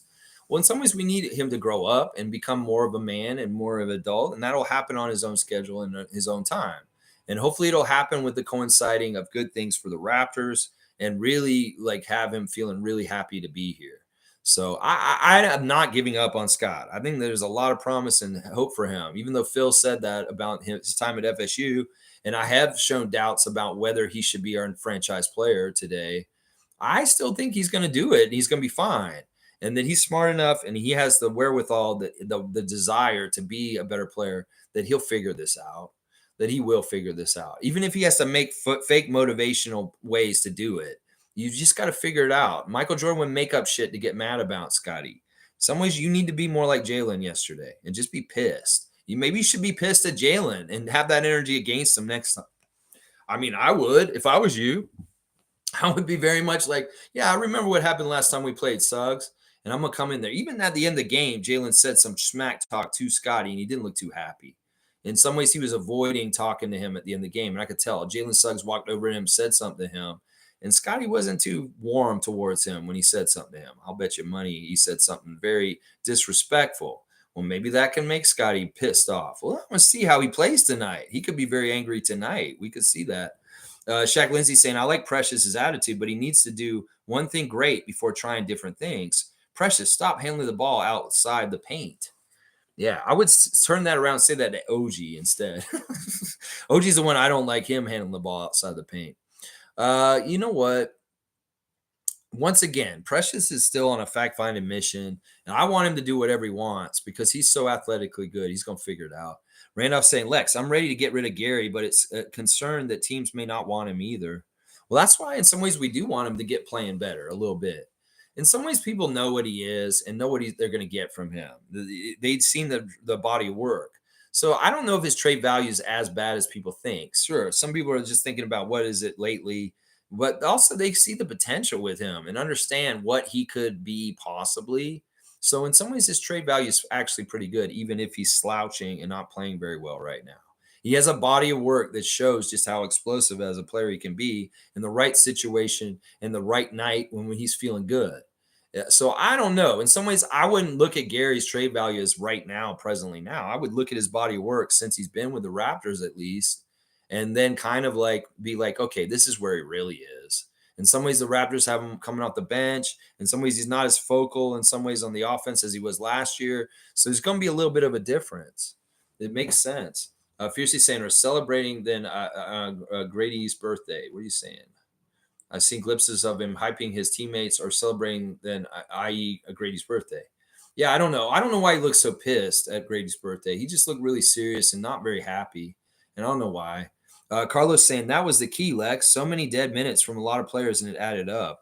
Well, that's the thing. If our bench is going to be goose eggs, like 2 or 3 of them, and then the other guys are scoring like 2 or 3 or 5 points, there's no bench production. There's no bench scoring. We can't keep up with the other teams in the league. We're not filling up the water level high enough to match theirs. And we need production from those bench guys. They're so important. In fact, they're more important than the starters right now to get going. The bench guys need to get going. And it's the point guard's fault. It's Malachi's fault for being a disaster as a development himself. And him not being able to develop has not helped us develop other guys and them playing better because the point guard's supposed to help with that. Fred is a big reason why Jakob got better. Pascal got better. DeLon Wright got better. Norman Powell got better. Fred was a big reason why. And in some ways, if you don't have that right point guard to make the other guys better, with Malachi's spot, you're fucking hurting all your development because your point guard is that shit. And, oh, man, I want him out and gone. Get him the fuck out of here. Let's see. Shaq Lindsay saying Gary straight up has no value, but throw in some fillers, you can have a deal. He has value. He has value. What I just explained, Shaq Lindsay. Just listen to that. There's a body of work that you can look at. Patchouli G's here. Good to see Patchouli G. Hope you're holding it down in the kitchen all right, doing that prep work, doing whatever you're doing in the restaurant. Your coworker's laughing. I love Scotty, but he is not him if he's okay with what Suggs did to his team. Yeah. Have some pride. Stand up to this. He's a bully, Suggs, and you just let him bully us, Scott. You made him embarrass us in a game that mattered. That's the thing. Oh, man. How are we supposed to believe in you in the playoffs if you won't even do this in the in-season tournament game? That's what I worry about. Seriously. Carlos saying, laugh out loud. Love it how someone becomes not him or him after every wins and losses. I know the him thing is kind of dumb too. The him thing is kind of dumb. Well, listen, he doesn't have to be completely him and take over for the whole game. I just wanted him to respond. In some ways, it's kind of like somebody just bitch slap you in the face and you're on the floor. Do you get back up and bitch slap them back in the face? Or do you just like cry about it and sit on the floor and sit there? Because that's kind of what Scott did. He did not get up off his ass and bitch slap Jalen Suggs back in the face. And that's what's disappointing me in some ways the most is there was no response to the disrespect. That's, most guys get motivated and they're like, yeah, fuck this. I'm going to throw it down on your head because of this shit, and no, he didn't do it. He didn't do it. Cool Cat saying at Miami, Jaime, 4 years, Nemhart, 4 years of college, came NBA ready day one. Raptors should get players with more college experience. Evidence shows only a few players are unicorns, one and done. Yeah, that's part of the problem with this is there's too many of these fuckers like Grady and Scotty that think 1 year is good and I'm just going to go straight to the NBA. Fuck that shit. I'm more with you on this. Koloko is a longer project at Arizona. I like that. Jakob Poeltl, 4 years at Utah. This is what I'm saying. These guys come in more better prepared with more college. And Vasquez for Miami and Nembhard for Indiana. Yeah, I would be looking at these guys and drafting 4-year players more because they're more ready than these fucks that come in 1 or 2 years and they fucking think they know everything and they don't have any fundamentals. They don't fucking have the right kind of attitudes. Carlos saying him detector varies day by day. Yeah, there's a him detector, I guess. I don't know. I like Siakam to be him and Scotty Wayne Barnes to be him. He's telling other people that you ain't him. And then he said he's him preemptively in a fucking game the other day that we lost against Boston. He makes a shot, a big three, and he turns around in the crowd. He says, I am him. And then we lose the game by 3, Scott. We're down by 20 last night, and you're turning around and looking embarrassingly back like you're fucking a hot shot in a game where you're down by 20 and embarrassing us. Yeah, you're doing it too early or you're doing it too late is what's happening here. You can't brag or be like, I'm him, and then fucking lose the game by 3 to the Celtics. You can't be like this where you look back and you're fucking down by 20 and you're doing embarrassing shit like that. It's Bush League, and it looks stupid to me, honestly. It looks so dumb. Why the fuck would you try and do that to a team that's kicking your ass? That's so dumb. You have no right to look back at them and do your signature move like that. That's why your signature move's stupid anyway. It's fundamentally shitty and stupid. And then you picking to do it at the worst possible time. It's so dumb. All right, let's see. Shaq Lindsay saying, does Gary Trent Jr. like getting blocked because he's averaging 1 block a game? Yeah, I don't know what's wrong with Gary. I think he's on the down low, mostly hurt, and he's just not playing right. He played way better at a higher level last year. He may have been more healthy. I think he's on the down low. He's slightly hurt. I think the plantar fasciitis is still really hurting him because he doesn't have lift, and he's really like not playing well. He really got blocked in an embarrassing way last night. He definitely did. Cool Cat saying Koloko is so needed on this team. Please, basketball gods, heal him fast. I am. What the fuck is wrong with him? Sometimes I wonder if it's like the NBA is like, y'all are going to just have to have Koloko miss because we're penalizing you on the down low. He's not really actually hurt. You just can't have him because we're just making an underlying suspension for your team for something that you did or something like that. That's sometimes what I wonder about. It's like because it mystifies me. We're not getting any updates. What the fuck is wrong with him? Can he have some sort of timeline that we can kind of understand? Guys that get surgery or they get hurt, like Lonzo Ball, they have some sort of timeline, even if it's a year from now. It's indefinite. We have no fucking idea what the timeline with Koloko is. We have no idea when he's coming back or he's going to get close to coming back because they haven't told us jack shit. Carlos saying, yeah, come on, basketball gods. We sacrificed Malachi for Koloko. I like that. I'm going to give Carlo a dunk for that one. I like that. We will sacrifice our ginger, fake-ass, motherfucking backup point guard if you will make our Cameroonian center better. I am all about that. I am all about that. That sounds like a great trait. G saying, someone I know whom is close to the organization said it's long COVID. He got a lung infection from it and still not recovered. Still take it with a grain of salt, but that's what I heard. That's what it sounds like to me. We've kind of deduced that it's probably that. And if you know somebody from the organization that might know that, that's probably what it is. And they're just legally or just not going to say it. That sucks. Long COVID. I don't know how long that's going to take.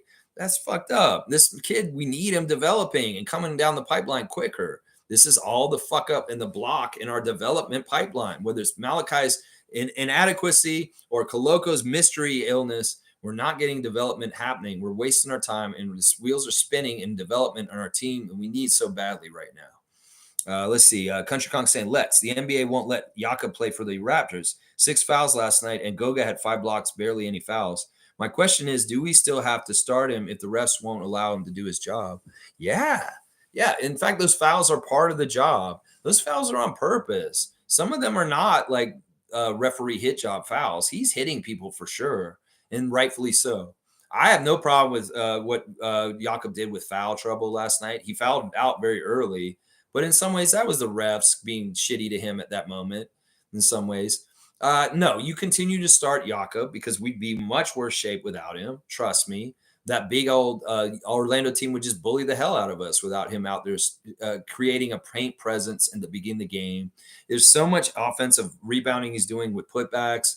He's such a good target. He's playing at a very high level right now. And in some ways, this isn't an issue, him getting fouls and fouling out.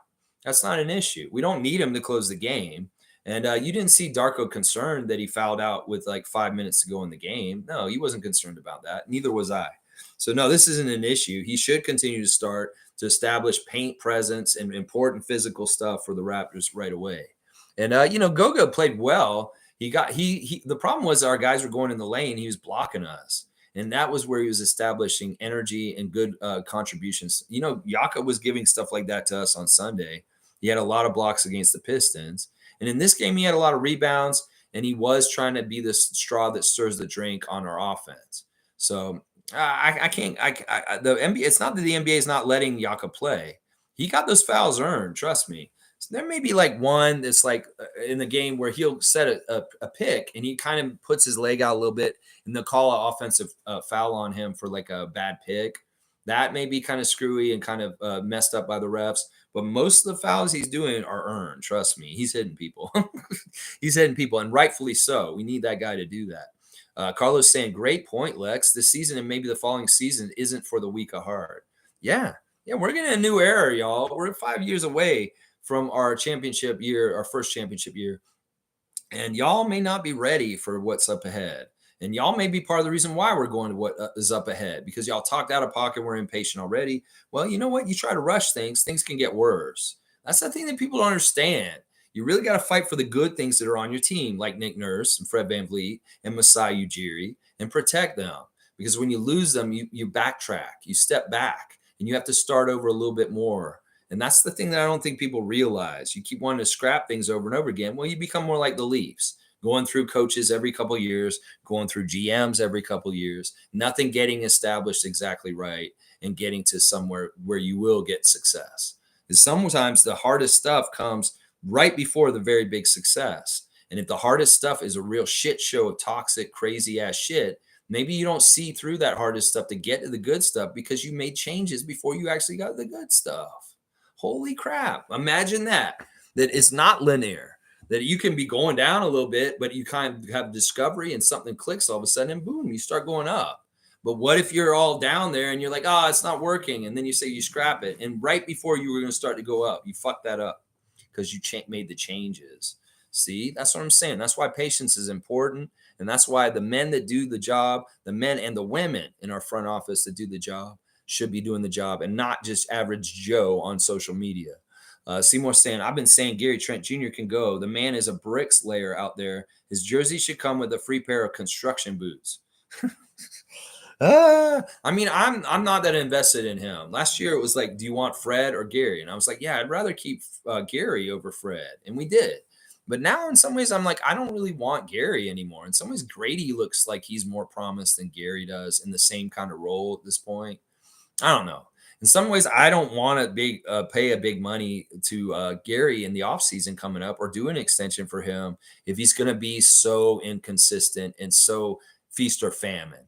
He's either nothing at all or he's very, very badass and he's getting like 30 points. And we haven't seen any 30-point games from him yet this year. So in some ways, he's all famine right now and not enough feast. So, yeah. G saying, I don't want to sound too conspiracy theory, but Pascal went 4 for 4 last game. 3 immediate fouls. Jakob started well, fouled out. Go and watch what player starts hot and if refs zone in on him. Yeah, well, they're going to try and hurt us with those kind of things. And these guys are fully aware of this kind of shit. But yeah, pay attention to it for sure. And give me a report on what you see, G. Stargate saying, good observation, Country Calm. He never had this much foul trouble in San Antonio. This is the main reason why players don't want to come here. Not weather or taxes or any of that shit. It's harder. It's a harder route. It's like if you're a person in life that wants to go the easy route, you don't want to play for the Raptors. No, you'd much rather play for the Lakers or the Celtics because it's easier because they get calls. No, that's true. That's true right there. I think Jakob got serious calls down there too. I don't think there's any difference with Jakob. He's not a good example with this. He got a lot of foul calls in San Antonio too. Trust me, he did. He gets a lot of fouls. He just does. He's a little bit slower of a player in a very fast-paced game. And in some ways, he may get the point late, and he may be hitting somebody physically to make them miss a shot instead of actually like playing good defense on them. And I'm okay with that. He's got 6 fouls for a reason, and I don't mind him getting them. And in some ways, Jakob's not somebody that I worry about getting in foul trouble. If he's not there at the end of the game, he doesn't usually close the game anyway.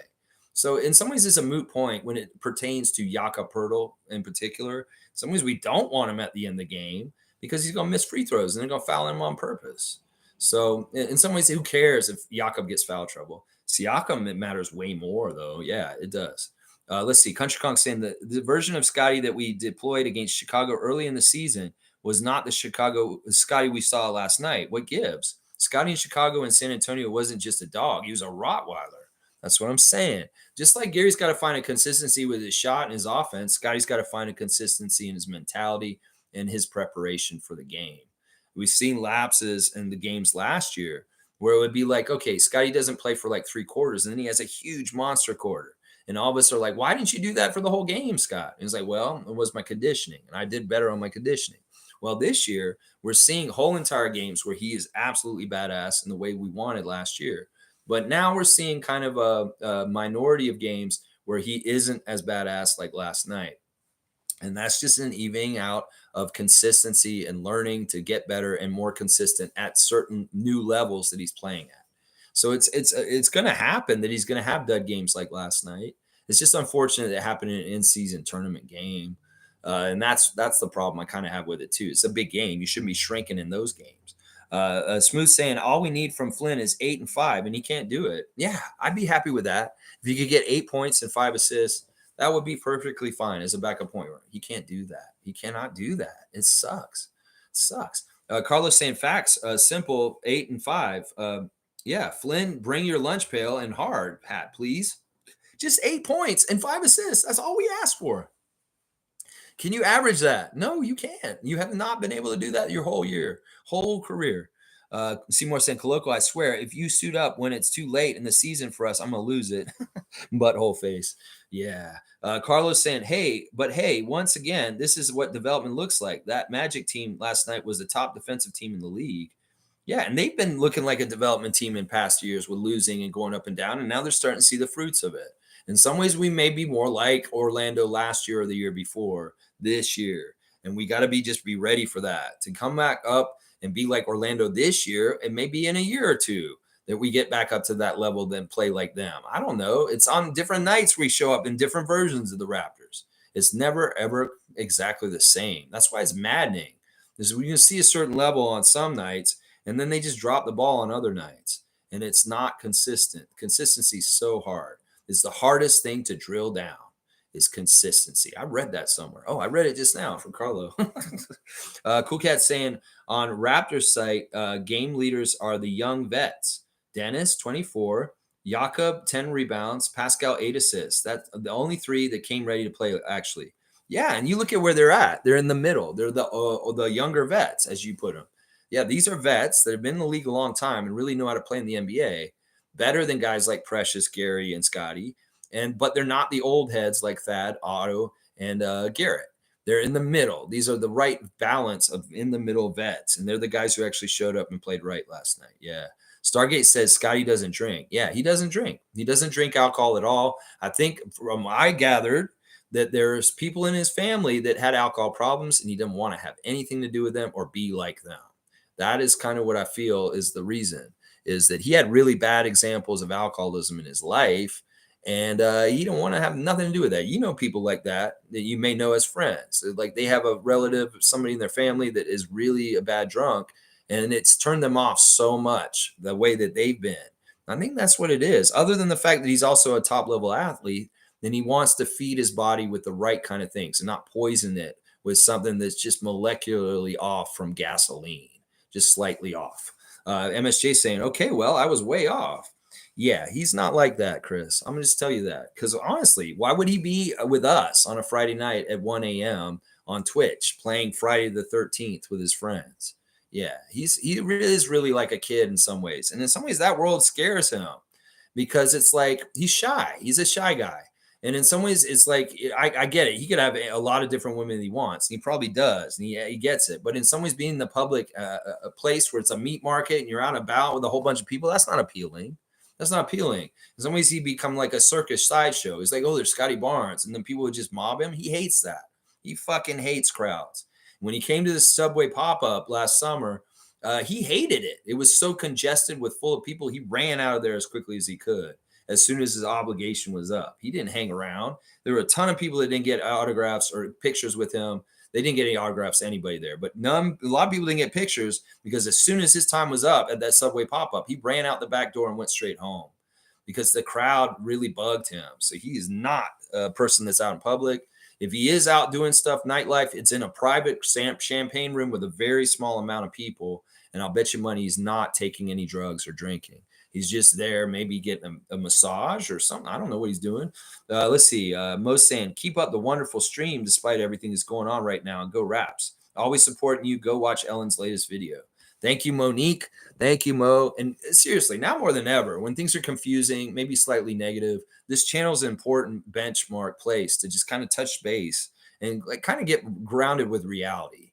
As some people are overreacting about the Raptors right now, my channel can help you come down to earth. And I appreciate you, Mo. This isn't now more important than ever. And I appreciate your presence being here also. Yeah, Ellen had a new release yesterday. It's about her makeup. It's kind of goofy, but I get it. It's interesting. And I love the insight and being able to see stuff. She's telling us more about things with Dennis's life and what he prefers and how she gets him ready for games on Sunday. She really enjoyed the Sunday afternoon game because it's easier on her children. She made it known that part of the reason why Junior Schroeder is not sitting in the bench, sitting in the crowd with her during the games is because he's upstairs at the practice court at the Scotiabank Arena during the game shooting himself. Apparently, during the games, they allow the children of the players to go upstairs and play on the practice court while their dads are playing downstairs. So it's very often, I'll bet, that Junior Schroeder's up there with Thad Young Jr. and Taylor Young, and they're taking shots on that goal. So that can't be bad for Junior Schroeder getting to play with a high-level player like Thad Young Jr., who's upstairs. So that's what's going on. When you don't see Junior Schroeder sitting with Ellen and Joel and Alex, that's because he's upstairs on the third level and they have nannies up there watching the kids, and they get to do whatever they want and play basketball on the Raptors practice court up there.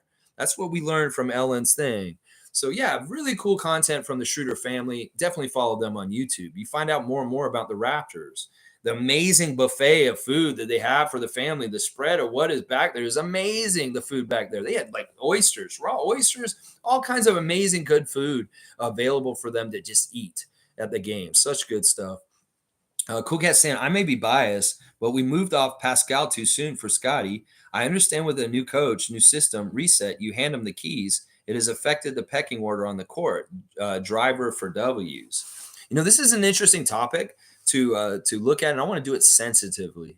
In some ways, I don't mind the idea of them taking turns and going back and forth. And in some ways, the way they both play, it should be that way. There's no dominant top dog, and we can't just say it's Siakam's team because in some ways he never actually did it like Kawhi and said like, yeah, this is Kawhi's team. No, Siakam in some ways he's left it superfluous and kind of like ambiguous who it is because Fred would do it sometimes, and some nights OG would step up and be the man. So in some ways I get it, and you may think that we moved off of Pascal too soon, but in some ways neither one of these guys is once again stepping up and taking it. That's the thing. In the NBA, if you want anything, you go take it.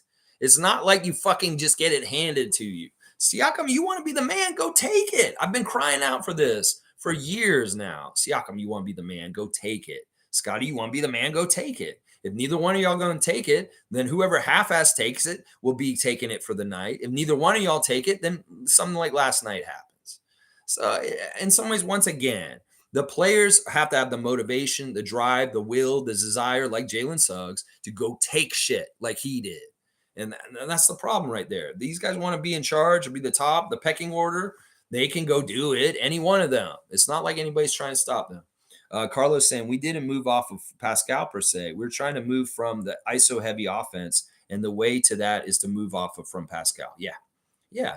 That may be more like apropos to it.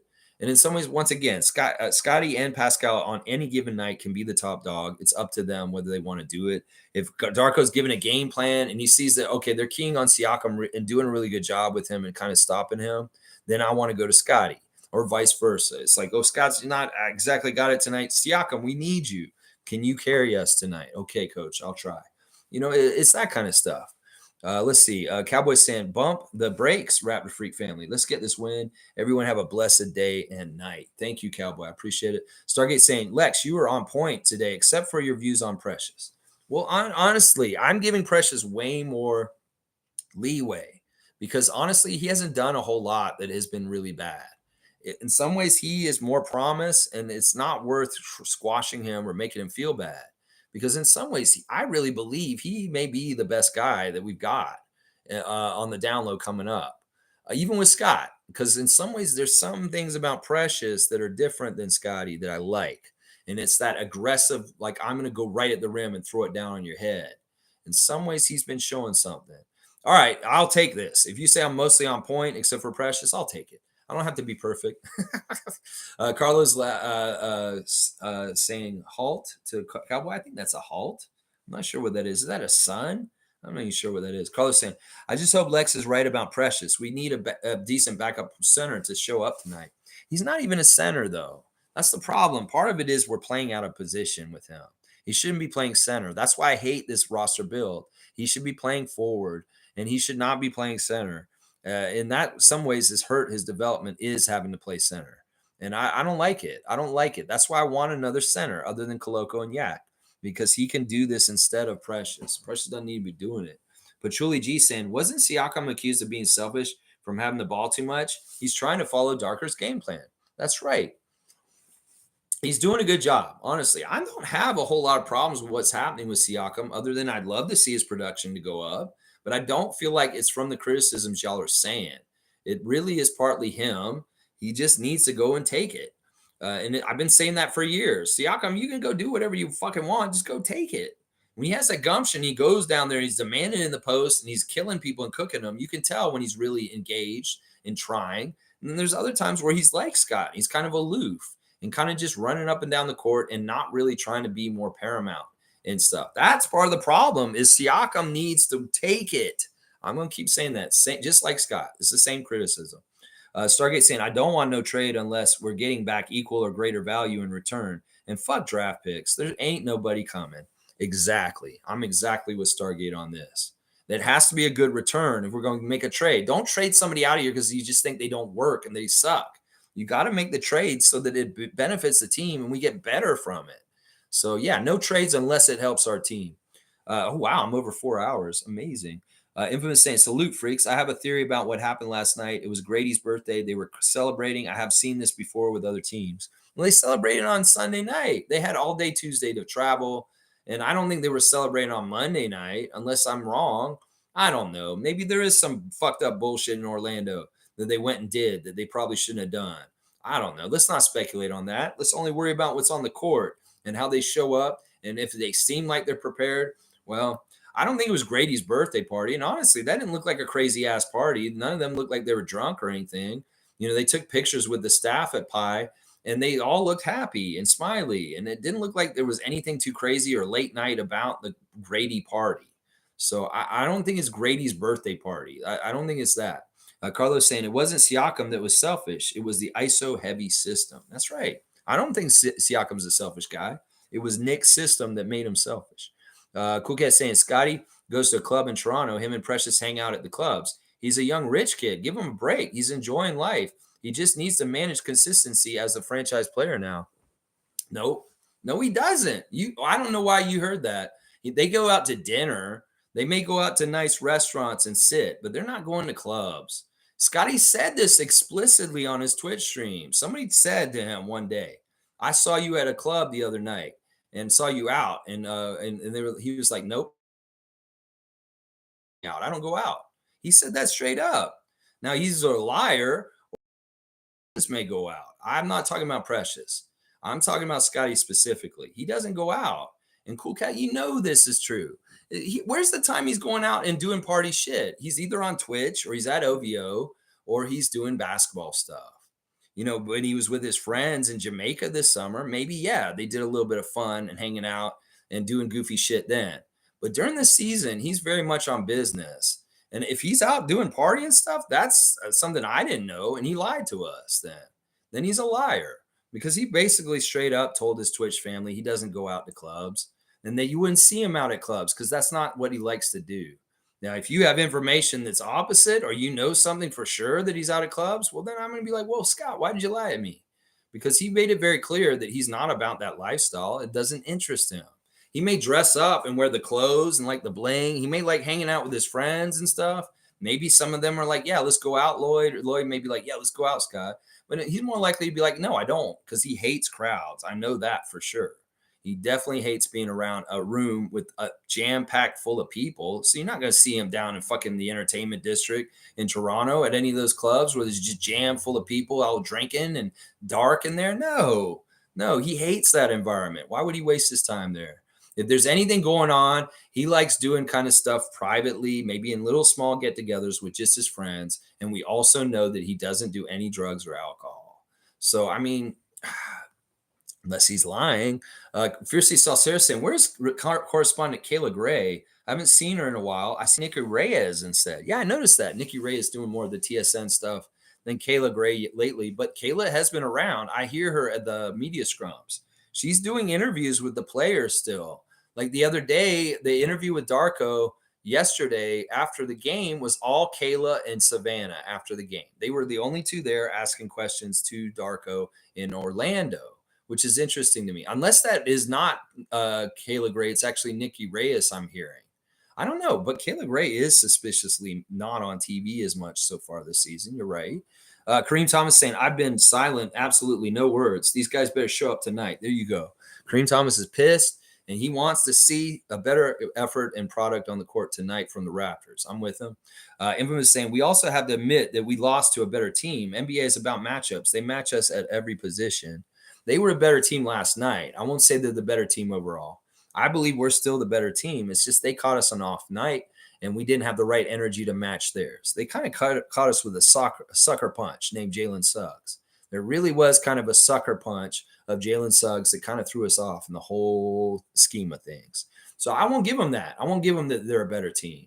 They've been beating us more recently. Yeah, I don't like that. That's a weird trend. Stargate saying, is there any way whatsoever to get Jeff Doughton back in this organization? Any type of shifting and moving? Well, we'd have to talk to the Sixers organization because he's a blue coat. And honestly, I feel bad for Jeffrey because he's not succeeding there either. He's off the bench for the blue coats, and he's kind of been stashed away. And he's not even a focal point for their team on that level at this point. His career has kind of gone down the tubes in some ways, and it sucks because we propped him up, we built him up, we had him developing, we had him in a good spot. We should have fucking knocked it out of the park and kept him around here. We failed, and now he's languishing. And in some ways, I see in trouble. He's in trouble with his career at this point because Nick's not giving him a path to get to the upper team, and he's not a two-way. He's not a two-way. He's straight up just G League right now. So yeah, in some ways, Doughton's career just nosedived because of the outcome with the Raptors. And I feel sad about that. No, there's no way we're getting him back.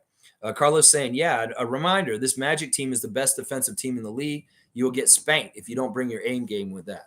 Well, on every night, the Raptors aren't good enough in the way they're playing to not play perfect basketball every night. They have to play ethical, smart basketball with no mistakes. They've had to for a couple years. And if they don't play at that level, they're going to lose. We have to play perfect basketball to win. And when we don't, we're going to lose. And that's what happens. Wayne saying, congrats to the Magic. They beat us. No excuses. We got beat, freaks. Even our coach was out-coached. My disappointment was some of our players don't adjust without the coach's help. They are who they are. Yeah. I can't disagree with anything that Wayne said here. Unfortunately, yeah, even Darko was out-coached by Jamal quite a little bit in that game for sure, near the end. And some of the stuff that they were doing is not smart. Carlos saying a game like this just highlights the deficiency the most. Again, tonight is going to be the test. The Pacers are an offensive beast, so we shall see. It'll be interesting to try and tame them or cage them or keep them contained in any kind of way. Halliburton playing at absolutely high level, amazing level. And they've got different weapons with Mathurin, Healed. Miles Turner is still Miles Turner. Cowboys saying, I believe in Darko. He's just testing the roster. I appreciate that comment, Cowboy. Everyone's saying, exactly, Carlos. If I had a feeling we were going to lose, I had a feeling we were going to lose. It's the effort that I'm not happy about. The Magic are no joke this year. Yeah, we didn't match their effort and we lost. Stargate saying, on a positive note, again, we are one winning streak away. I predicted we hover around 500 for the majority of the season, and this is holding true so far. But one win streak. Once again, we can look at where we were at this time last season. We had a worse record right now.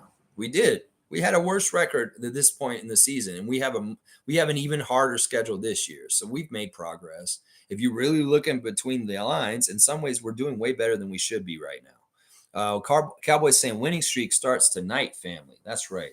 That's right. Carlos saying, I agree about the doomsday narrative. All the Raptors beat writers were in full force in Twitter. Yeah, don't believe them. In some ways, if you want to make your future sad and dystopian and awful, you'll get that. In some ways, the power of perception is so powerful, and they're trying to hurt us and make us feel like we're in a bad place because they want us to feel that way because they hate us. They hate the Raptors. There's a lot of people that hate us, and they want us to fail. So they're piling on afterwards. That is part of it. So don't buy it.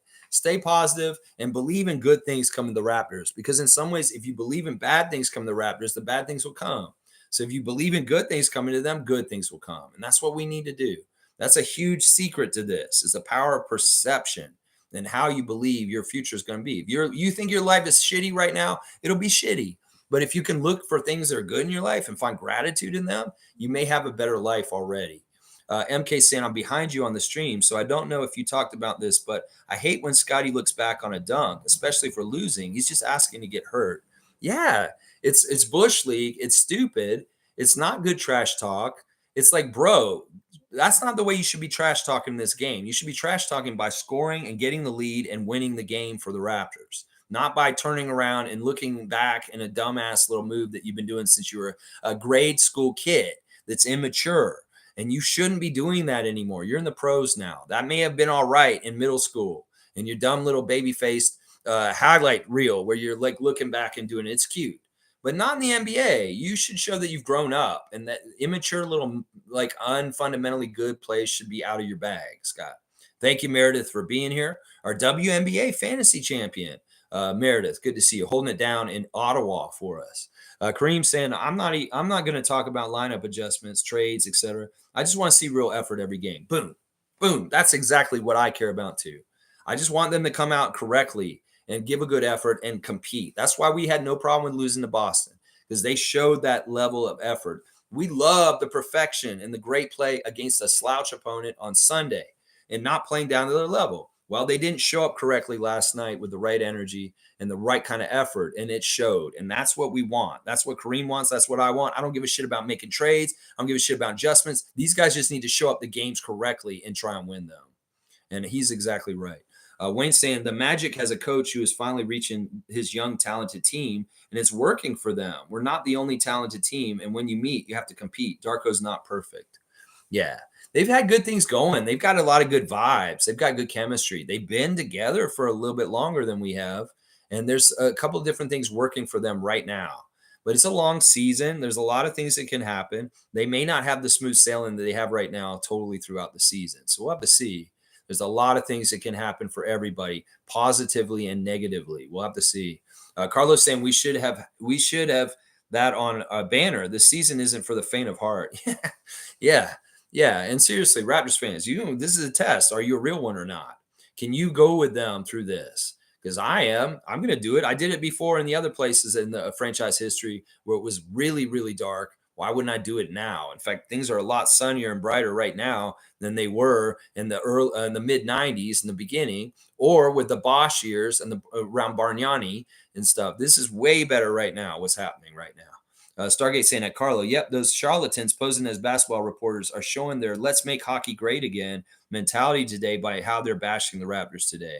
Oh, they just love it. And they do really want to prop up that sport. Either that or baseball. Rogers is about that. Hockey and baseball, priority. They may even put the CFL over priority over us. Stargate saying Dolan isn't even liked in New York, please. He just needs to sit down.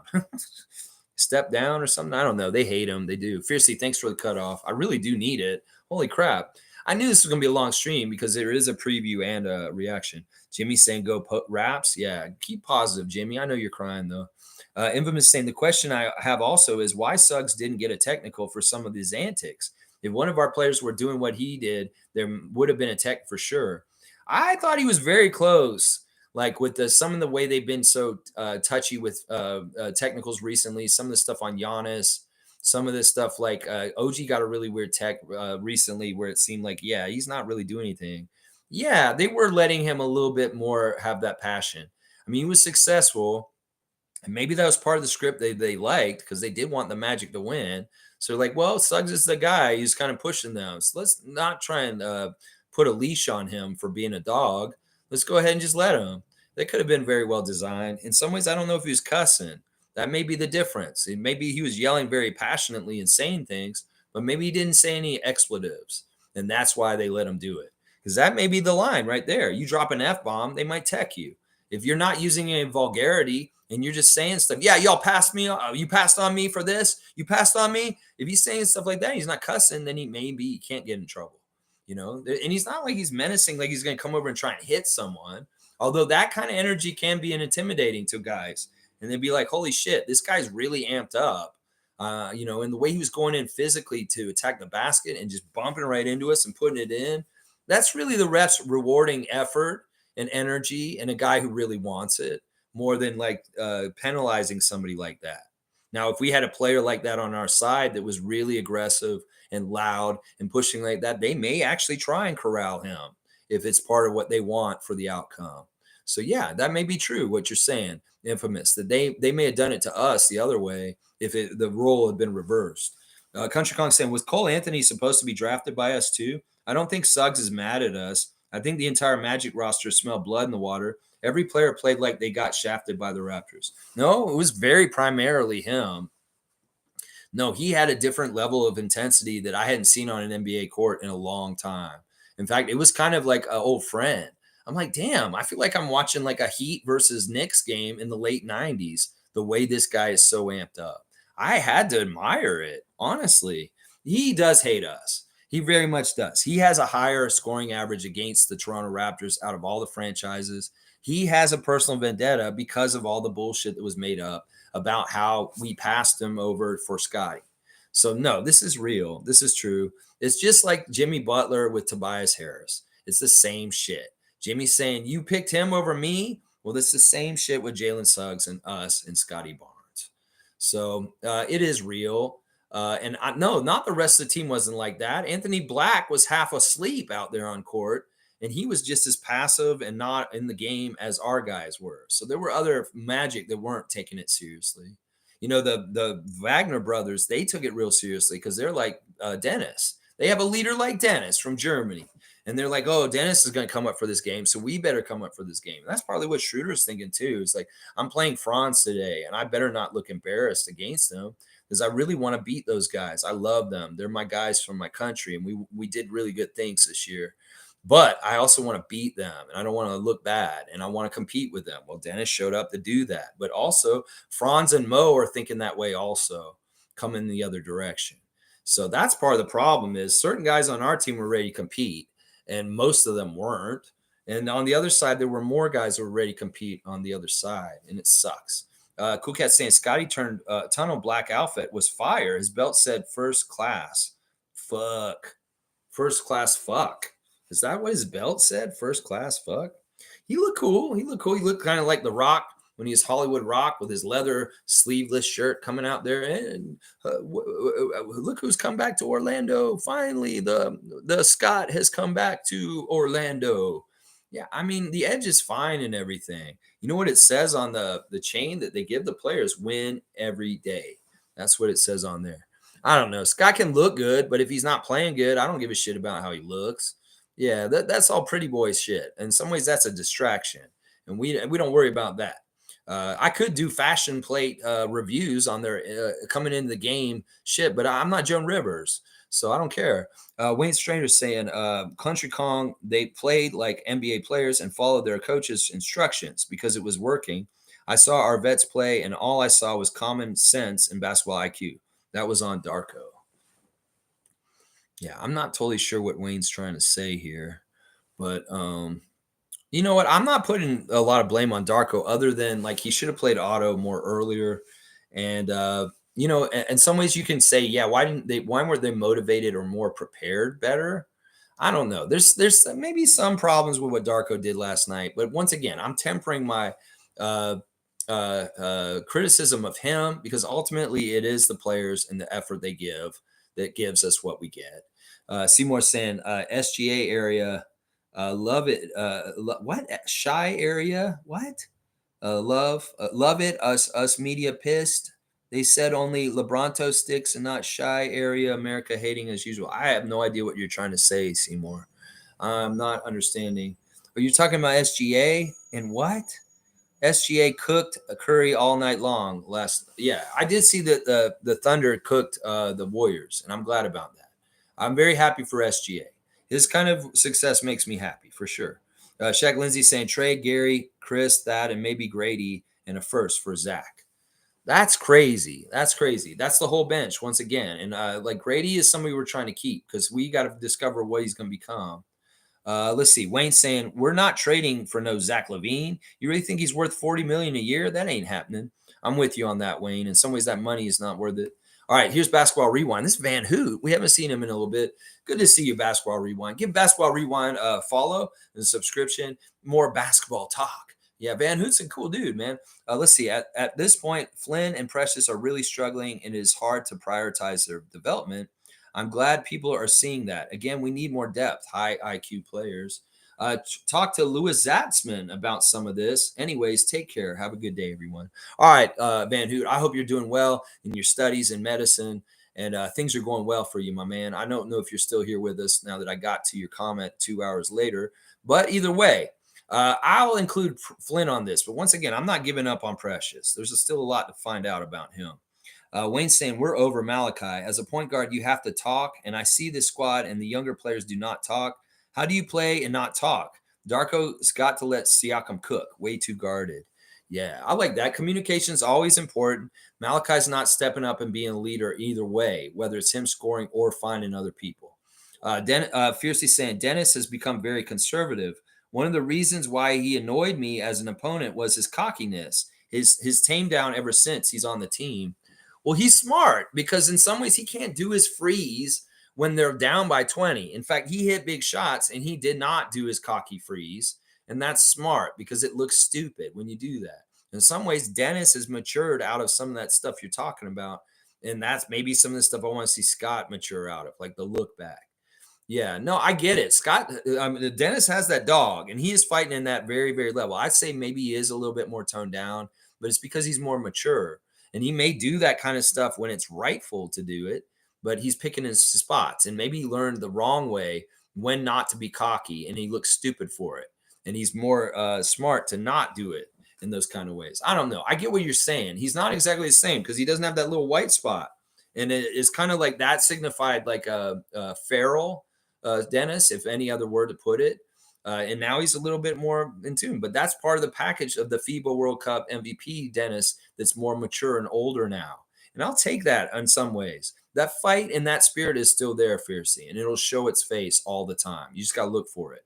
It's more well directed and smarter about how it's used, is how it is. Carlos saying, exactly, Lex. We do have some good assets here. Even that Boston team struggled when starting on that MA system. So logically, this team will struggle too. How hard is that is the question. Yeah, just give it some time and listen. Impatient fans, just go and do something else. Go play Pokemon Go with your life or something. Just go do something else and let them have time and then come back and check with us when we're more sound and competent. Wayne's saying, not the reason, but that technical on OG was bizarre. It negated his scoring shot. That the last 3 minutes with the vets was instructive. Darko is in full-blown development mode, but he should play vets. Yeah, I don't know. I think he'll play the vets closer to the end of the season. It's not like he needs the vets now. In some ways, the reps for the younger players are in the early season. You get the vets ready for the playoffs near the end of the season. Paul B. saying, I appreciate your effort and time you put in this channel, Lex. Replying and giving everyone a voice here. Thank you. I appreciate you too, Paul B. I appreciate you for the work you've done with the Kensington Variety VIP Club show. I appreciate you for being one of my originals that have been here with me from the start. I just appreciate you in a lot of ways also, Paul. So no problem, my man. It's my pleasure, and you're getting a dunk. I appreciate you appreciating me. Trevor's saying, and when we get those players that everybody wants, and they do not turn out the type of players that everybody's asking for, and then they turn out to be shitty, then what? They blame the front office, even though it's on the player to some degree to get better and develop. We thought they'd be good, and sometimes things just don't pan out. And I really feel like that's where we're going with Flynn, that it's just not going to happen. And in some ways, we need to cut our losses and start getting better development going on our bench with a better point guard leading it. And I just feel like that's so important at this point. Wayne's saying we can live with Precious mishandling the ball once, but not 3 times in the paint. He's got to improve. McDaniel's body language is without any confidence. That's on him, not the coaching staff. Yeah. Yeah. I like Precious's confidence in relation to McDaniel's. Yeah. You can tell he's got a little bit of issue right now with his body language. Precious had a couple of string of really bad possessions, really out of place on defense, mishandling the ball. Yes. I want to come on down on Precious. He was not exactly sharp yesterday. And a lot of my criticism for Scott, I can give to Precious also. You didn't show up with the right energy. You didn't show up prepared. You seem like you're distracted. You didn't seem like your energy right to get to loose balls. You seem like you're stepped too late. Yeah, I'll give Precious all that same criticism. It's just in some ways he doesn't have the burden of the responsibility in the same way that guys like Scotty and Pascal do. Carlos saying, I just don't get the Messiah and Bobby haters. We literally just won in 2019, and it's not that easy to build a winning basketball team in Canada. And we just had a 48 winning team 2 years ago. There's a vision. I know these guys are proven successful guys that know what they're doing. You get rid of them, you got to have to trust the new guys. And you guys may not get to the point where you actually trust them and we ever get like a good front office again. It's not very common. You guys think it's so common to just get new people in the front office and do a better job. No. Y'all need to value Messiah and protect him at all costs. That's right. That is right. Carlos saying, and it's not just, but why the hate? Some people just are racist and they hate a black man being in charge of an NBA team. Some of the people that come after Messiah are purely just because of that. Seriously. They'll make up all these other excuses for why, but underlying, they're racist and they hate a black man being in charge. So once again, why do you guys want to come after Messiah if you want to be a part of the racists that want him out, that hate him, like Ed Rogers? So, like, seriously, there are sides to this. And if you want to be on the right side, you're on the side with Messiah and the Raptors and not on the side with Rogers and Ed Rogers. Wayne's saying, you're right, Lex. It's all personality. Our personality is more aggressive. Pascal is nice, works hard, and listens to the coach, but he needs respectful aggression. Yes, these guys are nice guys, and in some ways that's good. Cool Cat's saying, Lex, I said I'm not emotional. I'm not referring to Pascal. No, I think you've been fine. And listen, honestly, I know I've been critical of both Scotty and Pascal today. Less critical of Siakam today. And I get it. No, I think you're being very fair on this. The only thing I will say is it's hidden how much he's actually getting in touch. And he's more focal point in the offense than y'all are giving credit. It's not like we just hid Siakam away. It's just in some ways his touches are different than they were last year. And they're maybe not as successful. And maybe they are slightly down. But his minutes are down. And there's a lot of different factors to it. Carlos saying at this point, everyone needs social media training, athletes and fans alike. Protect your peace. Yes. There's psyops and mind games being done to us through the internet on a constant basis. That Yahoo page that you log into to get your mail, there's all kinds of articles on there just ready to trigger you. And it's all on purpose. People get money in businesses by making you feel a lack of needing something. If you need this beauty care product so you'll look beautiful. They need to make you feel like you're not perfect. You don't have things exactly right, so you'll buy their product. In some ways, they want us as unsettled, unconnected, not feeling happy or positive, because in some ways they control us better when they have us in a bad place. So in some ways, being smart and having your own autonomy on your emotions and the way you feel about yourself is important. That you're not being manipulated by mass media people out there trying to make you feel bad or influence you to buy that product or do this because it'll make you feel better. In some ways, they want you to be in a bad place so that they can make money off you. It's the business model of a crack dealer. Crack dealer wants you to buy the crack so that they can make money. And if you're addicted to it, you have to keep coming back and they make profit over profit over profit. Take that word crack out of there and insert any product. It could be a Starbucks coffee. It could be a little high you get from playing Candy Crush. They want you to continue to want to get that product over and over again and learn the behavior. The crack is very addictive. So things that can be very addictive, like gambling, of course, they're going to want to get that business model going and profits to soar, because that's all they care about is making money off you. And they will manipulate your emotions in different ways to try and make money off you or feel you like you lack so that you will buy their products. It's just like that. It's just like that. Bam, bam, and bam, and bam, and bam, bam, bam, bam, bam. All right, let's see. If you know the process of it and understand it, you can master it and be above it and inoculated from it. And realize when that manipulation is coming to you and just say, I'm not buying it. You know what? You're trying to make me feel afraid about something and key off my emotions. Well, you know what? I know what you're doing. I can recognize it, and I'm not gonna let it happen. Let's see. Wayne Strainer saying, fuck, thanks for reminding me that Precious is playing center, which actually isn't a strong position for him. I take back any criticism of Precious. Once again, he's doing important stuff like being physical, getting on the boards. He's doing more than he should probably be doing. But also at the same time, his responsibilities are way different than people like Malachi and Scotty's. And that's why I'm more critical of them than Precious. Because in some ways, Precious is doing the things he needs to do, is just good defense and rebounding and block shots. The offense stuff and that stuff is he had a stinker game. He wasn't in the game right last night. But overall, his responsibilities are different to me. And more often than not, he's checking them off. Wayne's saying halftime interview was of one of our coaches' crew. He said we were dribbling too much, and that's not 0.5 basketball. Our guys were not following the coach's intentions because of their IQ. Yeah, that's part of the problem too. I think part of the reason why Nick didn't play plays for the last couple of years is because he just gave up on trying to get them to run plays. And instead he just got systems together that would allow them to do what they want to do anyway. In some ways, that's part of the problem with the NBA today. How many teams are actually very dedicated to their coach and what they're teaching them, and they run the system exactly right? No, a lot of these guys are filling in the blanks and improvising on their own. You can tell Jimi Hendrix how to play a song note by note, but the motherfucker's going to want to play with his teeth and go off and play his own solo. And in some ways, that's what Scotty and some of the other guys are trying to do. They're disregarding what Darko wants them to do, and they're doing just what they want off script.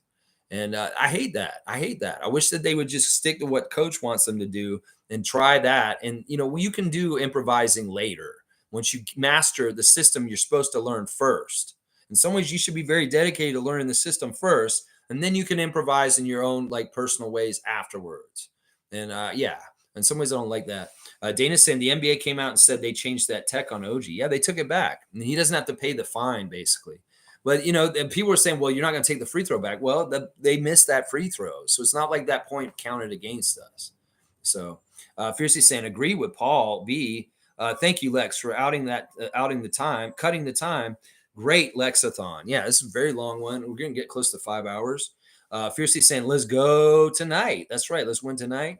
Carlos saying, let's go Rapid Free family. I'm so thankful I found this community. So much negativity out there. Even the media talking heads are talking out their asses. Yeah. I mean, listen, if I can be the antidote in this world and just keep y'all positive and proud to be Raptors fans, even with being critical and talking about the team, then I've done my job. That's all I care about. All right, let me do a wrap up real quick. Well, there's not really much Instagram stories, so I don't give a shit about them, honestly. In some ways, I'll be like, I don't do Instagram stories unless they win. All right, tonight, no Thaddeus and no Christian and no Javon. Otherwise, we got everybody, so we're pretty full strength. On the other side of the ball, it looks like the Pacers they do have an addition to the injury list since we've been on the air. Andrew Nebhard is day-to-day. It looks like Aaron Nesmith is also day-to-day at this point. So they've got two players that are day-to-day, Nesmith and Nebhard. So our referees tonight are Nick Booker, Andy Nagy, and Matt Myers. All three of them statistically favor the Raptors historically. So that's not a bad thing. Horrible game against the Magic with really poor effort coming into that game. My 3 stars of the game were Dennis Schroeder, Pascal Siakam, and Jakob Poeltl, the 3 mid-level veterans, the only guys showing up. All right, that's pretty much it. Listen, Raptors, if you want to beat the Pacers tonight, I'm going to tell you this right now. You got to show up. You got to come in with effort. Y'all got to play together as a team on defense and really try and limit their offensive output. They're going to try and score a lot. And the more you guys can impede them or stop them, OG, you need to be a plumber. You need to shut them down. Scotty, you need to be like OG. Precious, same thing.